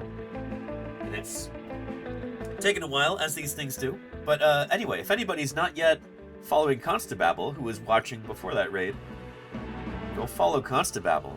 She's an excellent science communicator. Also streams here on Twitch. She's from Australia and has done some work with Australian television, communicating science to young people. And she's written some really cool books about getting kids interested in science too. So give her a follow. What were you talking about today, Constable? I'd love to hear all about it. Thank you for the raid. I'm honored. I really appreciate it. And I hope you've been doing well. I'm playing a very fun but possibly inaccurate Switch game called Paleopines lately. I've been hearing good things about Paleopines. I've never played it myself, but it seems like a cute, fun, kind of, almost like, I almost called it Animal Farm. That's not what it's called. Animal Crossing. Rasmnatic, thank you for the follow. Welcome to Paleontologizing. Yeah, I've heard it's kind of like Animal Crossing. Animal Crossing and Animal Farm, very different, says Claire Murray, yeah. Yeah. And Constable says, today we were reading about protocols for filmmakers focusing on indigenous groups, concepts, culture, because they need to know more about this for documaking. Very cool, Constable. Very, very cool. Well, it's great to have you here. For anybody just tuning in with Constable, my name is Danny Anduza. I'm a dinosaur paleontologist. When I'm not out in the field digging up dinosaurs or streaming from museums like I was doing last week in North Dakota, I'm here in my office talking about fossil science, answering viewer questions, all that good stuff. Right now, we're assembling a life-size 3D printed Tyrannosaurus skull, piece by piece here. And, yeah, here. Let's take the pieces we have so far and put them together. But this is going to be going to the Children's Natural History Museum of Fremont. I didn't know what dinosaurs is all about until these boys come. Hi, friends.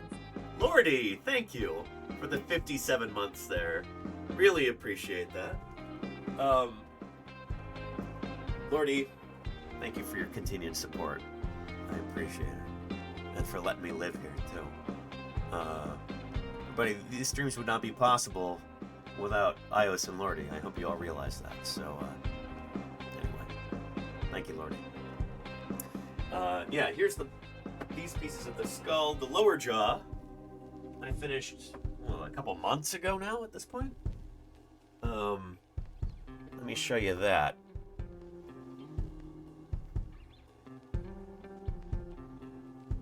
There we go. Lower jaws. Oof. Check that out. This is the only way I can really fit it in here, is to kind of like put myself, wedge myself in between the posterior portions of the lower jaws. But yeah, so this is going to be pretty impressive when it's done. Very excited for this to end up in the museum. The kids are going to love it. But yeah, this is the Maximus Tyrannosaurus specimen. Maximus, which was a commercial specimen that was sold a few years back for about $6 million. It was just the skull. And who knows how much of the skull was actually genuine, too. Looking at these files here, which I'm not sure if this is a scan or a photogrammetric model or what, but the files became available briefly online. I downloaded them, started printing them, and they have since disappeared. But, yeah. That's kind of our theme for today, is like commercial Tyrannosaurus specimens and the issues associated with those, to put things gently.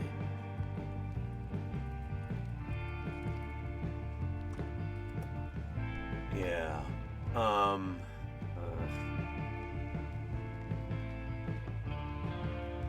Yeah, here we go. So that was it right there. It was sold on the private market to an anonymous buyer, as far as I know. We don't know where the real one is. We also don't know how much of the real one is actually real, too. That's the thing about a lot of these specimens that are sold on the private market, is that they are restored in various ways to try and make them look more complete so that they can fetch a higher price at auction. But you wouldn't do that with a scientific specimen, a specimen that was dug up by paleontologists to be studied and enjoyed by the public. You know, authenticity is the goal there. In this case, it was like they're just trying to get the most money for it that they can. And so they're going to reconstruct any bits that are missing. They're going to try and do that in the sneakiest way possible so that you can't really tell what's real and what's fake. And so... grind up, and it was extremely hard on the teeth, so they were constantly regrowing new teeth, and you see that. And so that flashlight comes exactly, Crazy Kyle. This is a skull of a T-Rex. It was discovered in Hardin County, South Dakota, which is the world capital for T-Rexes. This is where... That's not true. The world capital for Tyrannosaurus specimens is Garfield County, Montana, where I used to dig. The most Tyrannosaurus specimens have come from there, including the holotype, including the... Actually, the Wonkorex isn't really from Garfield County, is it? It's from, well, it might be. It's from kind of the middle of Fort Peck Lake. Anyway, yeah. Sue, Stan, and all the best examples of T-Rex in the world were found. Not true. The Tufts Love T-Rex is not from there. The Wonkorex is not from there. AMNH 5027 is not from there. I think it might just be like Sue and Stan and maybe a couple others. The Bucky Rex might come from there too. But yeah. Anyway. This is being offered at no reserve with an estimate of 15 to 25 We'll have lots of questions for you. Thank you, Michael, Ohio Destroyer. I appreciate you. Thank you, thank you. Yeah.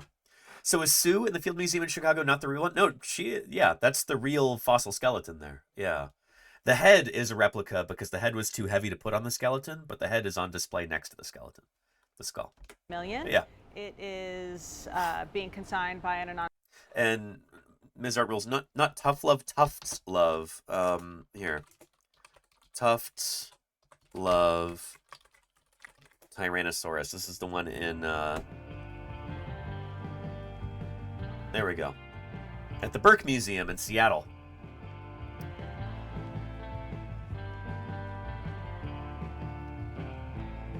There we go.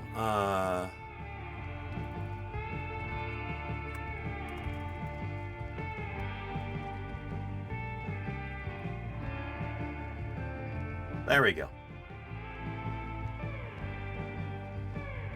So the Tufts Love T-Rex is that one. Just absolutely exquisite. Probably the most beautiful Tyrannosaurus, adult Tyrannosaurus skull ever found. Just gorgeous. Absolutely exquisite preservation. Yeah, there's oh no, hang on. I don't know who that is. I thought I saw a picture of Michael Holland with this. Spiff, as we called him, back when he was working in Montana. But yeah, there's him right there. There's the back of his head. Working on this. But just gorgeous skull right there. Absolutely exquisite. Yeah. Anywho. How big were the eggs or live birth? No, so as far as we know, all dinosaurs hatched from eggs. No dinosaurs gave live birth. In the same way that no birds today give live birth. All birds hatch from eggs. The very biggest dinosaur eggs that we have are smaller than a football. Or a soccer ball. So a T-Rex egg. Although we don't have any T-Rex eggs yet, we've got eggs from other theropod dinosaurs, and we think they'd be about this big. Yeah. Excuse me. Probably a pretty elongate egg like you see from Oviraptorosaur dinosaurs, kind of like this. Here. Like this famous image is on the cover of National Geographic. Yeah, that's a Therizinosaur in an egg, so another two-legged theropod dinosaur like Tyrannosaurus. But yeah, so theropods, some of them had more elongate eggs like this. But there's a maximum size that you can make an egg before it falls apart. And dinosaurs seem to have been getting pretty close to that. Yeah, so you really can't make an egg that's any bigger than this. An egg with a hard shell, it doesn't work. Because it's not structurally sound, it would be too heavy and the eggshell would crack. Or if you make the eggshell thicker, then the embryo wouldn't be able to breathe. The eggshell needs to be thin enough that it's permeable by gases. Gregor Samsa, thank you for the follow. Almost all of North American identified specimens of Troodon. Gregor Samsa, thank you very much for that follow. I appreciate it. I'm sorry, Minnie. It's a busy desk today. I got T-Rex bits going on here.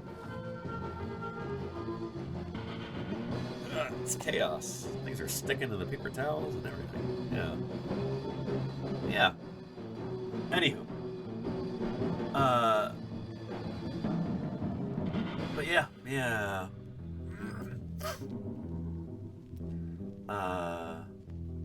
The cool Nat Geo cover. Yeah, Petrodactylus. I might have this one, or it might be one from my old collection. Let me look real quick. No, I don't have it here. But anyway. Yeah. Mini Pie, how are you doing? Here, let's get the cat cam going here, shall we?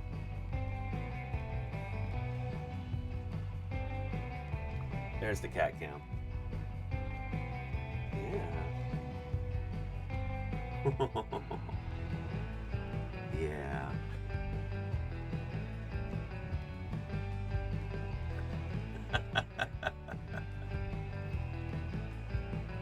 Yeah, you making mischief.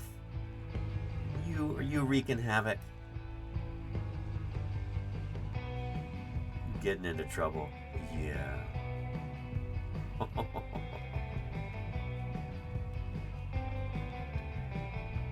She's like, hey, it looks like you got a project here. Can I contribute some cat hair? Just all over the place. I hear there's glue and sticky surfaces. Be happy to coat that with some dander for you. Huh, wouldn't you be? Yeah.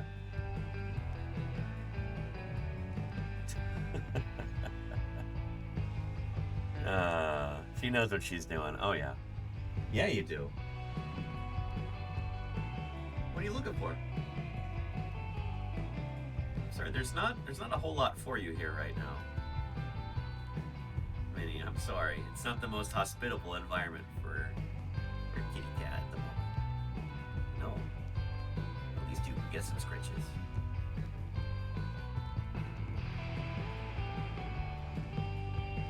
Oh, you're just gonna hang out there? That's fair. Yeah. We can hang out here. Anywho, yeah. Excuse me. Sorry, I'm still slightly under the weather. Still recovering from the cold or whatever I had this weekend. Huh. Yeah. But yeah. Yeah. Where were we? No, let me keep putting this together. So, part 75 is going to attach to here, which... Nutzens, thank you. A secret moment in the very beginning of this strange dinosaur's life. Thank you, Nutzens, for the 3 months of support. I appreciate it. Thank you very much. Good stuff. So where does this part go?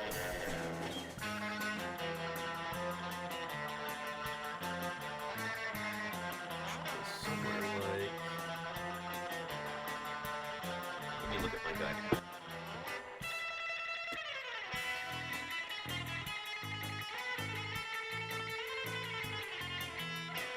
Alright, part 75 was behind part 76. Oh, okay. Hang on. That makes sense. Okay. Yeah, okie doke. I can make that work. We're having a partial feline eclipse right now, so bear with me, everybody.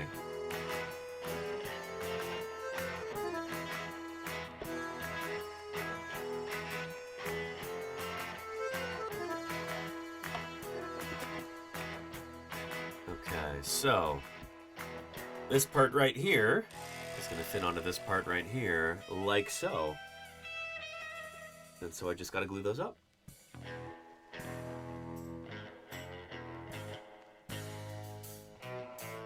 What was that noise, Mini Pie?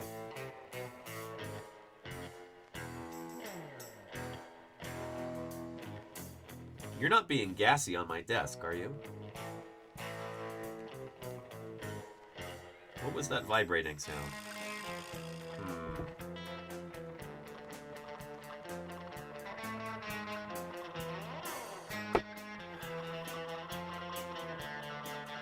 Nothing so far. Okay. She probably... It was probably her tail running up and down the springs on the mic stand. Or the camera stand, rather. Alright, that's an awful lot of pegs here, but I guess this is going to be kind of an important part. So, I'm just going to make sure that these apertures are wide enough for these pegs, because they do tend to print slightly too large.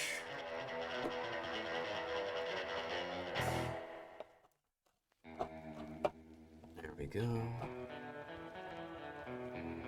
And it was not purring, no. I know what her purring sounds like. It was a more mechanical sound than that. Less... yeah. Alright, do these real quick.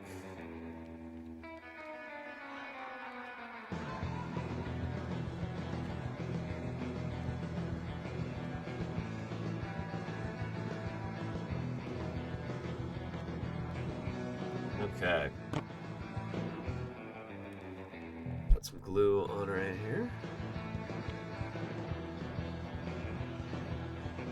How does it sound again?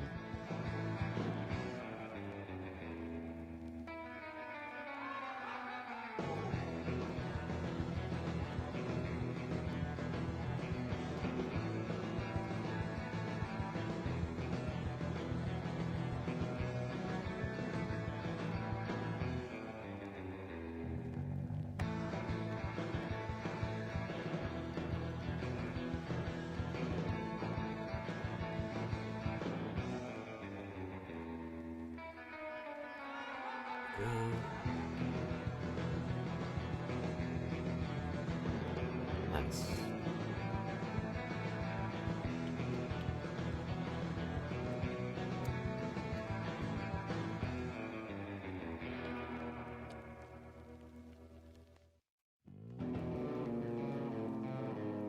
Okay. Should fit on just like that. Do a nice test fit. Beautiful.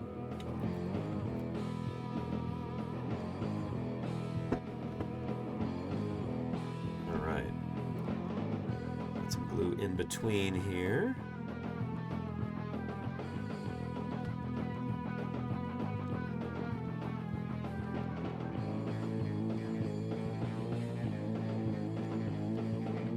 Gorilla Glue.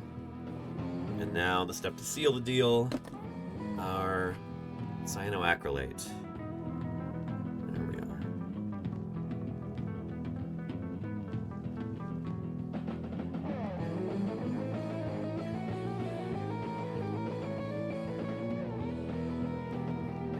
There we go.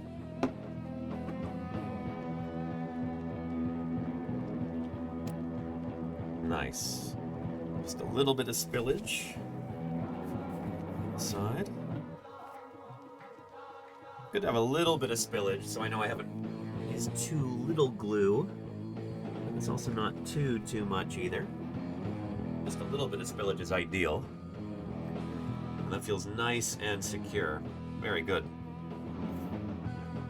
Excellent. All right. Not too shabby.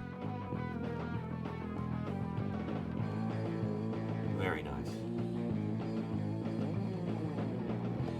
Good stuff. Yeah. And B Foot, how are you doing? Welcome to Paleontologizing. Yeah. Really cool process. I thought about doing it myself. Yeah, thanks. It's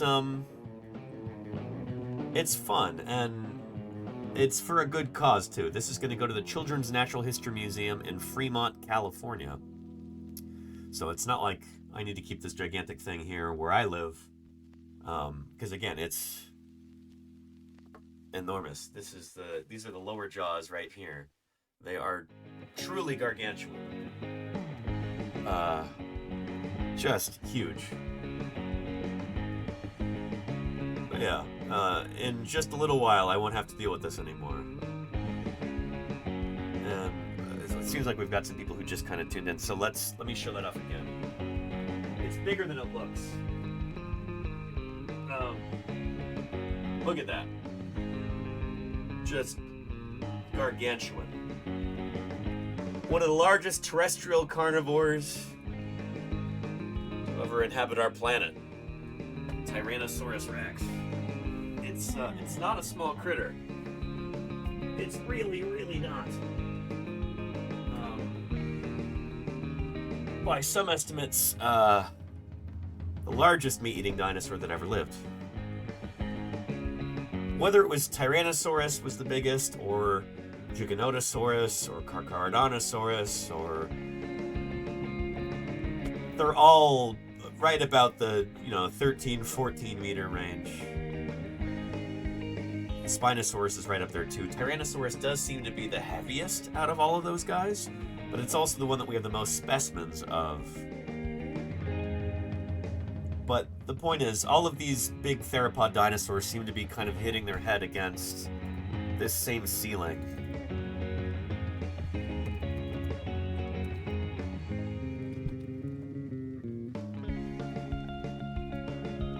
Here, the largest theropods, Tyrannosaurus, Spinosaurus, Giganotosaurus, they're all about the same size. So it could be that there's actually just a maximum size for how big you can be as a terrestrial predatory animal. And all of these guys might be reaching that same threshold. Which is interesting to think about. But so far, T-Rex is the best studied of all of those. We've got the most specimens. If you had to say which theropod was the biggest, heaviest, longest, most massive, whatever,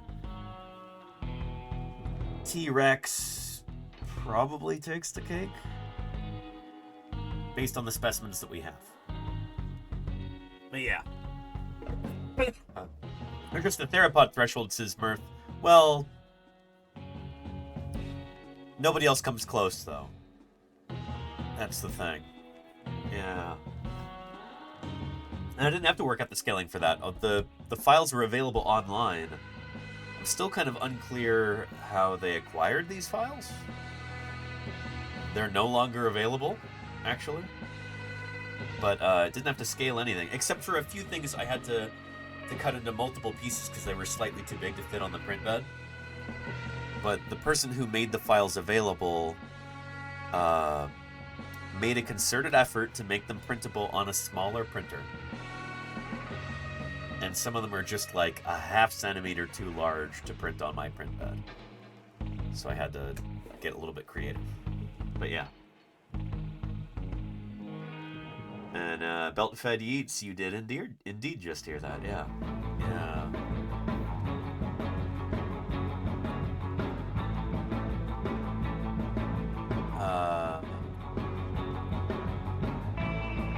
Yeah, here's another song that people might recognize.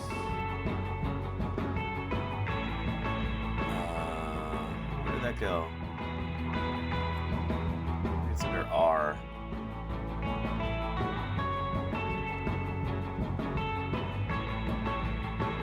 There we go. See if you recognize this one.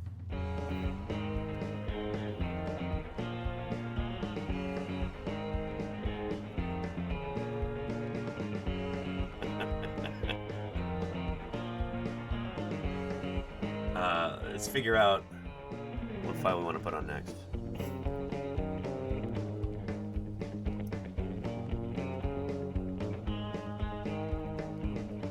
It's part 79, 78, and 80.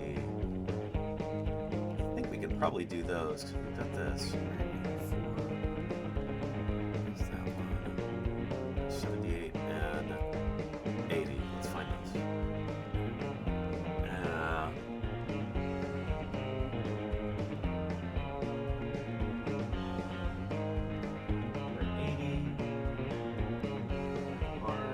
78. And this is what I usually print with. This is Hatchbox PLA filament, Dandelion. Yeah, the copper color is what I really like. It's my favorite one.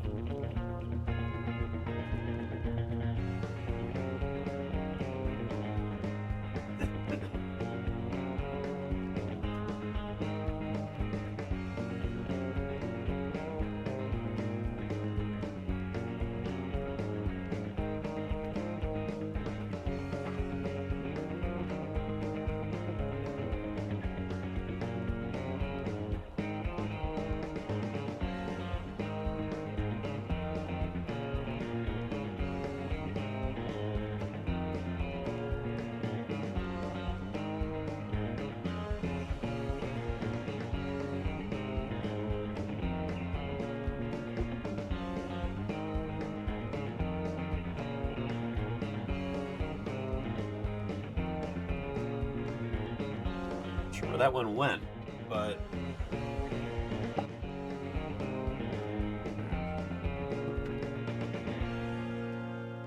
this one goes here, and I can probably do that now.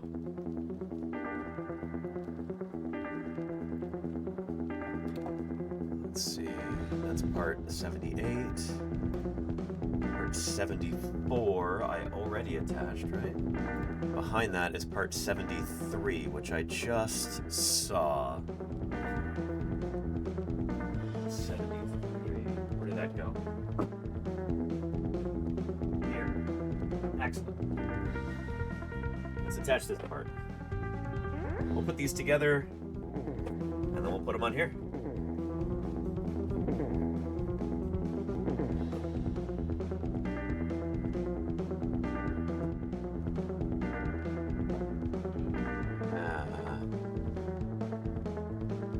Florida scrub jays. Oh, very cool, Emily. Florida scrub jays are really neat. They're the bird that was on the cover of excellent book about birds. Where did I put that? Books.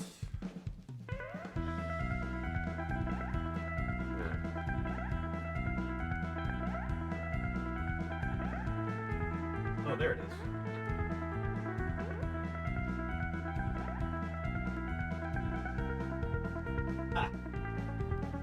There we go. The Genius of Birds by Jennifer Ackerman. That is a Florida scrub jay there on the cover. Very clever birds. Corvids. This whole group. Crows and ravens and jackdaws and magpies. Jays. Very, very intelligent animals. Yeah, and it's this book I would recommend. Yeah, if you want to learn about what research has been done into bird intelligence and how surprisingly brainy birds are, it's a book I'd recommend. You can also get it as an audiobook if you, if like me, you're a busy person and spend a lot of time doing chores and work outside and maybe exercising or driving or commuting or whatever. The audiobook version of this is pretty good. The Genius of Birds by Jennifer Ackerman. I'd recommend it.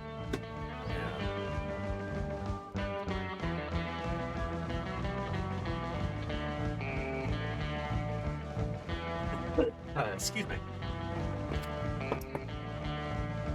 Listen to the audiobook. Super interesting, says Lenina. Yeah, I'm so glad you got to listen to that, Lenina. It's good stuff. It's a good book.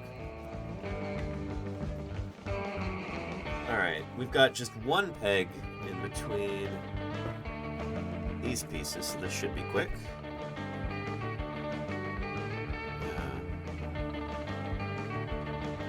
And is Stellar's J still a thing? Absolutely! Canna Banana Dial, yeah.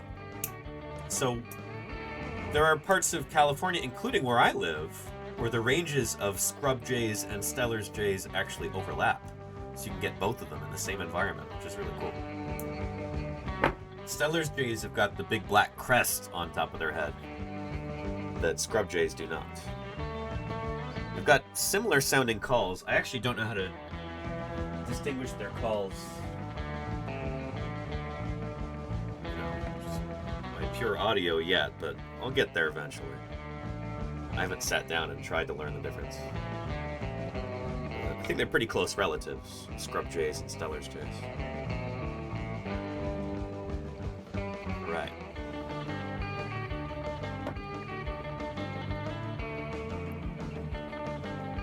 Let's get these pieces together.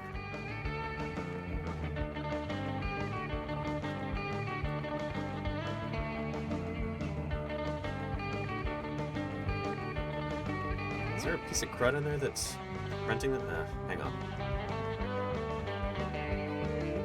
See if they can fish that out.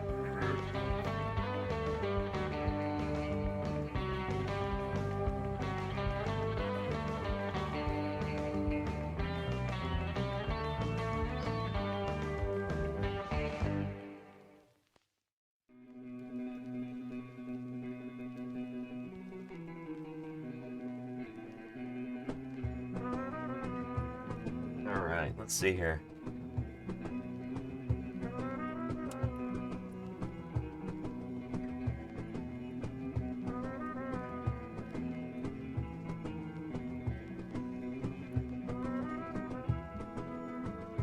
There we go.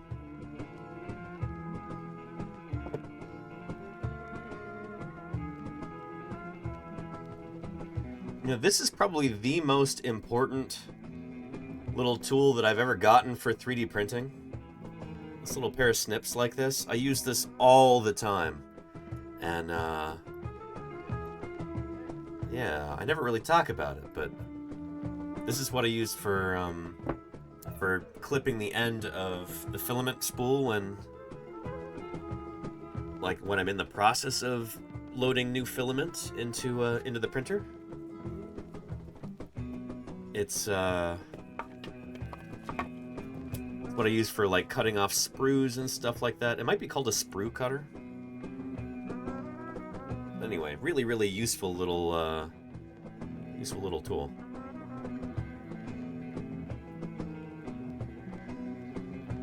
It is of daily utility while I'm working on 3D printing projects.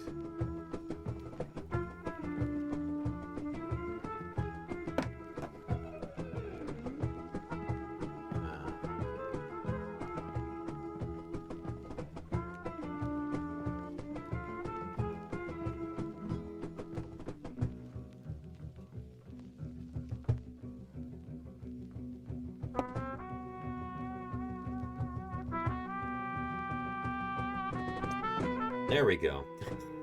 This is very, very audible squish there. I don't know if you could hear it. But, yeah.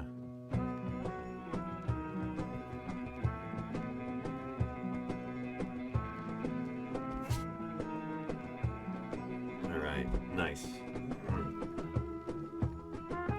Now we can take that and stick it on here. There we go. That's the idea.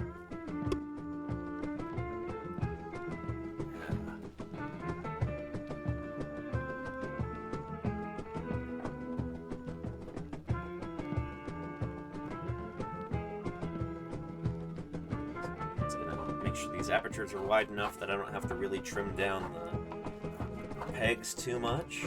So it saves me a little bit of time.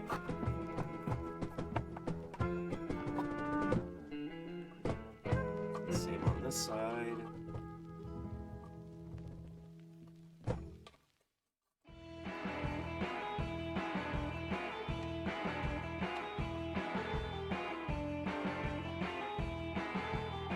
There we are.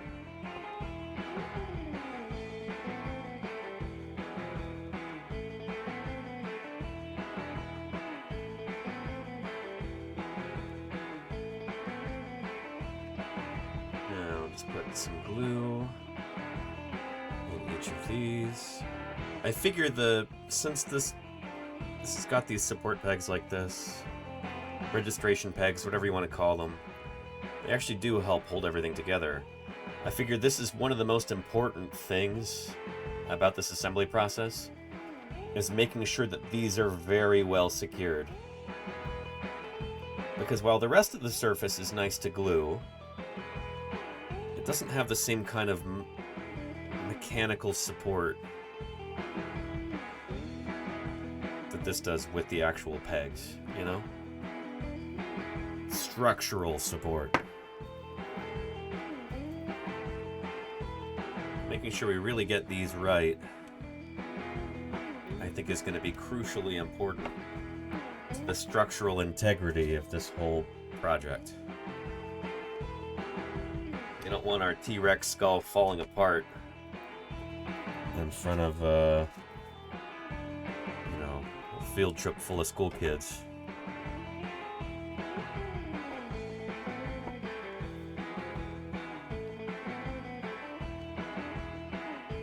Son of Austerlitz, yeah.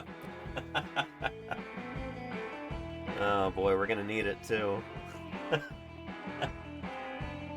me started.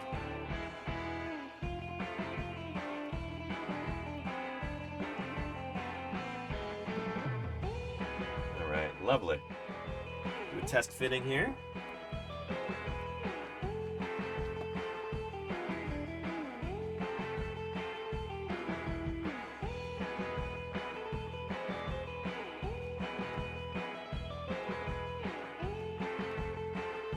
There we go. Nice. Very nice. All right. Cool. All right. So, now, super glue. For that strong, long-lasting bond.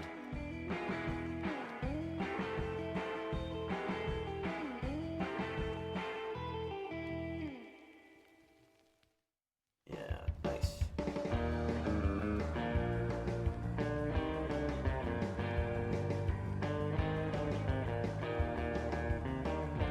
There we are. Back on now.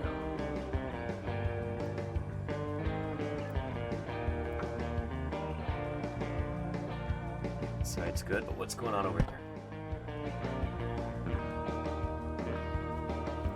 There we go. Nice. All right. Very nice. That belongs in a museum.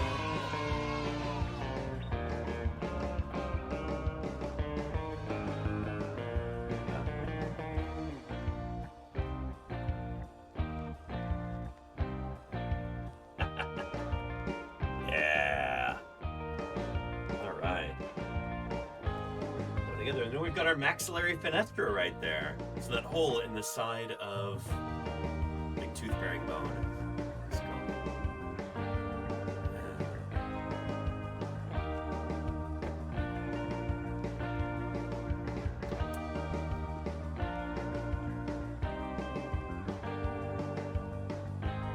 Not really supposed to sit like that.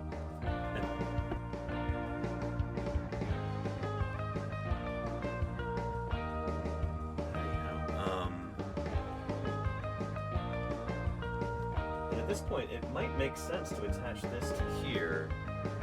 Let's see. I'll put this over here to dry right now.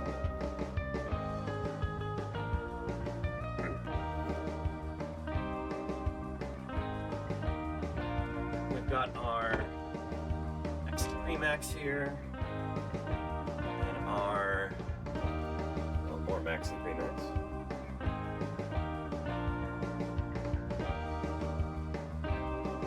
So, with a project this big, getting it to fit in frame is a bit of a challenge.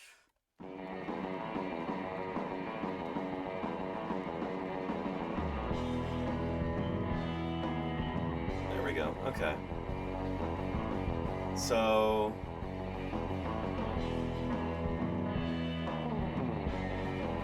what do we got here?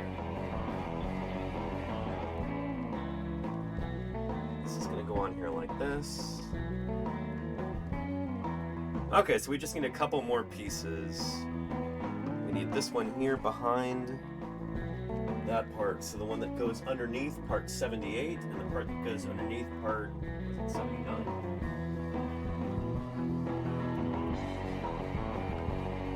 Oh boy. This is this is large.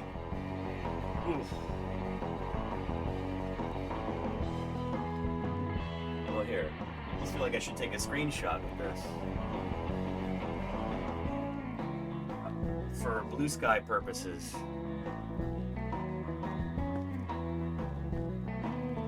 Give me our keyboard. Control, print screen. Yeah.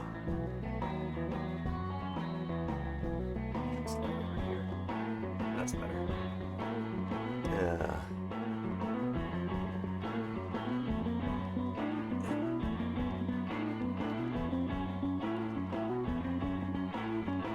Let's see if that looks any good. Open up the old Photoshop.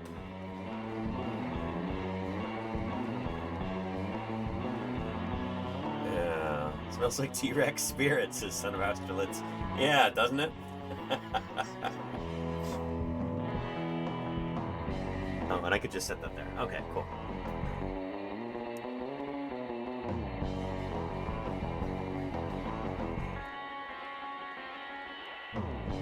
Let's do 600 DPI, why don't we?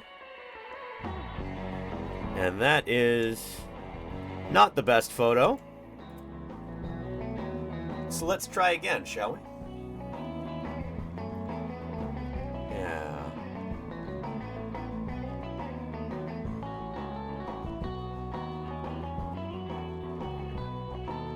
Try sitting down, that might help.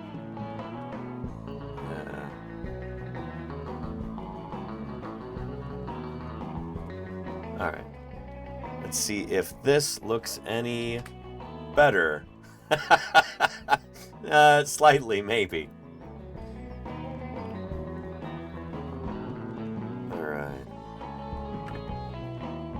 Yeah, the most difficult part is just me taking a photo of myself that doesn't look super goofy, you know?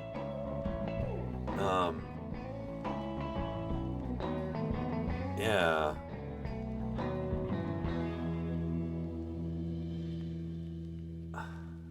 not having emotes right in front of my face like this, too. Another hazard of the job. That's okay. Yeah. We'll go with that. Don't want to spend all day doing this. It's just a social media post after all. Yeah.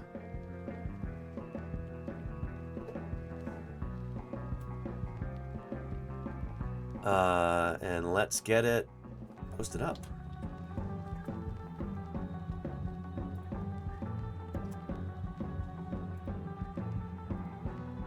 Save that there.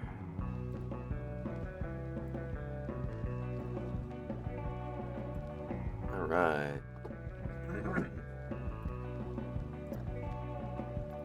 There's our image. Yeah.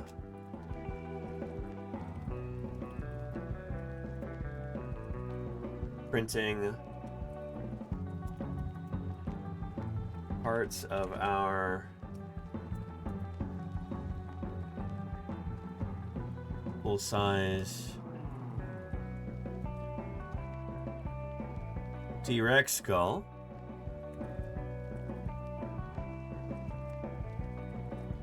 Now it's assembly time.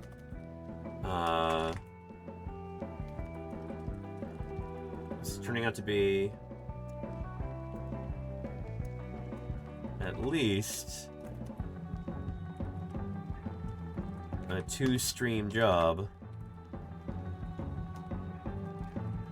So tune in today.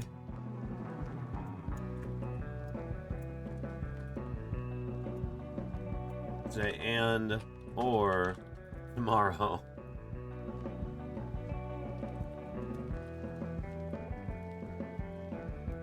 See this beast come together.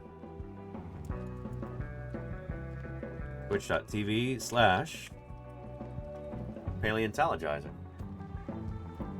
Yeah.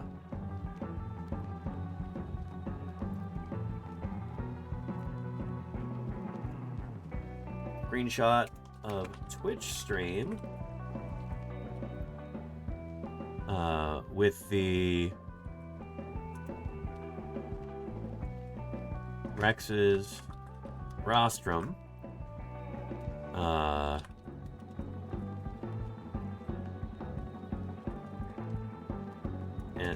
premaxillae and interior maxillae with teeth.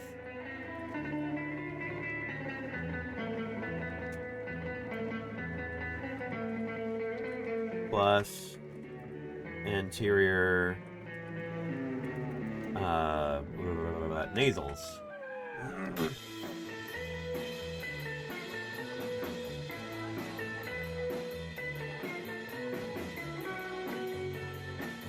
In my office, okay.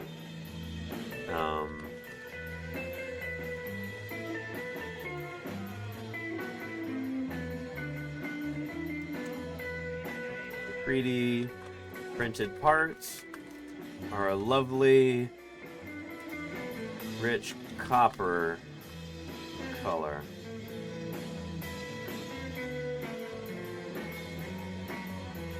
Save. A lovely, rich copper color that I like a lot. Okay. And I spelled everything right. Twitch.tv/Paleontologizing. Yep. There we go. Hold on to your butts. Let's post it. Yeah.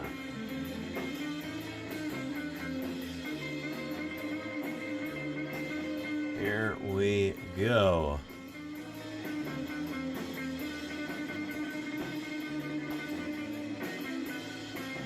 There's the link right there. Good stuff. Now, I got to figure out which parts go right here. And thank you to everybody who's engaging on that post right now. I appreciate it. It helps us bring new viewers to the platform, bring new viewers to the stream. It's honestly is a big help. So thank you for that. Alright, so part 80 and part 78 are the parts that I need to find, right? Yeah. Alright, I gotta go track down these parts.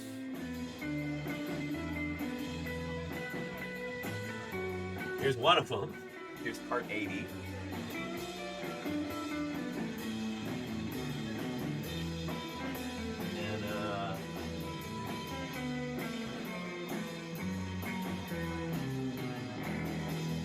Okay. Well, okay. Okay, not too shabby. We've seen part 78 here. Yeah. Let me find for you a documentary that we can run in the background here.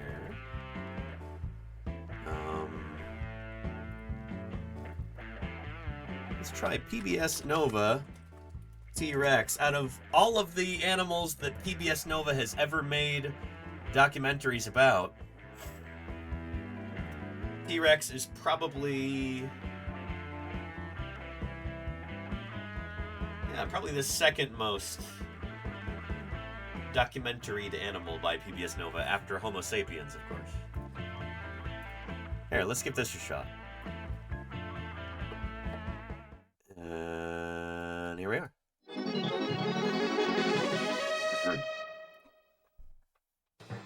Tonight on Nova, the most complete Tyrannosaurus Rex ever found is unearthed in Montana. Yeah, the Wonko It's Rex. our best look yet at the king of the dinosaurs. He's been the world's favorite for nearly a century, but also one of the least understood. Until now. T-Rex is getting his first complete physical, shedding new light on some old mysteries. What was the king really like? T-Rex exposed.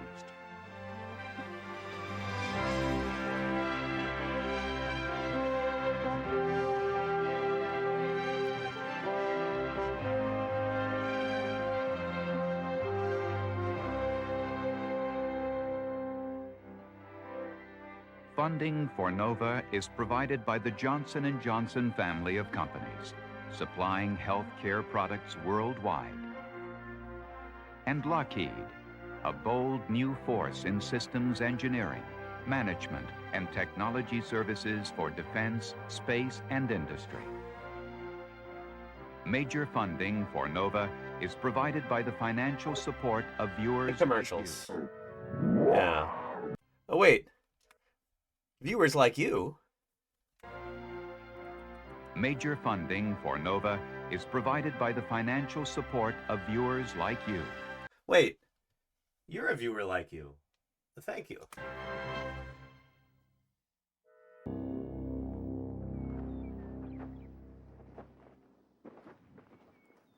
I'm Don Lessem. When I was a kid, I used to dream about finding dinosaurs. Now I find the people who find dinosaurs and write about the work they do all over the world.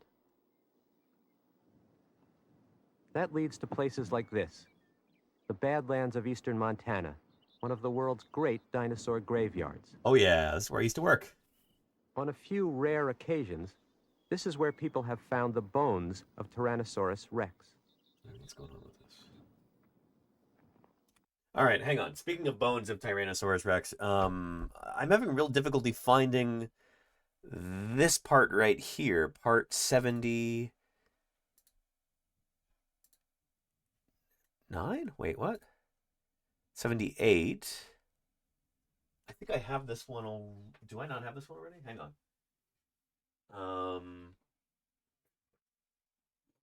Looking. No, I have that one. It's already on here. That's this piece right here. So I need to find part 80, which I have. Okay. Part 79 and part 70. Okay, part 79 is what I need to find. That's my missing one right there. So look at this. It's got the like ascending ramus of the posterior maxillary fenestra. And it's got that little prong in between. Okay. I know what to look for now. Good. All these bits and pieces of rock aren't rock at all. They're dinosaur bones. These belong to Triceratops, a three-horned plant eater. It roamed in huge herds across this area at the time of Tyrannosaurus rex. But in any environment, the plant eaters are always a lot more common than the animals that eat them. And the bones of Tyrannosaurus rex are a lot harder to come by. Dinosaur hunters have scoured the West for more than a century, turning up thousands of dinosaur bones. But in all that time, they found only 7 incomplete skeletons of T-Rex. And those few specimens have told us everything we know about the king of the dinosaurs. So this is this documentary came out in 1991, the year I was born, believe it or not. Given that I'm 21 years old, right? But yeah, this is a prime example of, well, how much paleontology has changed in the sense that we've got something like 50 specimens of T-Rex nowadays, 50 good ones. Not counting a lot of the commercial ones. So yeah, before it was 7 or 8 when this came out. Now we've got about 50. We've got a lot more paleontologists out looking. We've got it's a wider field with more people working in it. But also, it's a really good illustration of how many times these fossils are not discovered by professional paleontologists. They're discovered by all kinds of different people, including local people, ranchers in this case. Kathy Wonkel and her family. Kathy Wonkel. The sun was just right, and it just caught my eye. The curator was impressed. He said, "You better come down to the lab with us." So we went way downstairs through locked doors and everything, which was exciting for us in itself. Right away, the bones were identified as the shoulder and arm of Tyrannosaurus rex, the first complete forelimb ever found. They were talking excitedly. There's some math for you there. Oh, no, yeah, for sure. Thank you for the follow. Welcome to Paleontologizing. It's good to have you here. Welcome to Paleontologizing. Hello to you too. Howdy, howdy. Graduated in 1991. I did too. From fetus to newborn.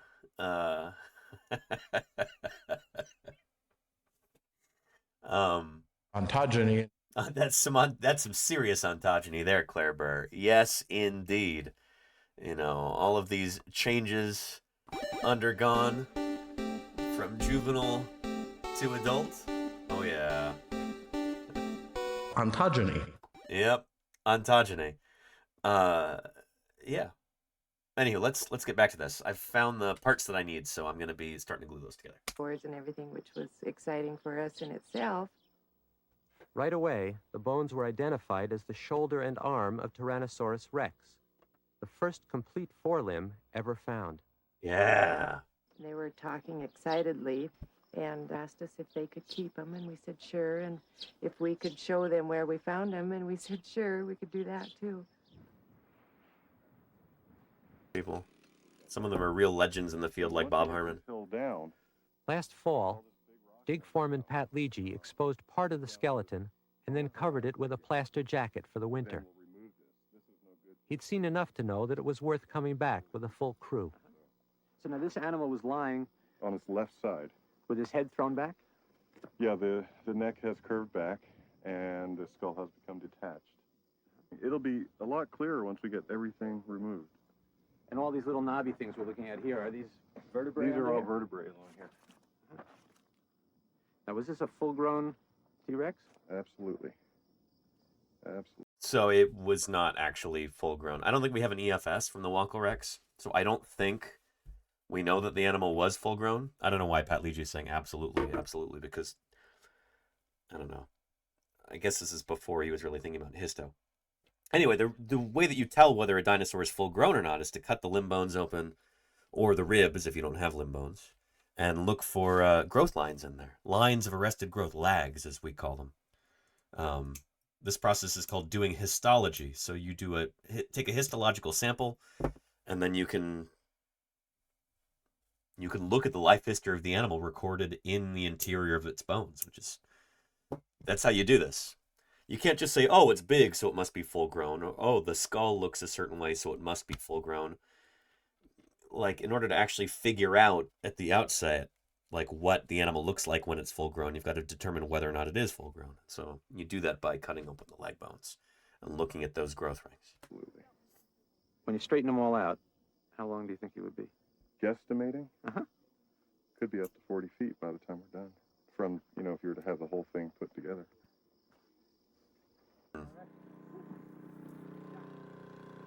Only then will they be able to start the more delicate work of exposing bones.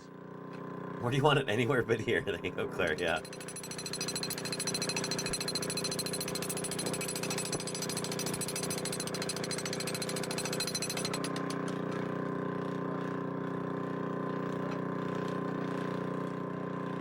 Test fit here. I'm interested in knowing the kinds of animals that lived at about the same time as this Tyrannosaurus rex. And that includes the fish and the turtles and the crocodiles. And the birds. I want to be able to find... By the way, I recognized a bird call there. Special bird in Montana. Did anybody else catch that? Any birders in the chat here? Let me go back just a little bit. See if you can hear it. I'm interested in knowing the kinds of animals that lived at about the same time as this Tyrannosaurus rex. There it is. And that includes the fish and the turtles and the crocodiles. I want to be able to find examples of everything that was out here. It's not a killdeer, Claire. If you're looking for fossils from the age of dinosaurs, you have to look in rock from the age of dinosaurs. And that's what these Badlands are made of. Lenina and Neil, you got it. Yeah, the western meadowlark. Western meadowlark is happens to be the state bird of Montana and like 12 other states. Western meadowlark. There we go. Yeah, this lovely bird here is the state bird of Montana, North Dakota, maybe Wyoming too. Yeah.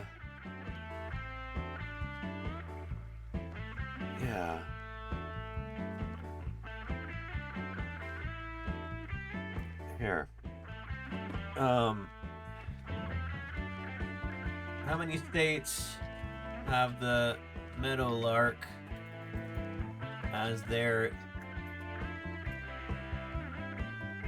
state bird? There we go.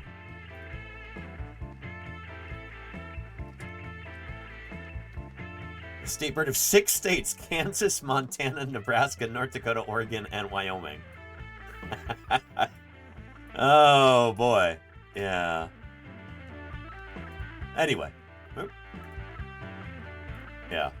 Out here, find examples of everything that was out here. In the time of the dinosaur, this was a subtropical... Oh, hang on a second. Home of the big plant eaters. Thank you, Legit Savage. Legit Salvage. Thank you for the 6 months of support. I really appreciate your ongoing support. Holy cow. Sorry I misnamed you there. Legit Salvage. I hope I'm able to salvage this expression of gratitude. Thank you, Legit Salvage, very much for keeping me online for the past 6 months. I really appreciate it. Thank you, thank you. Yeah. All if good. you're looking for fossils from the age of dinosaurs, thank you. You have to look in rock from the age of dinosaurs. That makes sense. And that's what these Badlands are made of. Out here, the right age sediment is exposed at the surface. So we can walk around out here and be literally walking on... Thank you, Jedi Mega Man, for the 28 months right there. While you Excellent. salvage that expression, I'll salvage this chance for a hype train. Thank you for the 28 months and starting up that hype train, Jedi Mega Man. Thank you. We're already at 20 out of 198 new sub points that we need for this week. Thank you for that, Jedi Mega Man. I appreciate you getting that hype train started and your 28 months of support. That is pretty incredible, and I really appreciate it. Thank you. Good stuff. On the sediments that the dinosaurs lived in. In other words, the right age is exposed here. There just enough has eroded off the top, and it hasn't eroded too deep, so that we can find them here. These hills span a stretch of geological time from about 64 to 66 million years ago, the very end of the age of dinosaurs, which is when T-Rex lived. Yep. In recent time, wind and rain have been carving this landscape into badlands. But at the time of T-Rex, the land here wasn't eroding, it was building up. Depositing is what we say. This was a floodplain with meandering streams and rivers, which were continually depositing loads of sand and silt. And that's the kind of environment that makes fossils. If you want to become a fossil, the first thing you have to do is die. This coyote's done his part. Paleo salute to that brave coyote there. Oh boy. Step one. Yes, indeed. Yeah. He's been here about 4 weeks, and he's getting raunchier by the minute. But to become a perfectly preserved fossil, and to remain that way for 65 million years, this coyote should have died someplace else.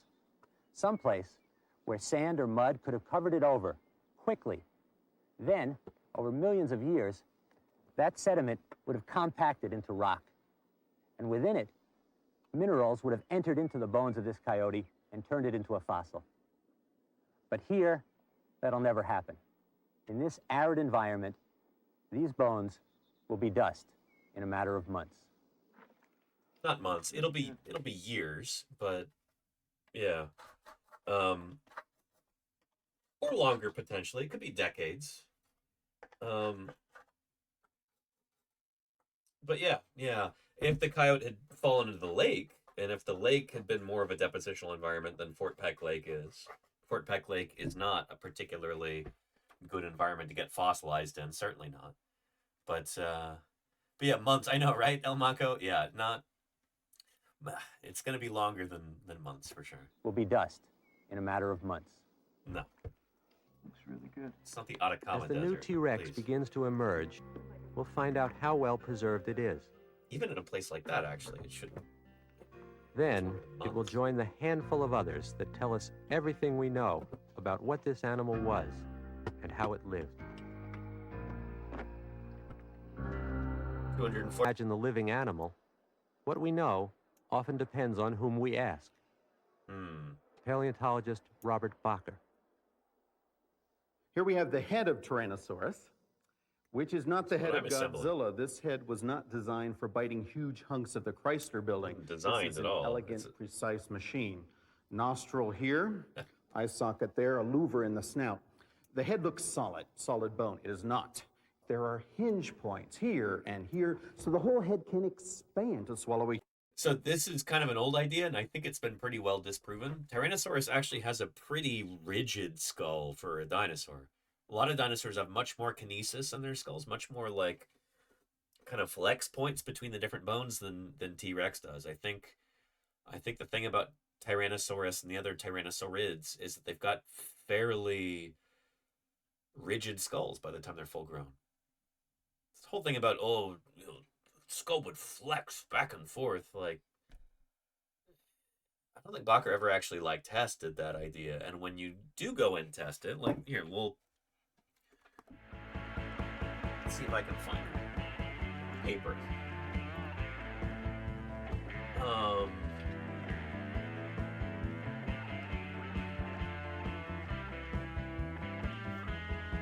Yeah.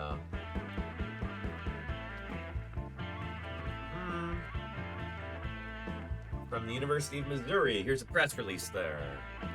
T-Rex used a stiff skull to eat its prey.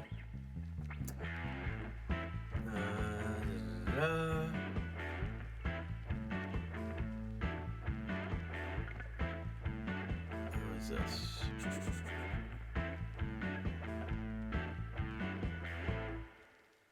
We applied individual movements to T-Rex skull. We saw that it did not like being wiggled in ways that a lizard and bird skulls do, which suggests more stiffness.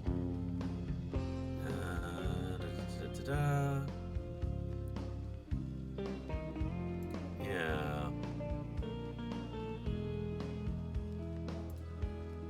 Earth.com. Turns out the Tyrannosaurus Rex's skull wasn't loosely jointed, similar to modern-day birds, as we previously thought. Instead, researchers from the University of Missouri discovered that T-Rex had a rigid skull, allowing it to tear easily through the scales, flesh, and bones of its prey. So previous researchers looked at this from a bone-only perspective without taking into account all the connections, ligaments, and cartilage that really mediate interactions between the bones, said Caleb Sellers, an author on the study. Researchers used imaging and data on anatomy and engineering to create digital models of T-Rex skulls. Some of the skulls had pallets that were flexible and moved like modern-day parrots or geckos. Then the researchers used the models to simulate chewing and to see the skulls in action. In order to achieve a forceful bite without cracking its own skull, the roof of the mouth would have to have been rigid with very little flexibility. So anyway, if you want to read more about this, let me give you a link. But yeah, it turns out what Bakker said there wasn't true. At least was not well supported by the evidence. Yeah.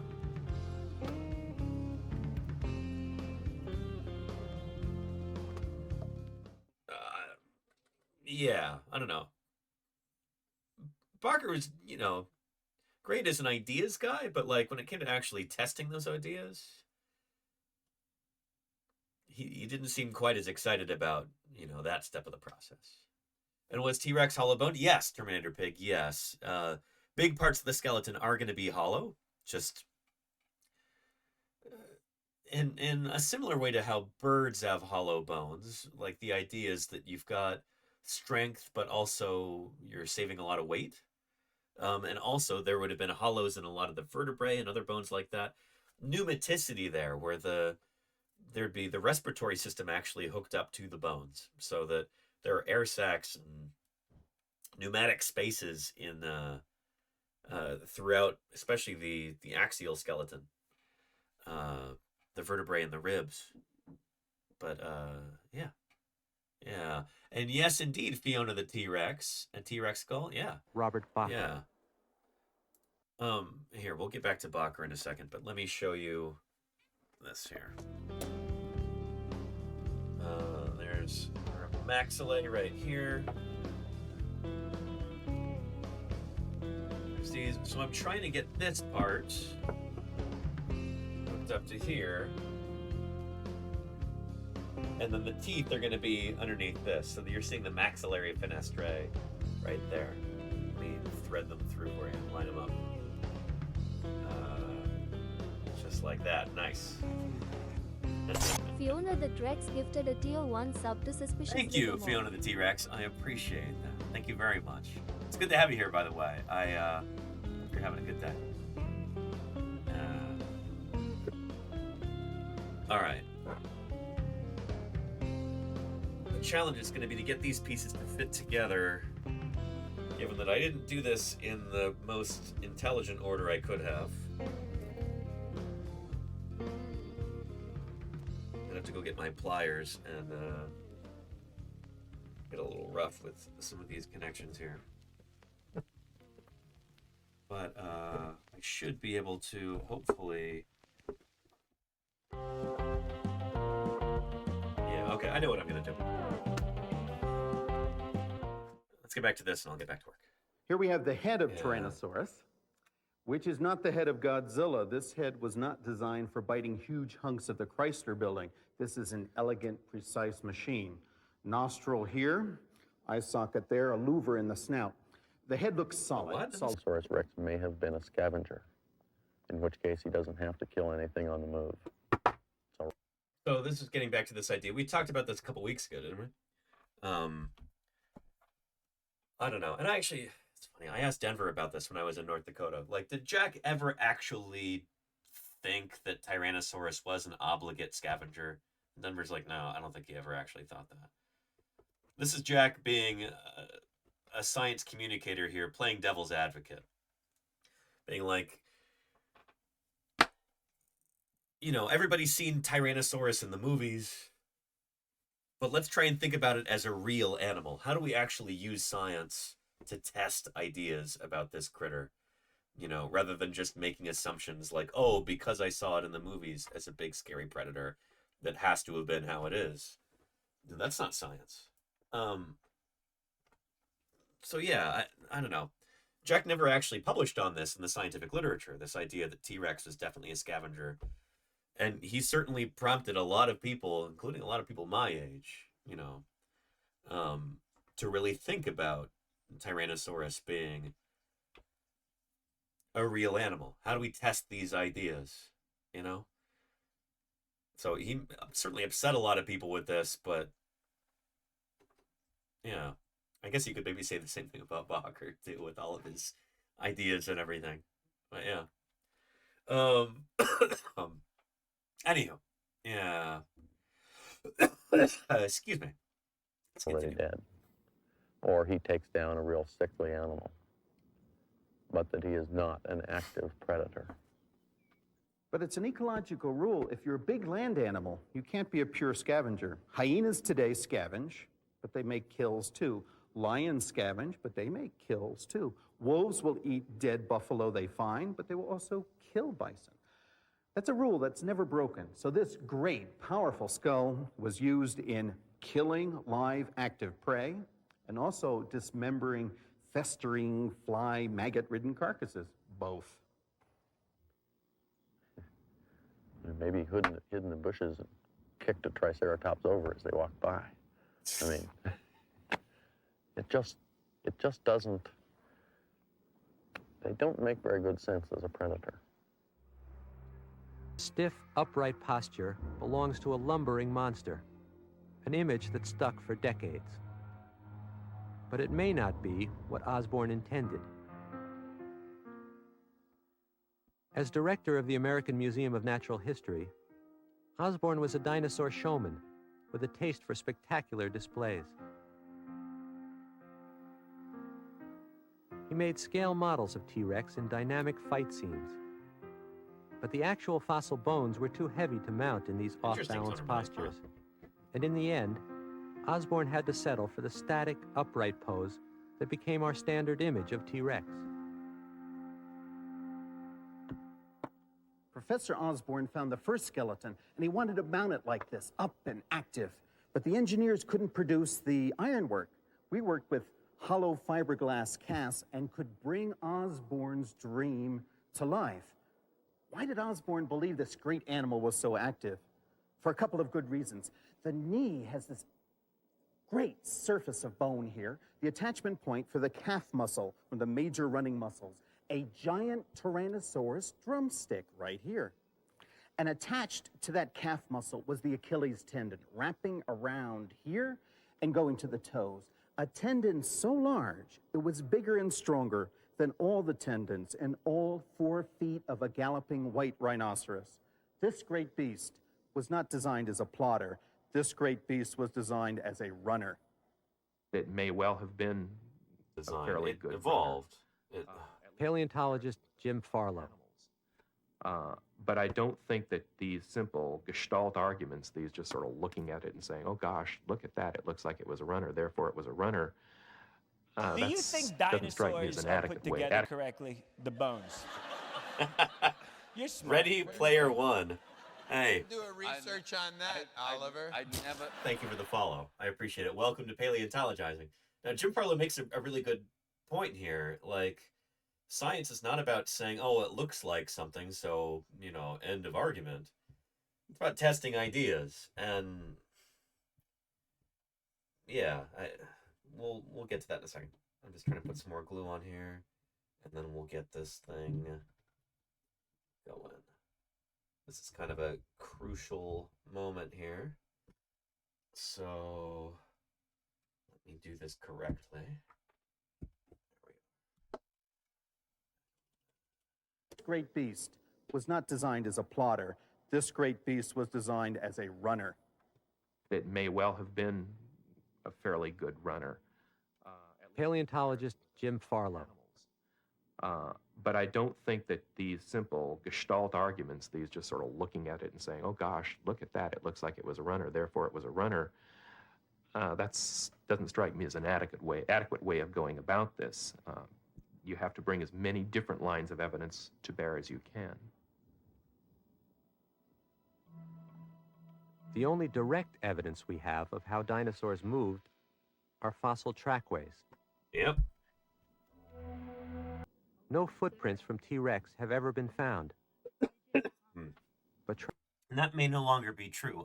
There's an ichnotaxon, which is like a name that you can give to a fossil trace. There's one from Canada, I think, called Tyrannosaurus, which may indeed be from T-Rex.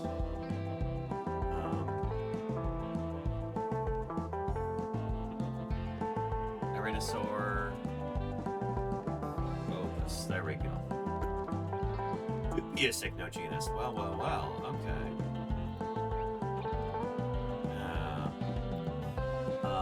Campanian of North America.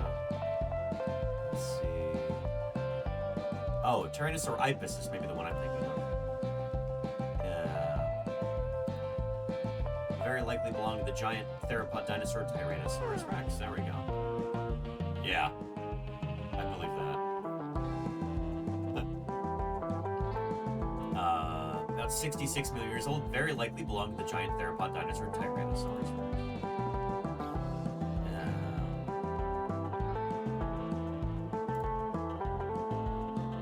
Anyhow, an ichnogenus, ichnotaxon, ichnogenera, ichnospecies are both ichnotaxa.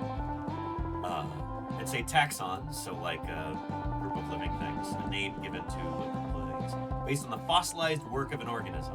So a trace that the animal made, or any other kind of organism. If it left a trace of itself in the fossil record, a burrow, a scratch, a footprint, a whatever, and if that's something that's identifiable, you can give it an ichnotaxon name, an ichnogenus, ichnospecies.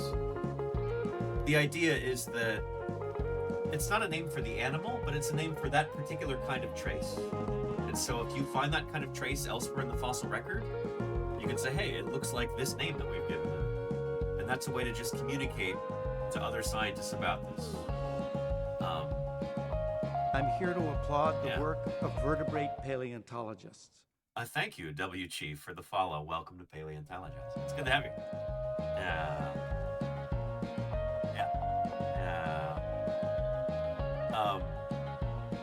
So you can study the tracks of said dinosaur and theorize as it. Absolutely, if you know the T-Rex, yeah, for sure. Anyway, sorry, Blue Tongue Ferret. I just have the mic kind of far from where I'm at right now, and then I think it was a particularly loud song. Oh yeah.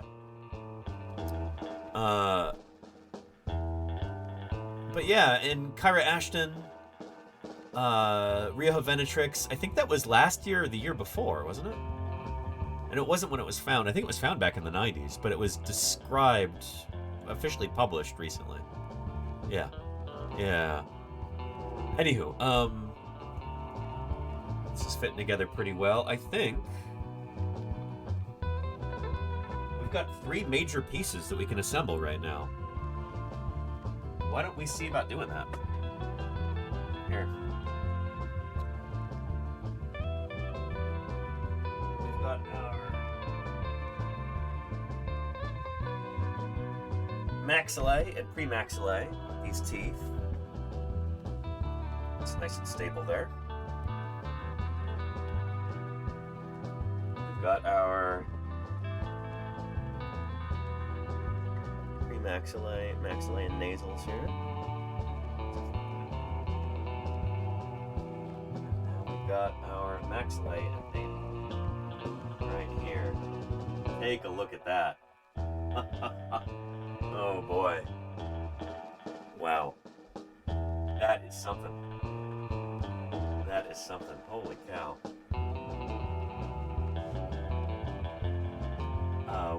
We're making good progress here.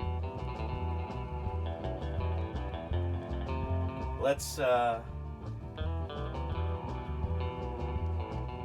get these top parts put together first, and then we can attach that to our tooth bearing ones.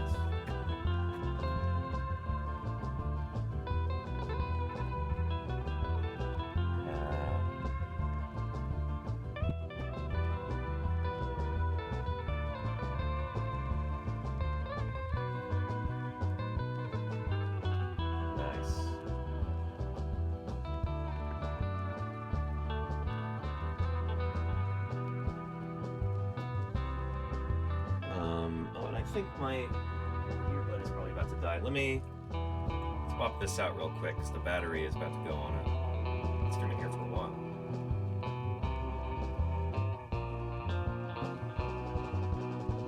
Let's swap that out. Try this one.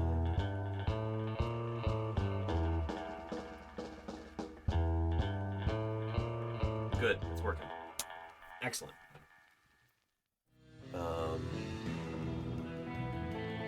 And let me check on something real quick. I'd like to be able to do a special raid after we finish today. But let's see if they're online yet.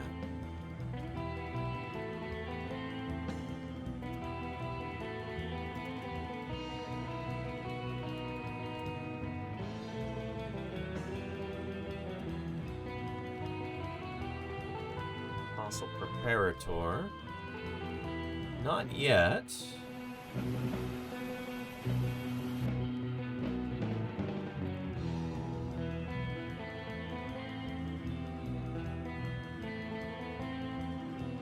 Let's see if... Oh.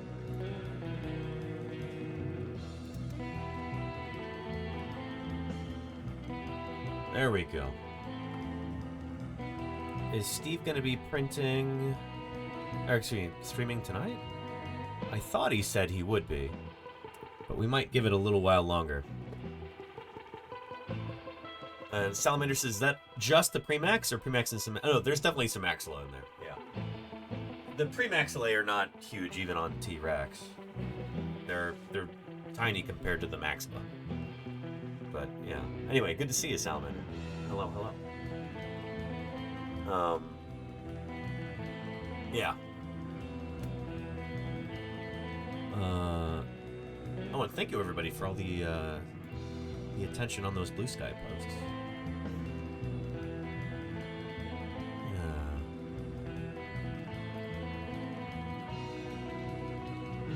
Nice.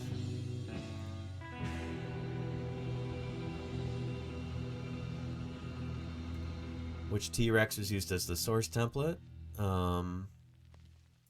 Here, let me reply to this person.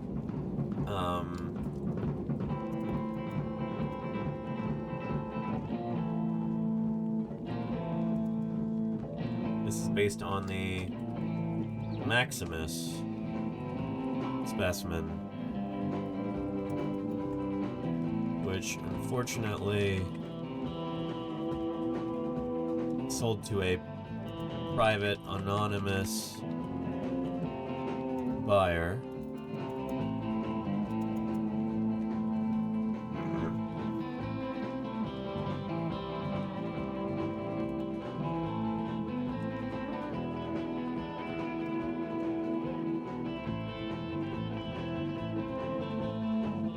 And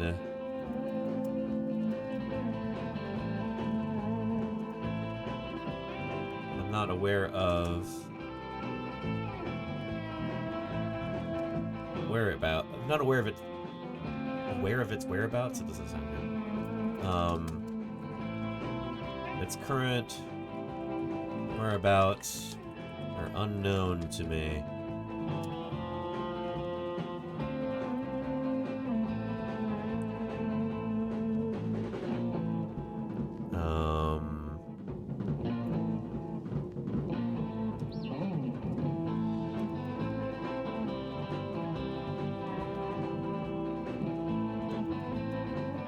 At least this will end up in a museum.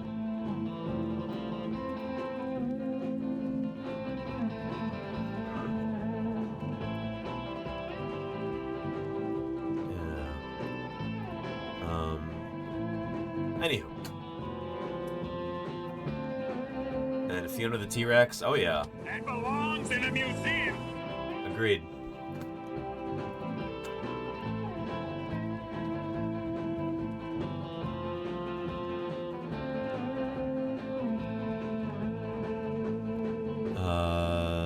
Yeah, shoot. Let's get this assembled. Continue here. Tracks from smaller bipedal dinosaurs can provide a starting point for understanding larger dinosaurs. A zoologist devised a formula for estimating the speed of any animal from its tracks. Applying it to dinosaur trackways, Farlow finds a few cases where medium-sized dinosaurs appear to be running as fast as 25 miles per hour. Left, right, and another left. So we got a nice sequence. Speed and the estimate from the formula are pretty close. Nice. About 9 miles an hour. Now he knows that the dinosaur trackway data is reliable. A T-Rex. The fast-running dinosaurs for which we have found trackways were of animals that were probably fairly closely related to Tyrannosaurus.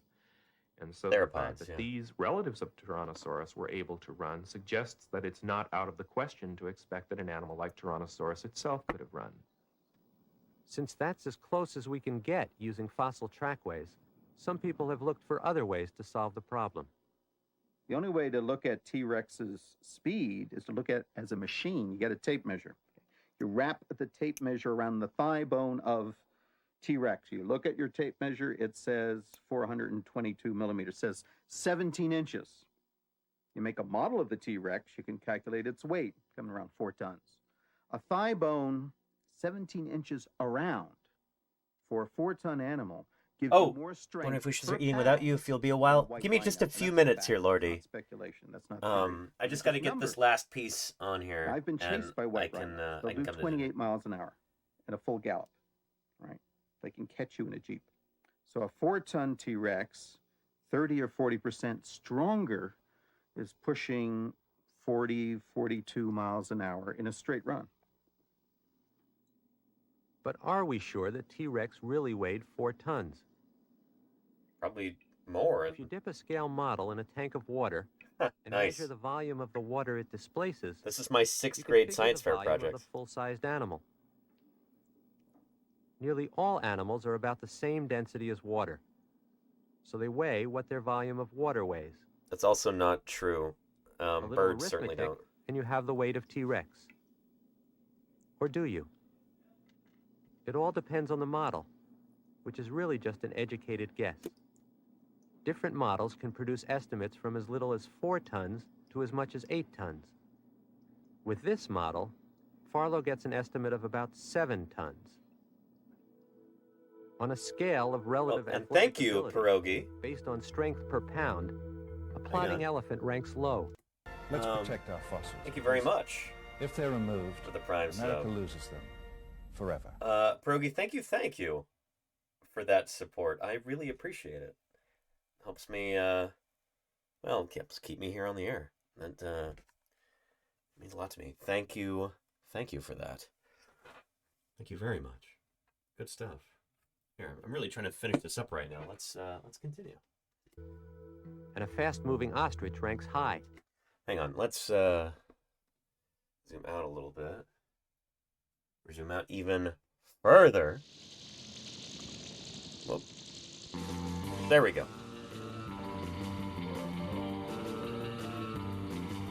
Let's get this on there.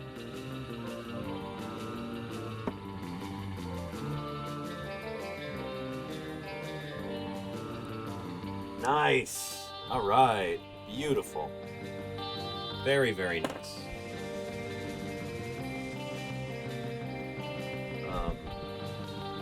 Excellent view.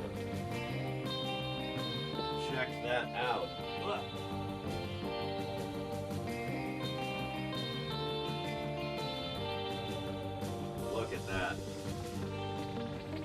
Wonderful. Holy cow. Whoop, no, this piece just slipped out.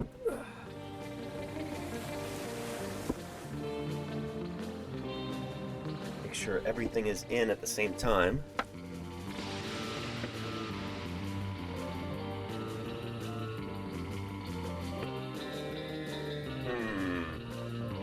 Got an issue here.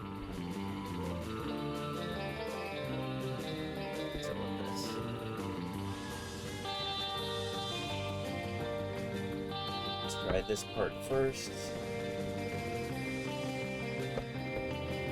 A 7-ton T-Rex is not Stop much it. better than the elephant.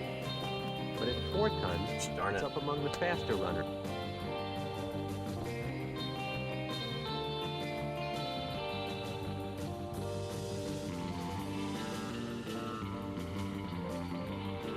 Oh, goodness. Now my other earbud just died, too.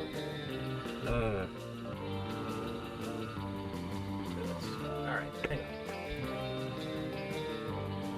Grab the wrong one. I got the one that only lasts 4 minutes instead of the one that lasts 6 hours. They're the same exact product listing. One of them is just some of these things you buy them a year later. Same exact product listing, and the product is decreased 90% in quality.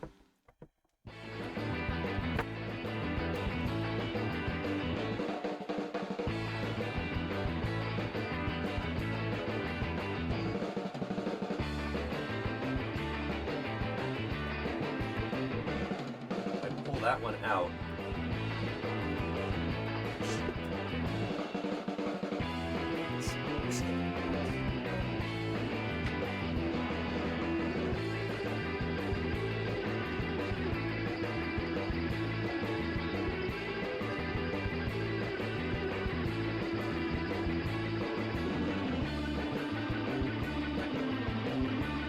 Ah, got it. All right, now I just gotta hold that down.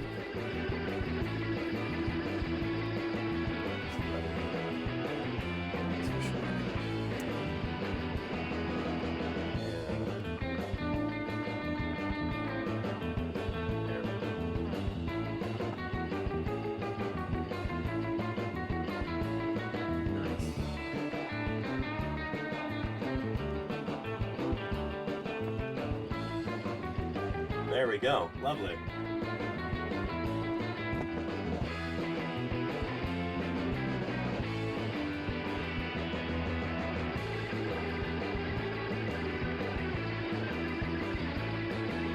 All right.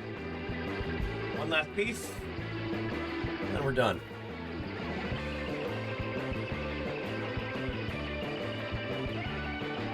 Salamander says, was I the only one holding my breath? No, I was too. You and me both, Salamander.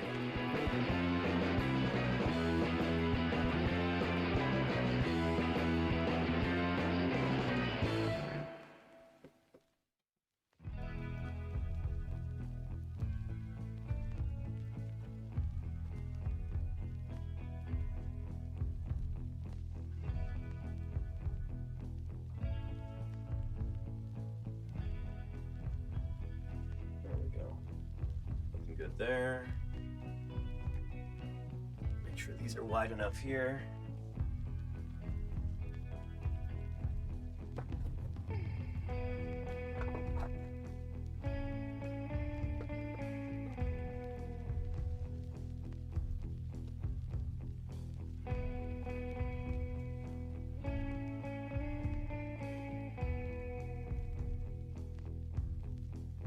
Right.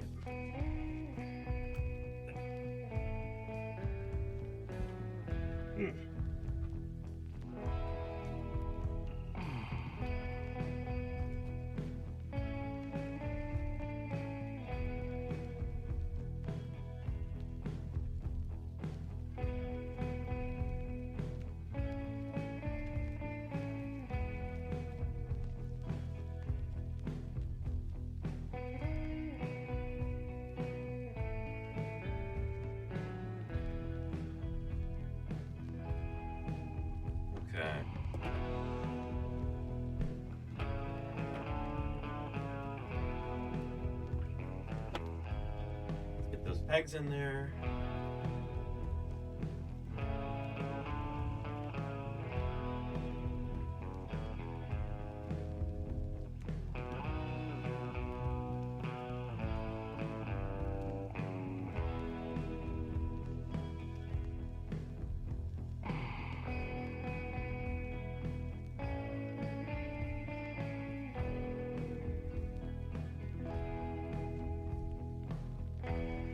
Let's do a test fit.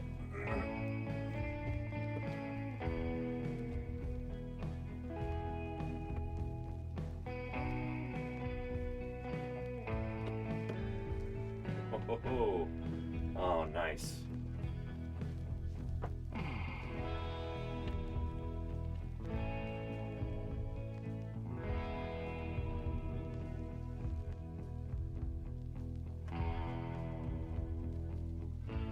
Look at that. Excellent.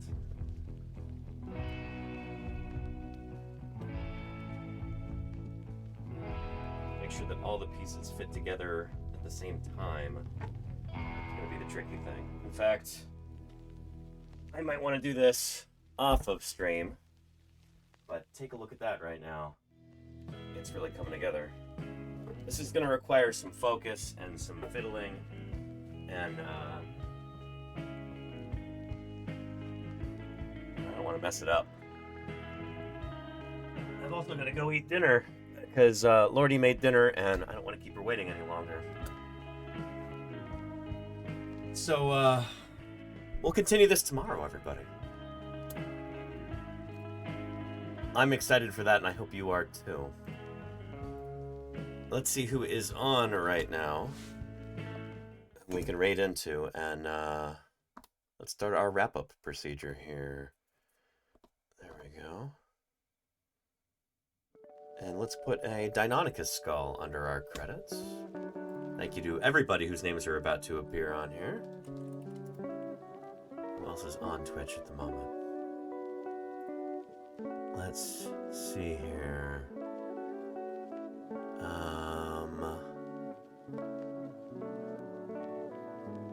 Moohoodles is on. Astrobiology and space news. Let's go see what's up with Moo. I was hoping we could raid False Preparator, but he's not on yet. Let's go raid Moohoodles. And she's on her Partner Plus push. Well, let's go help her with that. Thank you everybody for tuning in today. Thank you for your questions, for your enthusiasm, for your comments, for your financial support, your subscriptions, your gifts, your cheers. But when you those find primes. something like this, Astrocar, it may be something that's never been seen. thank you for the follow. Welcome, welcome. Thank you for the follows, everybody. Thank you, moderators, for helping keep this train on its tracks during this whole stream. I appreciate you tremendously. Thank you, mods, for doing what you do. Again, we'll be assembling more of our Tyrannosaurus skull tomorrow. Till then, you all take care of yourselves, and yeah, we'll do some more paleontologizing on the morrow. For now, let's go see what Moohoodles is up to, and I'll see you there.